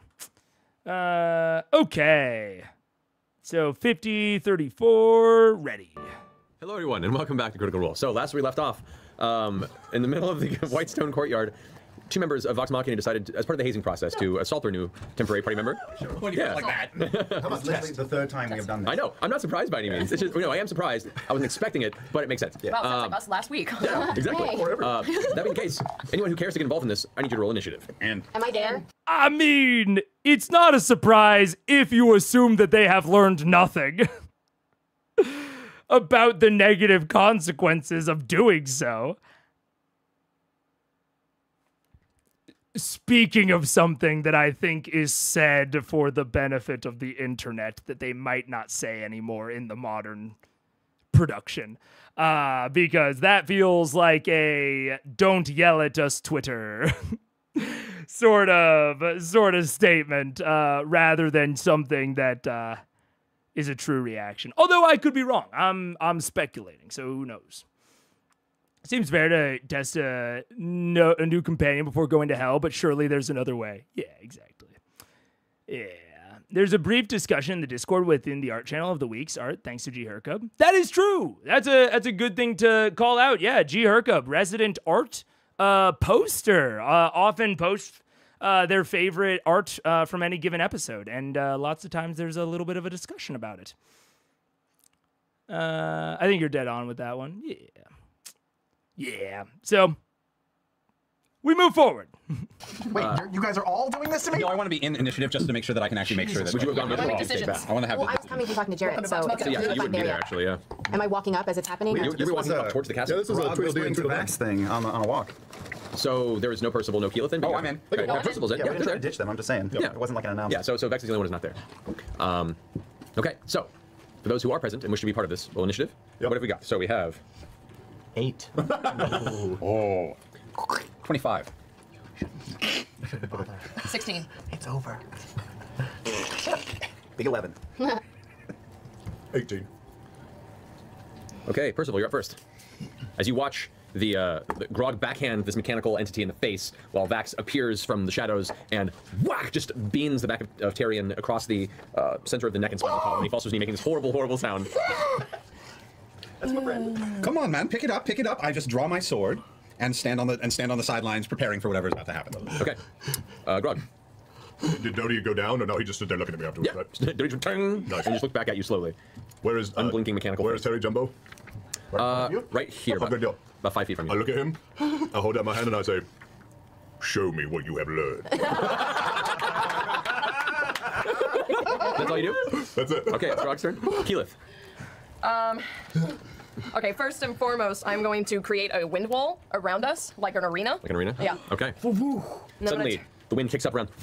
The leaves and various fallen parts of the greenery around here kick up into this torrent around you as the wind is now creating a barrier around the battlefield. Yeah, I turn to Percy and I'm saying, man, you know, I almost feel bad for the guy. Dude, actually, I want to say this out loud. It's not an overly long point because it's obviously a joke and it's obviously funny. But going back to often my problem with early Scanlan is that it was often jokes and they often were kind of funny. But they displayed some weird stuff in fiction. Grog saying this, like, that quote from Groon is, at least in theory, kind of part of the culmination of his arc. It's this very meaningful moment where Groon really, really hyper respectfully fought him. And, like, did basically the opposite of taking cheap shots at him. And was, like, very straight up with him for the vast, for, like, all of it. And so, if I interpret this as not out of, a meta joke, it's like, oh, Grog is, like, perverting the teachings of his master.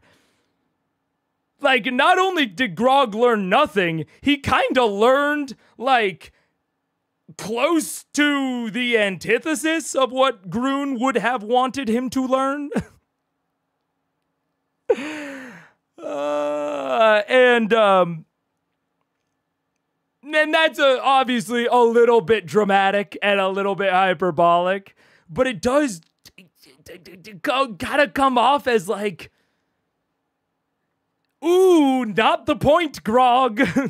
Like, you are not understanding the context of what happened around your lessons with Groon. You are only taking away the literal things that happened.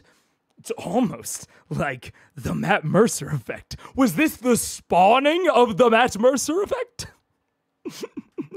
Of people participating in something and not understanding the contextual reality in which those things occurred, only taking away the literal happenings that they saw?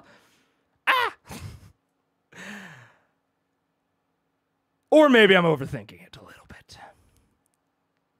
It's possible that this is a slight overthink. I don't know. I can see Grog understanding what Groon was doing for him and horribly trying to implement it himself. It's true. That is true. That is true. He reverse learned. He does have an intelligence of 6. Man, but okay, Dragon, we're on the same page, man, because this is kind of this is a little bit of a tangent. This gets brought up a lot, the intelligence of 6. And frankly, reasonably so. An intelligence of 6 is very low. And I don't think that the people that are bringing it up are wrong to bring it up. But every time that someone brings up Grog's intelligence when we're talking about his character motivations, it re-solidifies to me, oh man, I don't want any characters at my table to ever have a mental stat that is below 8. Because it so often gets used, and again, justifiably so. It so often gets used to explain irrational behavior. And I'm not a huge fan of irrational behavior that is not motivated by something outside of the stats. I'm a huge fan of irrational behavior that is motivated by like character flaws and that is interacted with in the story. But irrational, like, it gets, this to me is like one of the cores of it's what my character would do. It is using your stats to justify irrational behavior that is close to consistent within your character's personality, but is like not, is like almost there or is barely there, but the main justification that you give is I've got a low int. It's a justification that tracks. Like, I'm not going to say anyone's wrong about saying that. but holy shit, do I not enjoy it. Holy shit, is it not my cup of tea? I'm more than happy with people having an 8. You know, an 8 is like, you know, average, below average, whatever. But like when we get down into 6 territory, 4 territory, that starts to be the time where it's like anytime Grog does something weird, int of 6. Let's disregard his whiz, which I know people are talking about in chat. Like, let's disregard his whiz, int of 6, which is, again, it's not totally weird. And the party has treated him like that before. I remember another point. I know someone asked about moments that I hated. I really did not like the way that Matt and the party treated Grog directly after the fall of Iman in regards to the skull that had the Githyanki in it. Where they treated him like a fucking child because of his int of 6. And not only did they treat him like a child, Matt narrated some weird stuff that I felt like was very inconsistent with how Grog normally acts with the justification of his low intelligence. And again, I can't really argue against it. It just really bangs into my mind of, ooh man, minimum score at my tables is an 8. That's the minimum. And again, if you want to have certain things, like I love Keyleth's naivete. And like the way that Percy's example of like not believing that Taryon could have built Doti. I love that because that's a little bit of an unreasonable bit, but it is not anything to do with Percival's stats. It all has to do with his character traits, which I love. So like I said, little bit of a tangent, but, you know, and again, I super understand why people bring it up. But it's teaching me something about how I want to run my tables. Yeah. I bring up the int to back the wrong implementation. Oh, I know. And I think it does justifiably back it. But I hate that backing exists. I hate that the stats are the main backing of a behavior that seems otherwise strange to me for Grog. Yeah. Maybe I'm overthinking it. The mega story and the sequel. This is a little bit of a tangent. Hey, he's getting it. My character 6 Cleric is one of my favorites. He's convinced everyone likes him. I feel like you could do that with a charisma 8. You know what I'm saying? Like, convinced everyone likes him? That's fun. I don't think you need a charisma of 6 to run with that, you know? So it's tough. It's tough. I don't know. I understand the rationalization, but it feels like an ad hoc rationalization for what was meta ribbon comment, maybe. Maybe the reason Daggerheart makes a stat of 6 impossible. I don't know if the meta ribbon comment, specifically the ribbon part. No, and like, I want to be overly clear. I think it is a reasonable thing to say. And I am realizing I don't like the fact that it is reasonable for... that like is a reasonable justification for it. But that's what it is. You know, Grog has an int of 6. And I've said before, people ask me about what I thought of the differences between the characters and the players in Age of Umbra versus Campaign 1. And one of the things that I said is like, oh man, it's awesome to see, this is after like Session 0 or Session 1. I was like, it's awesome to see Travis play someone that isn't Grog. I love Grog. Grog's arc is my favorite arc. But so often his low intelligence comes into play outside of his actual character traits. And this is why I'm also saying my table. If this is like a way that you want to run at your own tables, I think it's valid if everyone's like on board with it. And like, I think that there is a advantage and there is like a benefit there in having these like really, really low stats, that it gives you sort of a guide for roleplay. as you develop your character's personality and their personality traits across, especially the beginning of a campaign. I think a super low stat has huge benefit there. But I also find it, and this is solidifying that for me, pretty simultaneously restricting and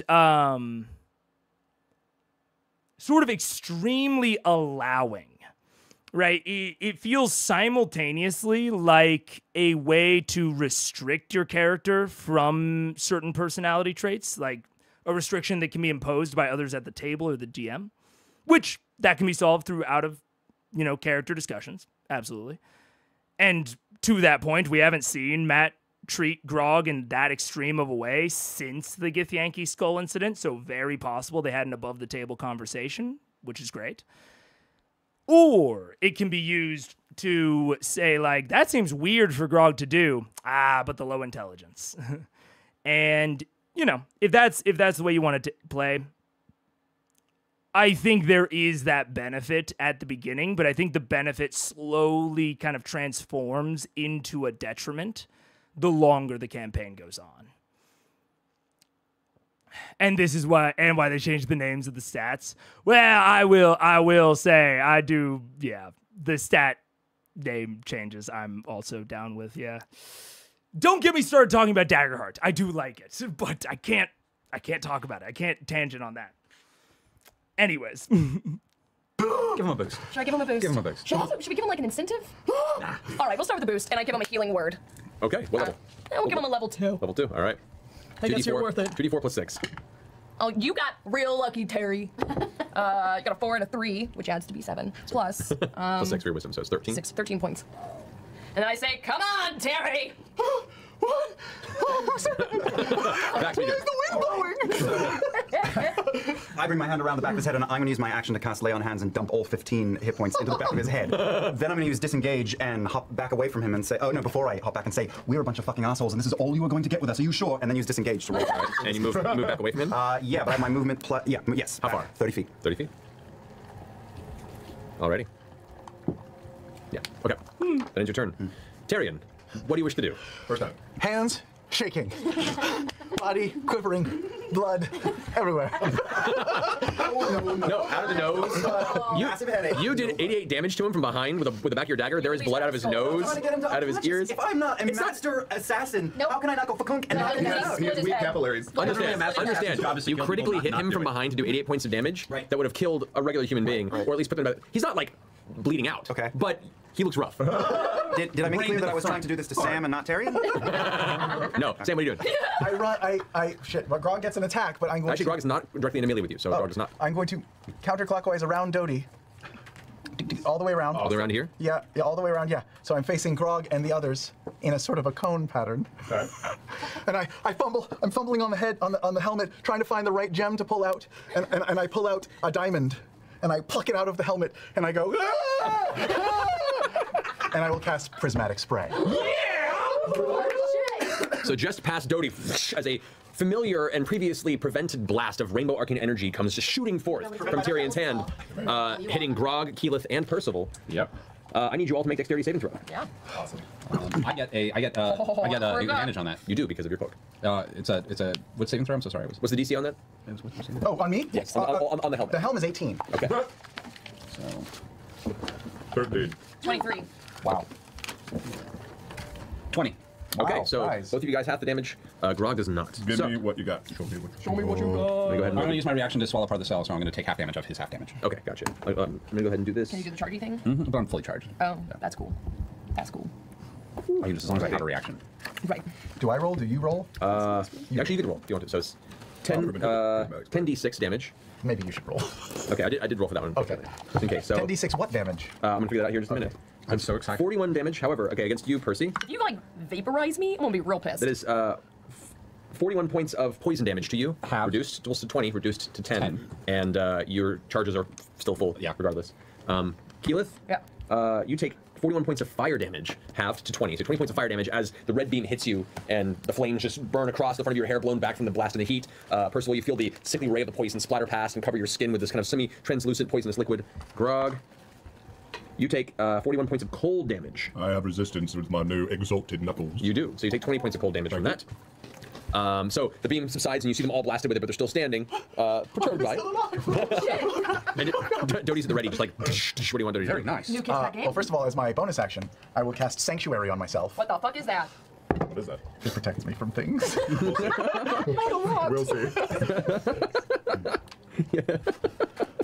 I love it. Okay. It's a new one, right?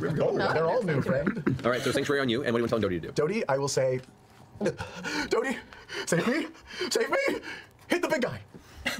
And it's going to go in for a giant fist hit towards you. That is going to be a 17 to hit. That is my AC. All right, that hits. And then after the fist comes back and smacks you in the face, across the jaw for 9 plus 5, 14 points of bludgeoning damage. Beautiful. The hand grabs the front of your clavicle, pulls back, and attempts to headbutt you. That's a natural 20. Nice. I love it. That is 14. That is 19 points of bludgeoning damage. Oh, so half to 9. That's terrible. Not raging. That's right. So 19 points of bludgeoning damage. Yeah, so 19 points of bludgeoning damage as Dody just slams you right in the middle of the face. You feel the nose kind of from the break and the blood getting gushed from your nostrils from the headbutt. All right, so that ends Doty's turn. Sanctuary's on you. Next up, top of the round, Percival. Yeah, that prismatic spray was impressive. That was very impressive, Yeah. yes. What are you gonna do? I don't know. I think I'm just going to enjoy watching this for a minute. I'm going to hold my attack until he pulls out another object of any kind. Because you're holding action until he fiddles with an object. Yeah. Okay. That brings us to Grog. Right. That was a pretty good hit. And now I'm angry. And I rage. Okay. Bonus action rage. And I walk up, so I am within melee. Actually, I'll go opposite of, on the other side of Terry from Dody. Okay. I don't get an attack. No, I want to be on Terry opposite. You weren't in combat with him. Yeah, no, I want to put Terry between me and the big robot. Oh, I see. So you go this way. Yeah. Okay. Great. You, I will say Dody does get an attack opportunity on you as you pull out of the way. That is a 9. That does not hit you. Nope. Just too slow and too wide as the rage kind of instills you with adrenaline. Damn and you it, don't Dody, do better! All right. And as I look down, dribbling out of my mouth, I say, is that it? And that's my turn. God. That's your turn? You're not gonna kill me? Okay. Kill it. Should I make this more interesting? What haven't we tested yet? We haven't really seen him dodge yet, right? I think we should see him dodge. See how well he can dodge. And I throw a fireball right next to Terry. Next to Terry? Okay. I don't want to mess up Grog. Just okay. Terry. Make a wisdom saving throw. Make a wisdom saving throw? Yes. Why? Because Make a wisdom saving throw. You find out afterward. the fuck did you do? I got Sanctuary. I got Sanctuary. Against spells? Even though this is an AoE? Any attack or spell that targets the warded creature with an attack, so yes. Any attack or spell. Alright. So this one. I mean, Matt. Look, I'm not the ultimate rules lawyer here. I'm not. I could be wrong. I have a feeling there were at least some people the next week that was like, well, hey, Fireball doesn't attack him. It's incidental. And frankly, if this happens in my game and people are like, hey, but it says any attack that targets them, I would probably be like, oh shit, yeah. I don't really know how that is ruled, honestly. And I'd probably get, consensus from the rest of the table for it, because I have no idea between those two interpretations, and then I would look it up afterward. Twitter was mad. I've got a nose for it now. I've got a nose. The target is an area. I'll take Fireball immunity on Open Head Monk. It felt like Matt was using this moment to finger wag at the players. Maybe. Yeah. Which is always, it's a risk. Wanted to let Sam have a cool interaction and stuff since he was so outmatched. And hey, look, that's why I'm saying I would get consensus from the table. Especially if I hear that, I'm like, oh shit, I don't know how that works, honestly. I'll have to look at the text a little bit more clearly and think about it and maybe look up some stuff. I don't know, but that's way too much shit to do in the moment. So I would just look at all my players and be like, what do you guys think? Does it hit? Does it not? And we'll run it that way this one time, and then we'll look it up afterward. And I would get a majority vote, and then we'd move on. Because that does seem to be a thing that... And honestly, if there's too much discussion about it, if people are arguing back and forth too much about it, I probably do side with the sanctuary person in this case, given that he's getting hazed. If there's a delineation and I gotta make a call, I'm probably going with the guy that's getting hazed. And then I look it up later. But, ooh, boy, I can feel the Twitter. I can feel the Twitter. Not great. That's not great. But luckily I got really high wisdom, so 18. What's your spell DC, Terry? My spell DC is 17. Okay, so, yeah, go ahead and roll your fireball damage. Terry, I need you to make an dexterity saving throw. Ow! Jeez, there's like a little twinge. I think Max work that out later. there's no... What do I do? Dexterity saving throw, please. Oh, that's not going to go well. I think it's Terry. That's an 11. Okay, go ahead and roll damage. You didn't do it. Wait, who's on my book? I have your book. Fireball. I need it more than you. You get nothing. I need to know what fireball does. 8d6 points of damage. What is it? 8d6 points of fire damage. 86. Yes. I got it. One, Where am I on my walk-up? Can I hear the 7? You hear the distant, as you're walking up towards the front of the castle, you see suddenly this blast of multicolored arcane energy just out from over the castle wall. Take off running. You start running through the castle? As fast as I can get there, the way I know to get there. Okay. Would it be faster to go broom up and over into the court? Probably, otherwise Let's you're do that. okay. So you immediately take the broom, slam it under, and begin flying at dash speed. It'll still take you a couple rounds to get there. Okay. And as you begin to crest up, you see a fiery explosion in the middle of the courtyard now. I make sure I take off my hat. Okay. 34 damage. So he did not dodge them, right? No, so it's 34 points of fire damage. Yeah. Okay. You're still Vex. alive. He You're can still work on alive. his dodge. I take both daggers and I shove them in my belt, and I'm going to start circling down. I'm looking at the map. Yeah, that way, and just start talking. Terry, who's talking? It's the elf boy. This is what we do. This is what we're going to be facing. All right, guys, we're fine. We're fine. This is enough. That's enough. You sure? Are you sure you want to play with us? Because we're going somewhere very dangerous very soon, and they did not play nicely with me. We're about to go to hell with someone who did not deal fairly with me. Several of us have already died. I dropped the wind wall. And as you come up over the hills of the outside perimeter wall of Castle Whitestone, you watch as the wind is whipping around, slowly subsides, and there in the center of the courtyard, you see the rest of your friends encircling Taryon Darrington, who is currently like on one knee almost, and looks a little worse for wear. You can come along, and buddy, let me tell you something. If we get in the middle of the shit, I will protect you, but it is going to be rough. And they're not going to call off their attack like we are. Are you sure you want to write this book and come with us? Can I cannonball Trinket into the middle of it? Sure. In the middle of this conversation, you watch out of the corner of your eye, Taryon. Not Taryon, at my party. I know, but he looks over, they're all facing him, and he looks up and sees you just arcing over the top of the wall, and suddenly there's a flash of... Hey, I gotta turn down the playback speed, number one, because I think we're out of combat now. Look. I'm gonna be fair. I know I just spent quite a while talking about how I didn't really like the setup for this and the intro to this. But I'm not gonna lie. This is maybe the exit from it that kinda preserves the most in fiction sensicalness. Because if we do want to draw a parallel between this and Kynan, which I don't think is unreasonable to do, with Kynan, if memory serves at least, Vax ultimately like non-lethaled him, right? Like non-lethaled him and like took him home, or like dumped him somewhere, and then they like, you know, they. So I don't remember the exact way that it resolved, but I don't think it was this, frankly, gentle. Vax did almost kill him. Oh, absolutely. But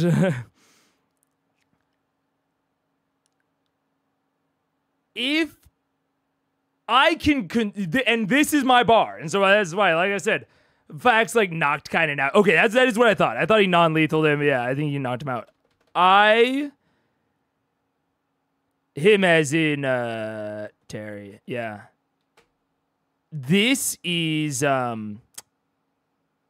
if we assume, or not if we assume, I can assume. I can construct a fiction where this makes sense to me and where I don't have to like rely on meta stuff. I can construct a fiction where Vax, as a character, has learned from Kynan, but has learned that the violence cannot be the only teacher. I can construct a fiction where the lesson that he took away from Kynan is not that you shouldn't use violence to accomplish this sort of thing, but that the violence needs to be paired with a direct explanation of what the lesson is meant to be, which Vax is giving. Like, he is not making the decision for Darrington. He is displaying and we can say that, yeah, this isn't an effective way to show him what it will be like. We can debate that all you want, but I truly think that there's a world in which Vax could believe this is the most effective way to deliver the message. And then, once the message is delivered, he does not, again, knock him out and then say, hey, you've got a lot to learn, kid. Which is, I believe, basically what he said to Kynan, like, hey, you need to go and get stronger, which then sent Kynan out, and without the guidance of Vox Machina, he wound up in a very bad situation. So I could very much see, especially because Vax is a relatively, in my opinion, self-centered character. I don't necessarily even mean that as, like, a flaw. He has been told by 2 separate gods that he is fate-touched. Well, or not gods, but Jamon and the Raven Queen. Like, he's been directly told he's a special little boy. I don't really blame him for kind of revolving some decisions around himself. And for that type of character, the takeaway from Kynan being, oh, the problem with Kynan wasn't exactly what I did to him, but that I wasn't there to provide a guiding hand after the fact. That I only taught him half the lesson. And so in this case, rather than saying, hey, Terry, you need to go out and learn, and then you can come and you can come along with us, Vax has changed the messaging. It is not, you can't come with us, you need to go and train. Flat. It is, hey, adventuring is dangerous. This is what adventuring is like. Either go home, don't adventure at all, or you can come with us. Which, to be fair to him, is different messaging. And it is messaging that could, again, I can construct a character that makes sense in my brain. That a character that believes that, this is truly the right way to do this and the right way to go about this interaction. So for as critical as I was of the opening, I kind of think that Liam is closing it well. Unlike, I wouldn't have predicted it, to be clear. But yeah. The cynical thought that ran through my head is it's the Weasley way out of the meta hole they dug for themselves to Hey Sam. I'd rather them weasel their way out than stay there.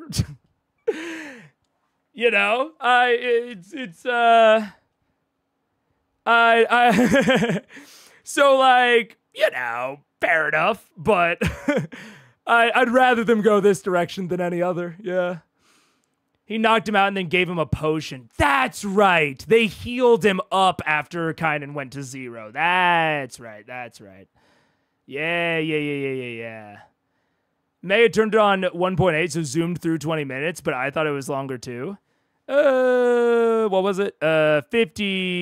16 minutes, yeah. Yeah.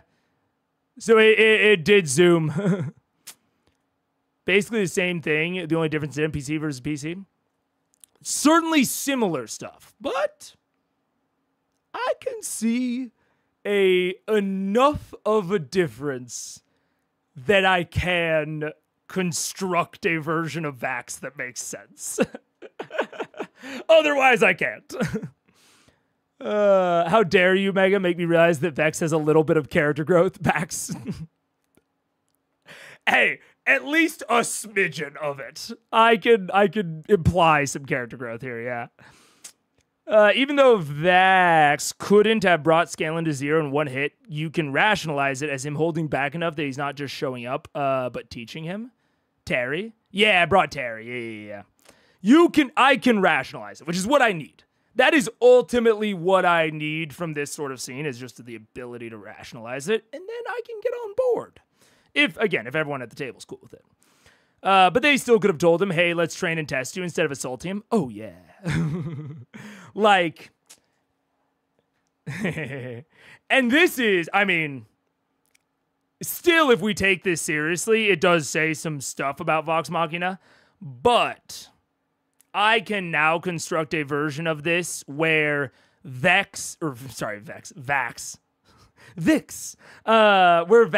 thinks that this version of things is more effective than the alternative, and telling him, because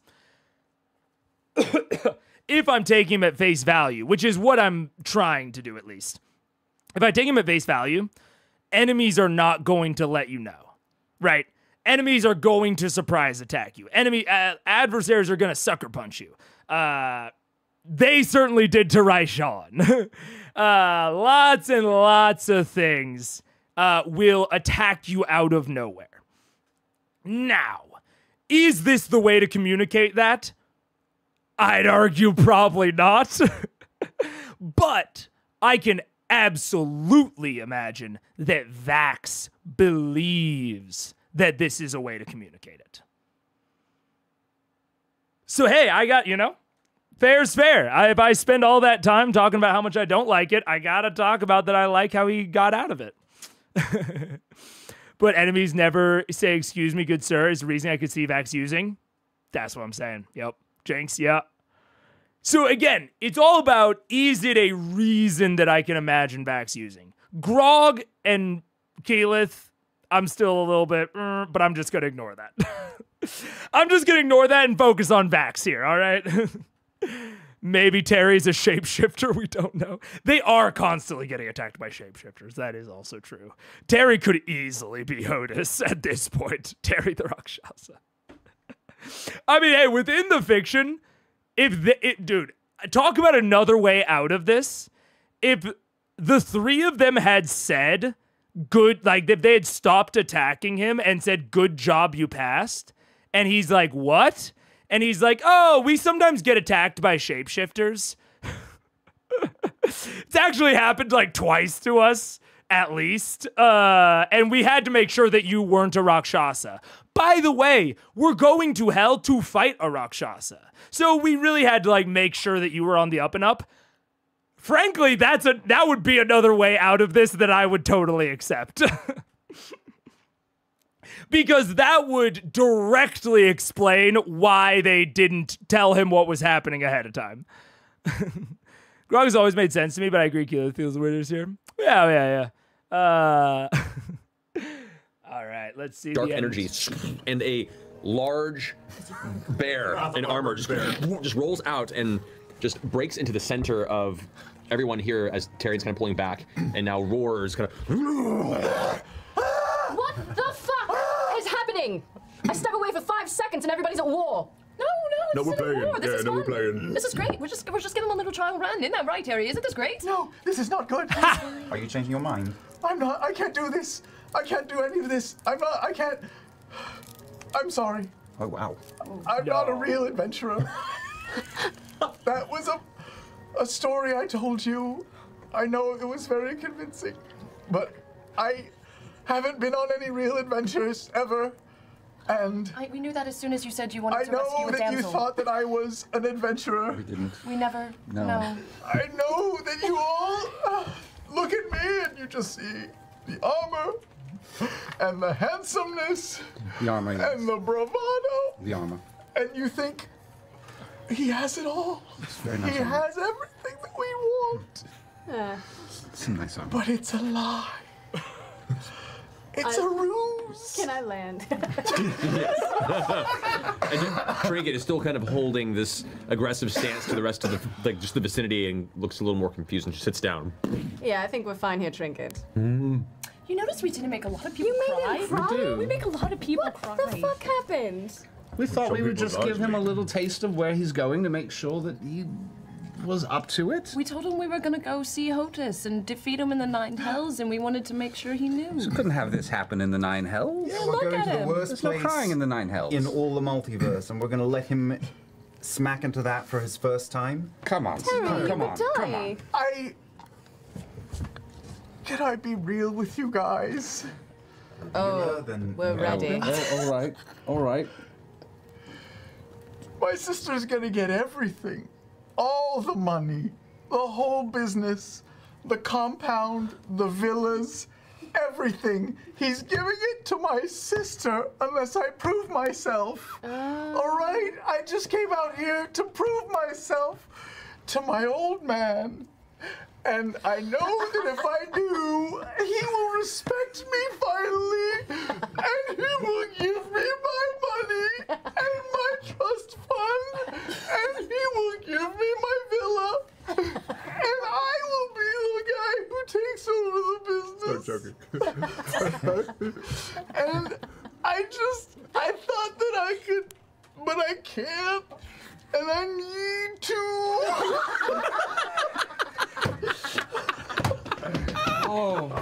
Son. No, Oh, son. I walked over. Daddy issues. That's all we had to hear. That's all we were waiting for.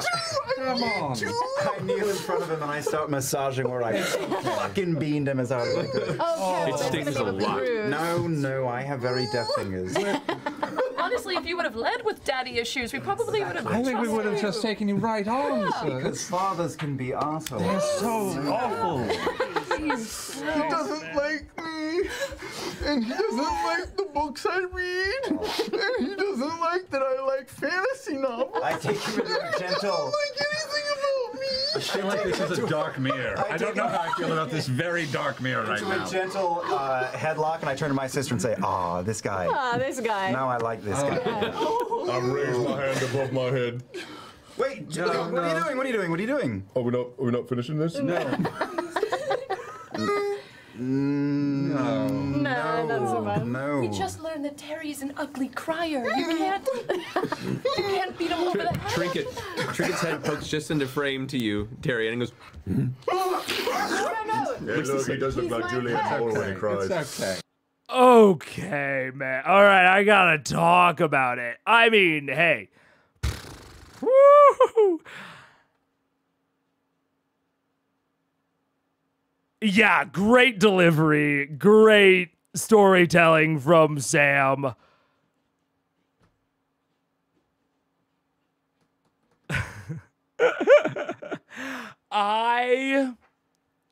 Dude, yeah, me and Vox Machina are so fucking different.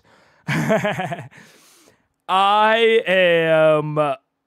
And you know what? I think me and Vox would be on the same page. It's so funny. They just hear daddy issues and they're so down. Why do I dislike Terry now? I dislike Terry now because... And hey, man, we're being open right now, right? I'm not holding anything back. I'm being honest here. If I thought that he was out here just trying to impress his dad, we got no issues. In fact, if you had asked me about this before, I've been like, oh yeah, that makes a lot of sense. But him being like, I need to impress my dad in order to get all of the stuff.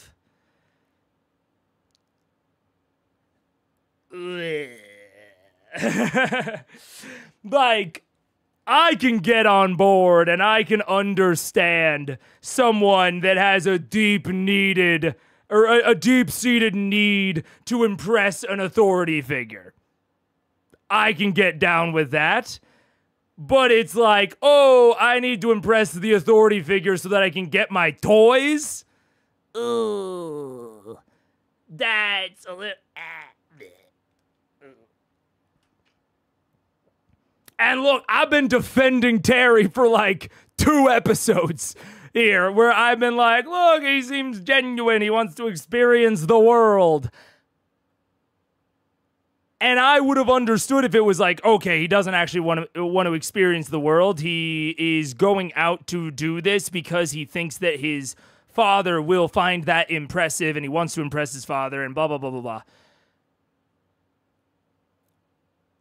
But it really sours the goal in my head if he's like, I want to go and experience the world for the explicit purpose of not needing to experience the world anymore. So that I can get the toys and get to retire to the estates and not have to do any of this bullshit anymore.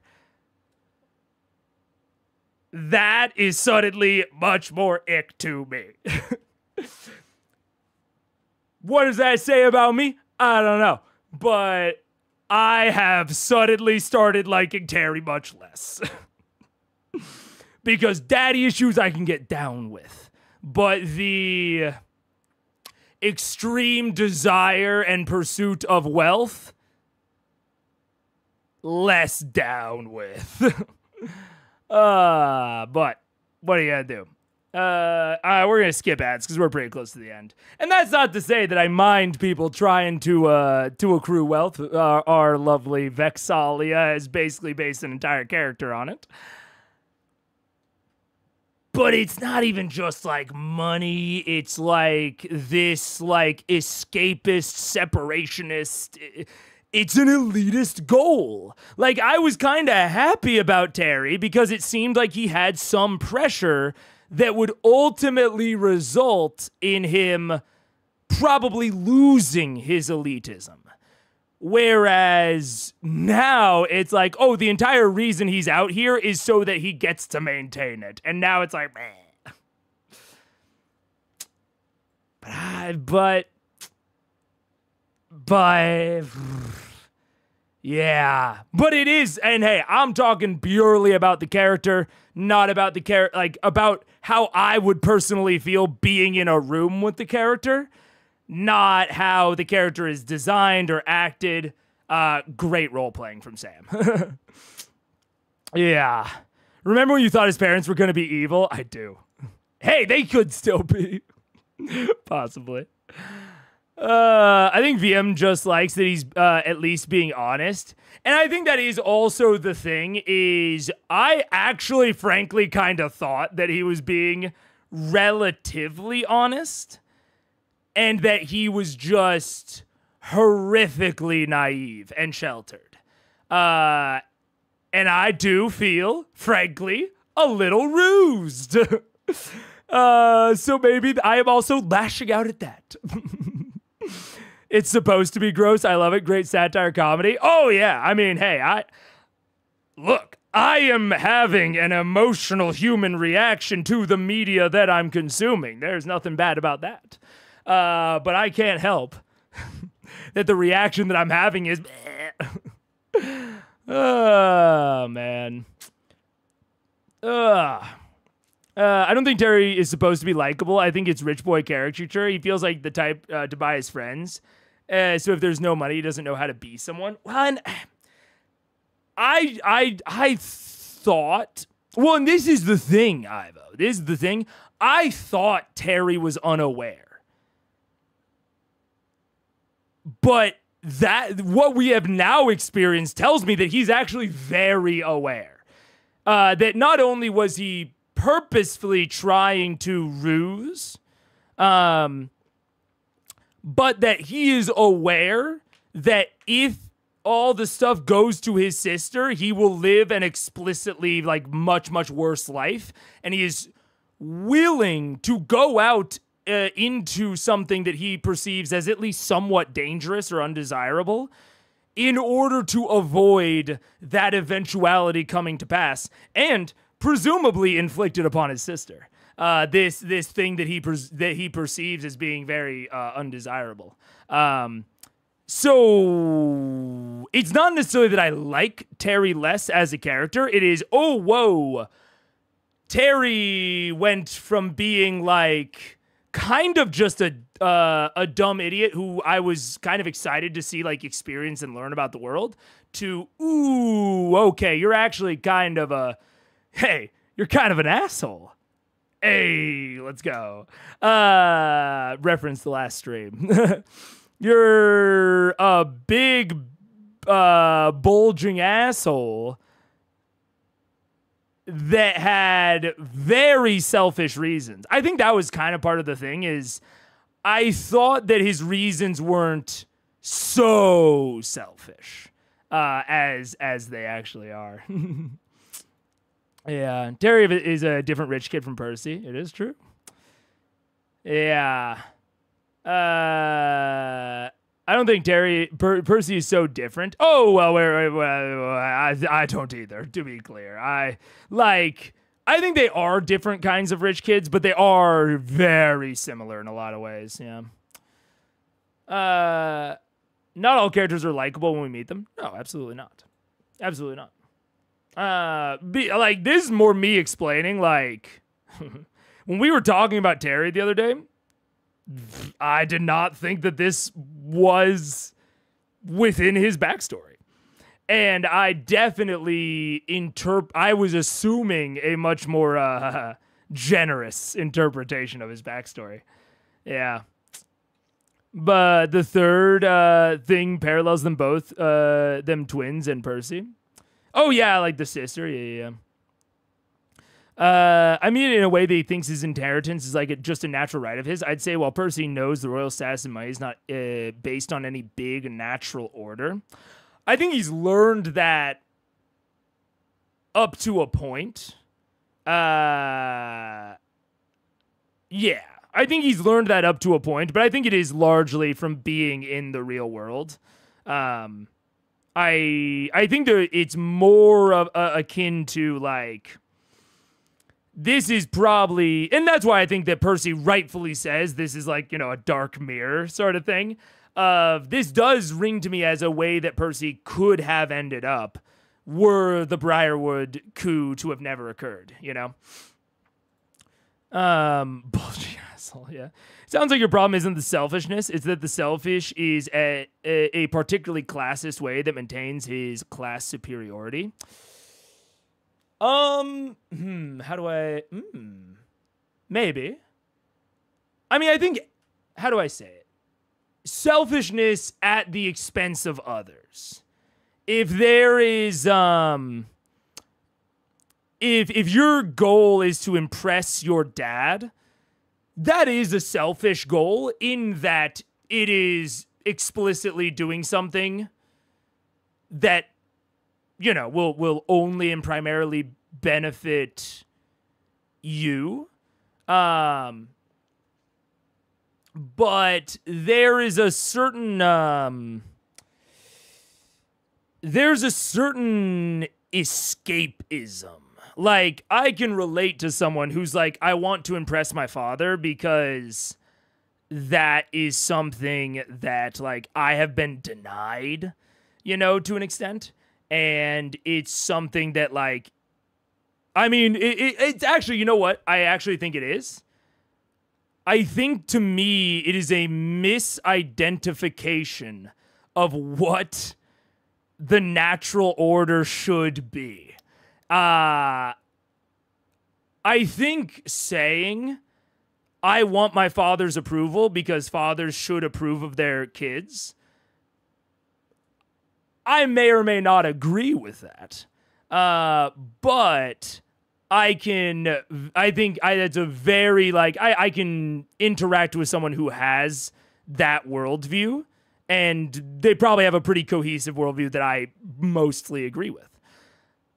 Someone that is like, I want my stuff and my toys because stuff and toys should go to me and not my sister, that is someone I don't fuck with. So it's not, yeah, you're right. It is not necessarily that it is selfish. It is that the identification of the things that ought to be is something that I just can't get down with. Even if I disagree that, like, fathers inherently ought to approve of their children in all circumstances, I can get behind that if someone else does feel that way. I can't get behind, I should have the estates and my sister shouldn't. Unless we meet his sister and she sucks, then maybe there's like a little asterisk to it. I don't know. But I do think that is like my core like ick with it. Yeah. But anyways. Look, that was terrible tough love, and I'm very sorry. I think you should come with us. I think you should. I can be like an apprentice. No. Or an intern. You guys are so powerful, and I'm not. Do you know something? That fucking gaudy hat you're wearing, I would have no idea how to harness the power of that hat. Really? I don't know shit about shit. All I know how to do is hit people in the back of the head. That's the one skill that I have. You know a lot more than I do. All you lack is experience. Really? Yeah, but I really am a little worried he's going to die in the Nine Hells. Well, I'm worried that we're all Is there somewhere a little less scary we can take him?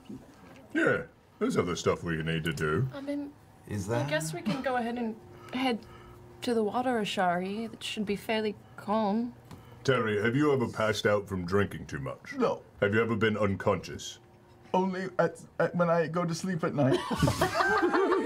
Oh my gosh! Oh no, I like it! Oh. Did it? Damn it! Oh. Beat him to a bloody pulp before we liked him. Look, we're all fuck-ups. We like Man, and it is okay. I am. Even though me and okay, I'm getting on board. I gotta have my reaction. And now I can, you know, okay.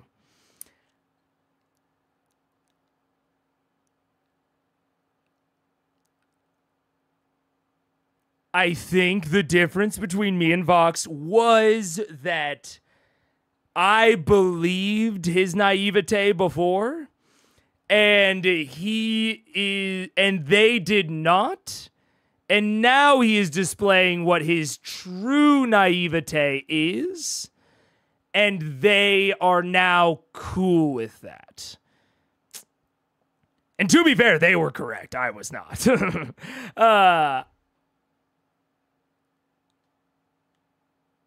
And there's like a version of this I can construct where that worldview that I find gross is actually the core naive thing about him. And Vox Machina might very reasonably assume that by giving him world experience and having that innocence lost, that his worldview will naturally change from that. In a similar way of Vex. Whereas I was like, oh, you know, he'll come to realize that he was sheltered and that the world is different than he thought it was. It is not necessarily an innocent story. It is more of a there's a term for it. It's not a fish out of water. I mean, I guess it's kind of a fish out of water, but I feel like there's a subset. It's a fish out of water story where he desperately wants to coming of age slightly. It's more like he desperately wanted to maintain the way that things have been, and that was his inciting incident, but his arc is more of, oh, I shouldn't maintain the way that things have been. The thing that I learned is that the way that things were, like my previous worldview was wrong. And that can be the arc. We like people that show their vulnerabilities, yeah. They do. Awakening? Yeah, I don't know what the sub word I'm looking for is, but it's not those. I can't quite place it, but yeah. And look, hey, maybe I was being too generous. Maybe self-actualization. That's you guys are getting, I think, closer by the suggestion. Yeah, sort of like, you know, he was essentially asleep, you know, lulled into a false sense of how the world was, and that was when that was threatened, he took very extreme action. And that was one of the things I identified as something that I liked about him. That he seemed to be willing to go out and try to experience something to fill whatever void was going on back home. I thought he was feeling like an aching need that he had. But that's not true. He was looking to actually prevent his life from changing in any way. It was I will temporarily change my life in this extreme way to be able to continue living comfortably. And now the story might be, I don't exactly know what the plot's going to be, obviously. But I can now see a road to not necessarily filling the hole, but changing his entire view on what even is fulfilling. Because at this point now, I believe him that he truly felt fulfilled by his former life. And I would love a scene where he goes and does something cool or badass, and he goes back home, like, having accomplished it, thinking that he maybe would get the approval of his father, and I hope he gets it, too. I hope he gets it and then finds it hollow and lacking and like a pale shadow of what he expected now that he has experienced friends and true love and true appreciation that is not based on what have you, accomplishment necessarily. Because damn it, I don't want to like these moments as I go through my reactions, but now I do. This is actually much like the Raishan moment for me, where I wasn't super in love with this happening in the first place, this introing into things. But now that it is happening, and I'm viewing it within the context of like the concrete story that, all of the possibilities have collapsed into, the backline that we can trace throughout the campaign, the story of the legend of Vox Machina, you might say. In a way, this is Terry failing. Right? This is Terry trying to go out and do something that he thought would impress his father. And in one fell swoop, he has realized he's not cut out for it. He can't impress his father in this moment. Not only is he failing this individual fight, but he is also failing his quest to maintain his thing. Like, in this moment, his sister wins and he loses. And if the only type of love that he has been shown thus far has been conditional, has been, I will give you reward if you accomplish accomplishment, and then he is at his lowest, he loses, he realizes I can't accomplish these things. That's a moment of realization of I'm never going to get love. If that is the only way that you've experienced love in the past, and then Vox Machina comes right over these people that have been pretty rude, pretty antagonistic, very suspicious to him this whole time, and he's been trying to win over. And they say, oh man, now that you failed, you're cool. That has to be like a paradigm shifting moment for a person. Of like, hey, all of that stuff that you were doing for your daddy, that was the shit that made us not like you. Now you're cool. We're homies. Let's go. Hey, let's get you your dad's love and all that. We got you. That's a type of love that he's never experienced. That is like a fundamental reason for his paradigm to shift in his life. Like, we could have just realized we could have just seen the entire climax of his arc right here. I'm not even fucking around. This could just be the climax, because now if he goes off and adventures with them and has a good time and experiences danger, experiences camaraderie, saves someone, he himself is saved in turn, and then he goes back and his dad approves of him, it's going to feel hollow compared to this and compared to the love that Vox Machina shows him. If you've always been on the outside, if you've never been in an in-group, an incredibly tribal group like Vox Machina is a paradigm shifter, to be certain. So that's kind of fun. That's kind of fun. Coming close to the first of 2 possible stop points. We might do that one. 213. Yeah, because my eyes are starting to hurt a little bit. He did say he likes fantasy novels. That is true. In terms of the classic, what does the character want and what do they need? Writing method. Terry is placed squarely at the start of the journey, wanting something he doesn't need. That is true. Because he wants to maintain his wealth and his prestige. But what he needs is love and companionship and friendship. And he thinks he doesn't, right? His father's approval and, consequently probably love isn't what's actually important to him. It is a route. It's like a goal, or it's a method to the thing that he wants. Yeah, you're totally right, Ivo. Hero's journey and all that. Get out of here. Get out of here. People who show their vulnerabilities. No, I'm brave and strong. No. Nobody likes a dick. Well, or a douche nozzle. There it is. It's too many times. Sad, cowering honesty has won us over. Let's get you a beer. Would you like a beer? No, I don't drink beer. Would you like a glass of wine? Yes. We have wine.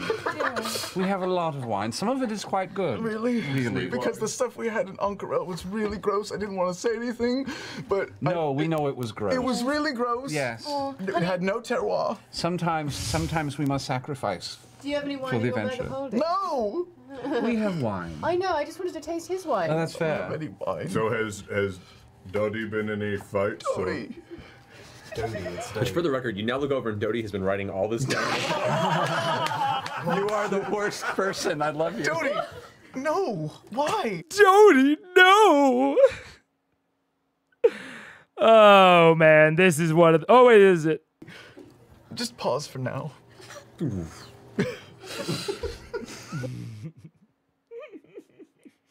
All right, this is one of the first possible stopping points, and I know it looks like, hey, the second possible stopping point, it's only 5 minutes away. 5 minutes can easily turn into an hour here, and I need some food. So, thank you all so much for joining. I appreciate it. What a world. Oh my God. What is going on with my camera angles in the different scenes? I'm down here. Even standing, it's not that much of a difference. I have had a whirlwind of emotions on Terry and Darrington. A real whirlwind, I tell you. And we'll just have to see where I end up. And you know what I've realized? I've realized something about myself too, and I know that sounds corny, but I do honestly think that, because I've talked about this with my wife before. She is very like aware and like, on people that she like perceives as being fake. And I just have this, like, I do just have a mindset that everyone I meet is being pretty upfront with me. Like, I understand that some people might be hiding some things, certainly.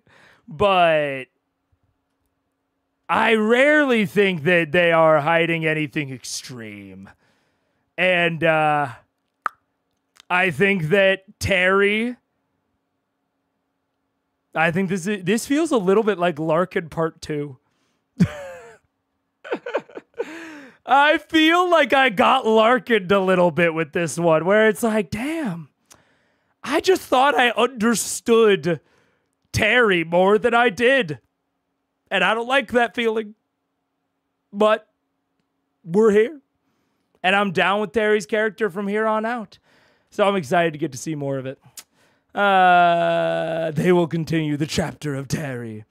Also, thank you, Crazy Smith. I appreciate that. I am also wearing a Toy Story shirt. Yeah, it's Beat the Planet. The Claw. The Claw decides who will stay and who will go. With that, I will leave you all. I will see you on Monday. Sometimes I say at least on Monday. I will definitely not be streaming over the weekend. Because of reasons. I'm busy. I gotta go. Goodbye. Oh, and also thank you to everyone who is new here. I saw a lot of new names, new faces. Loved having you.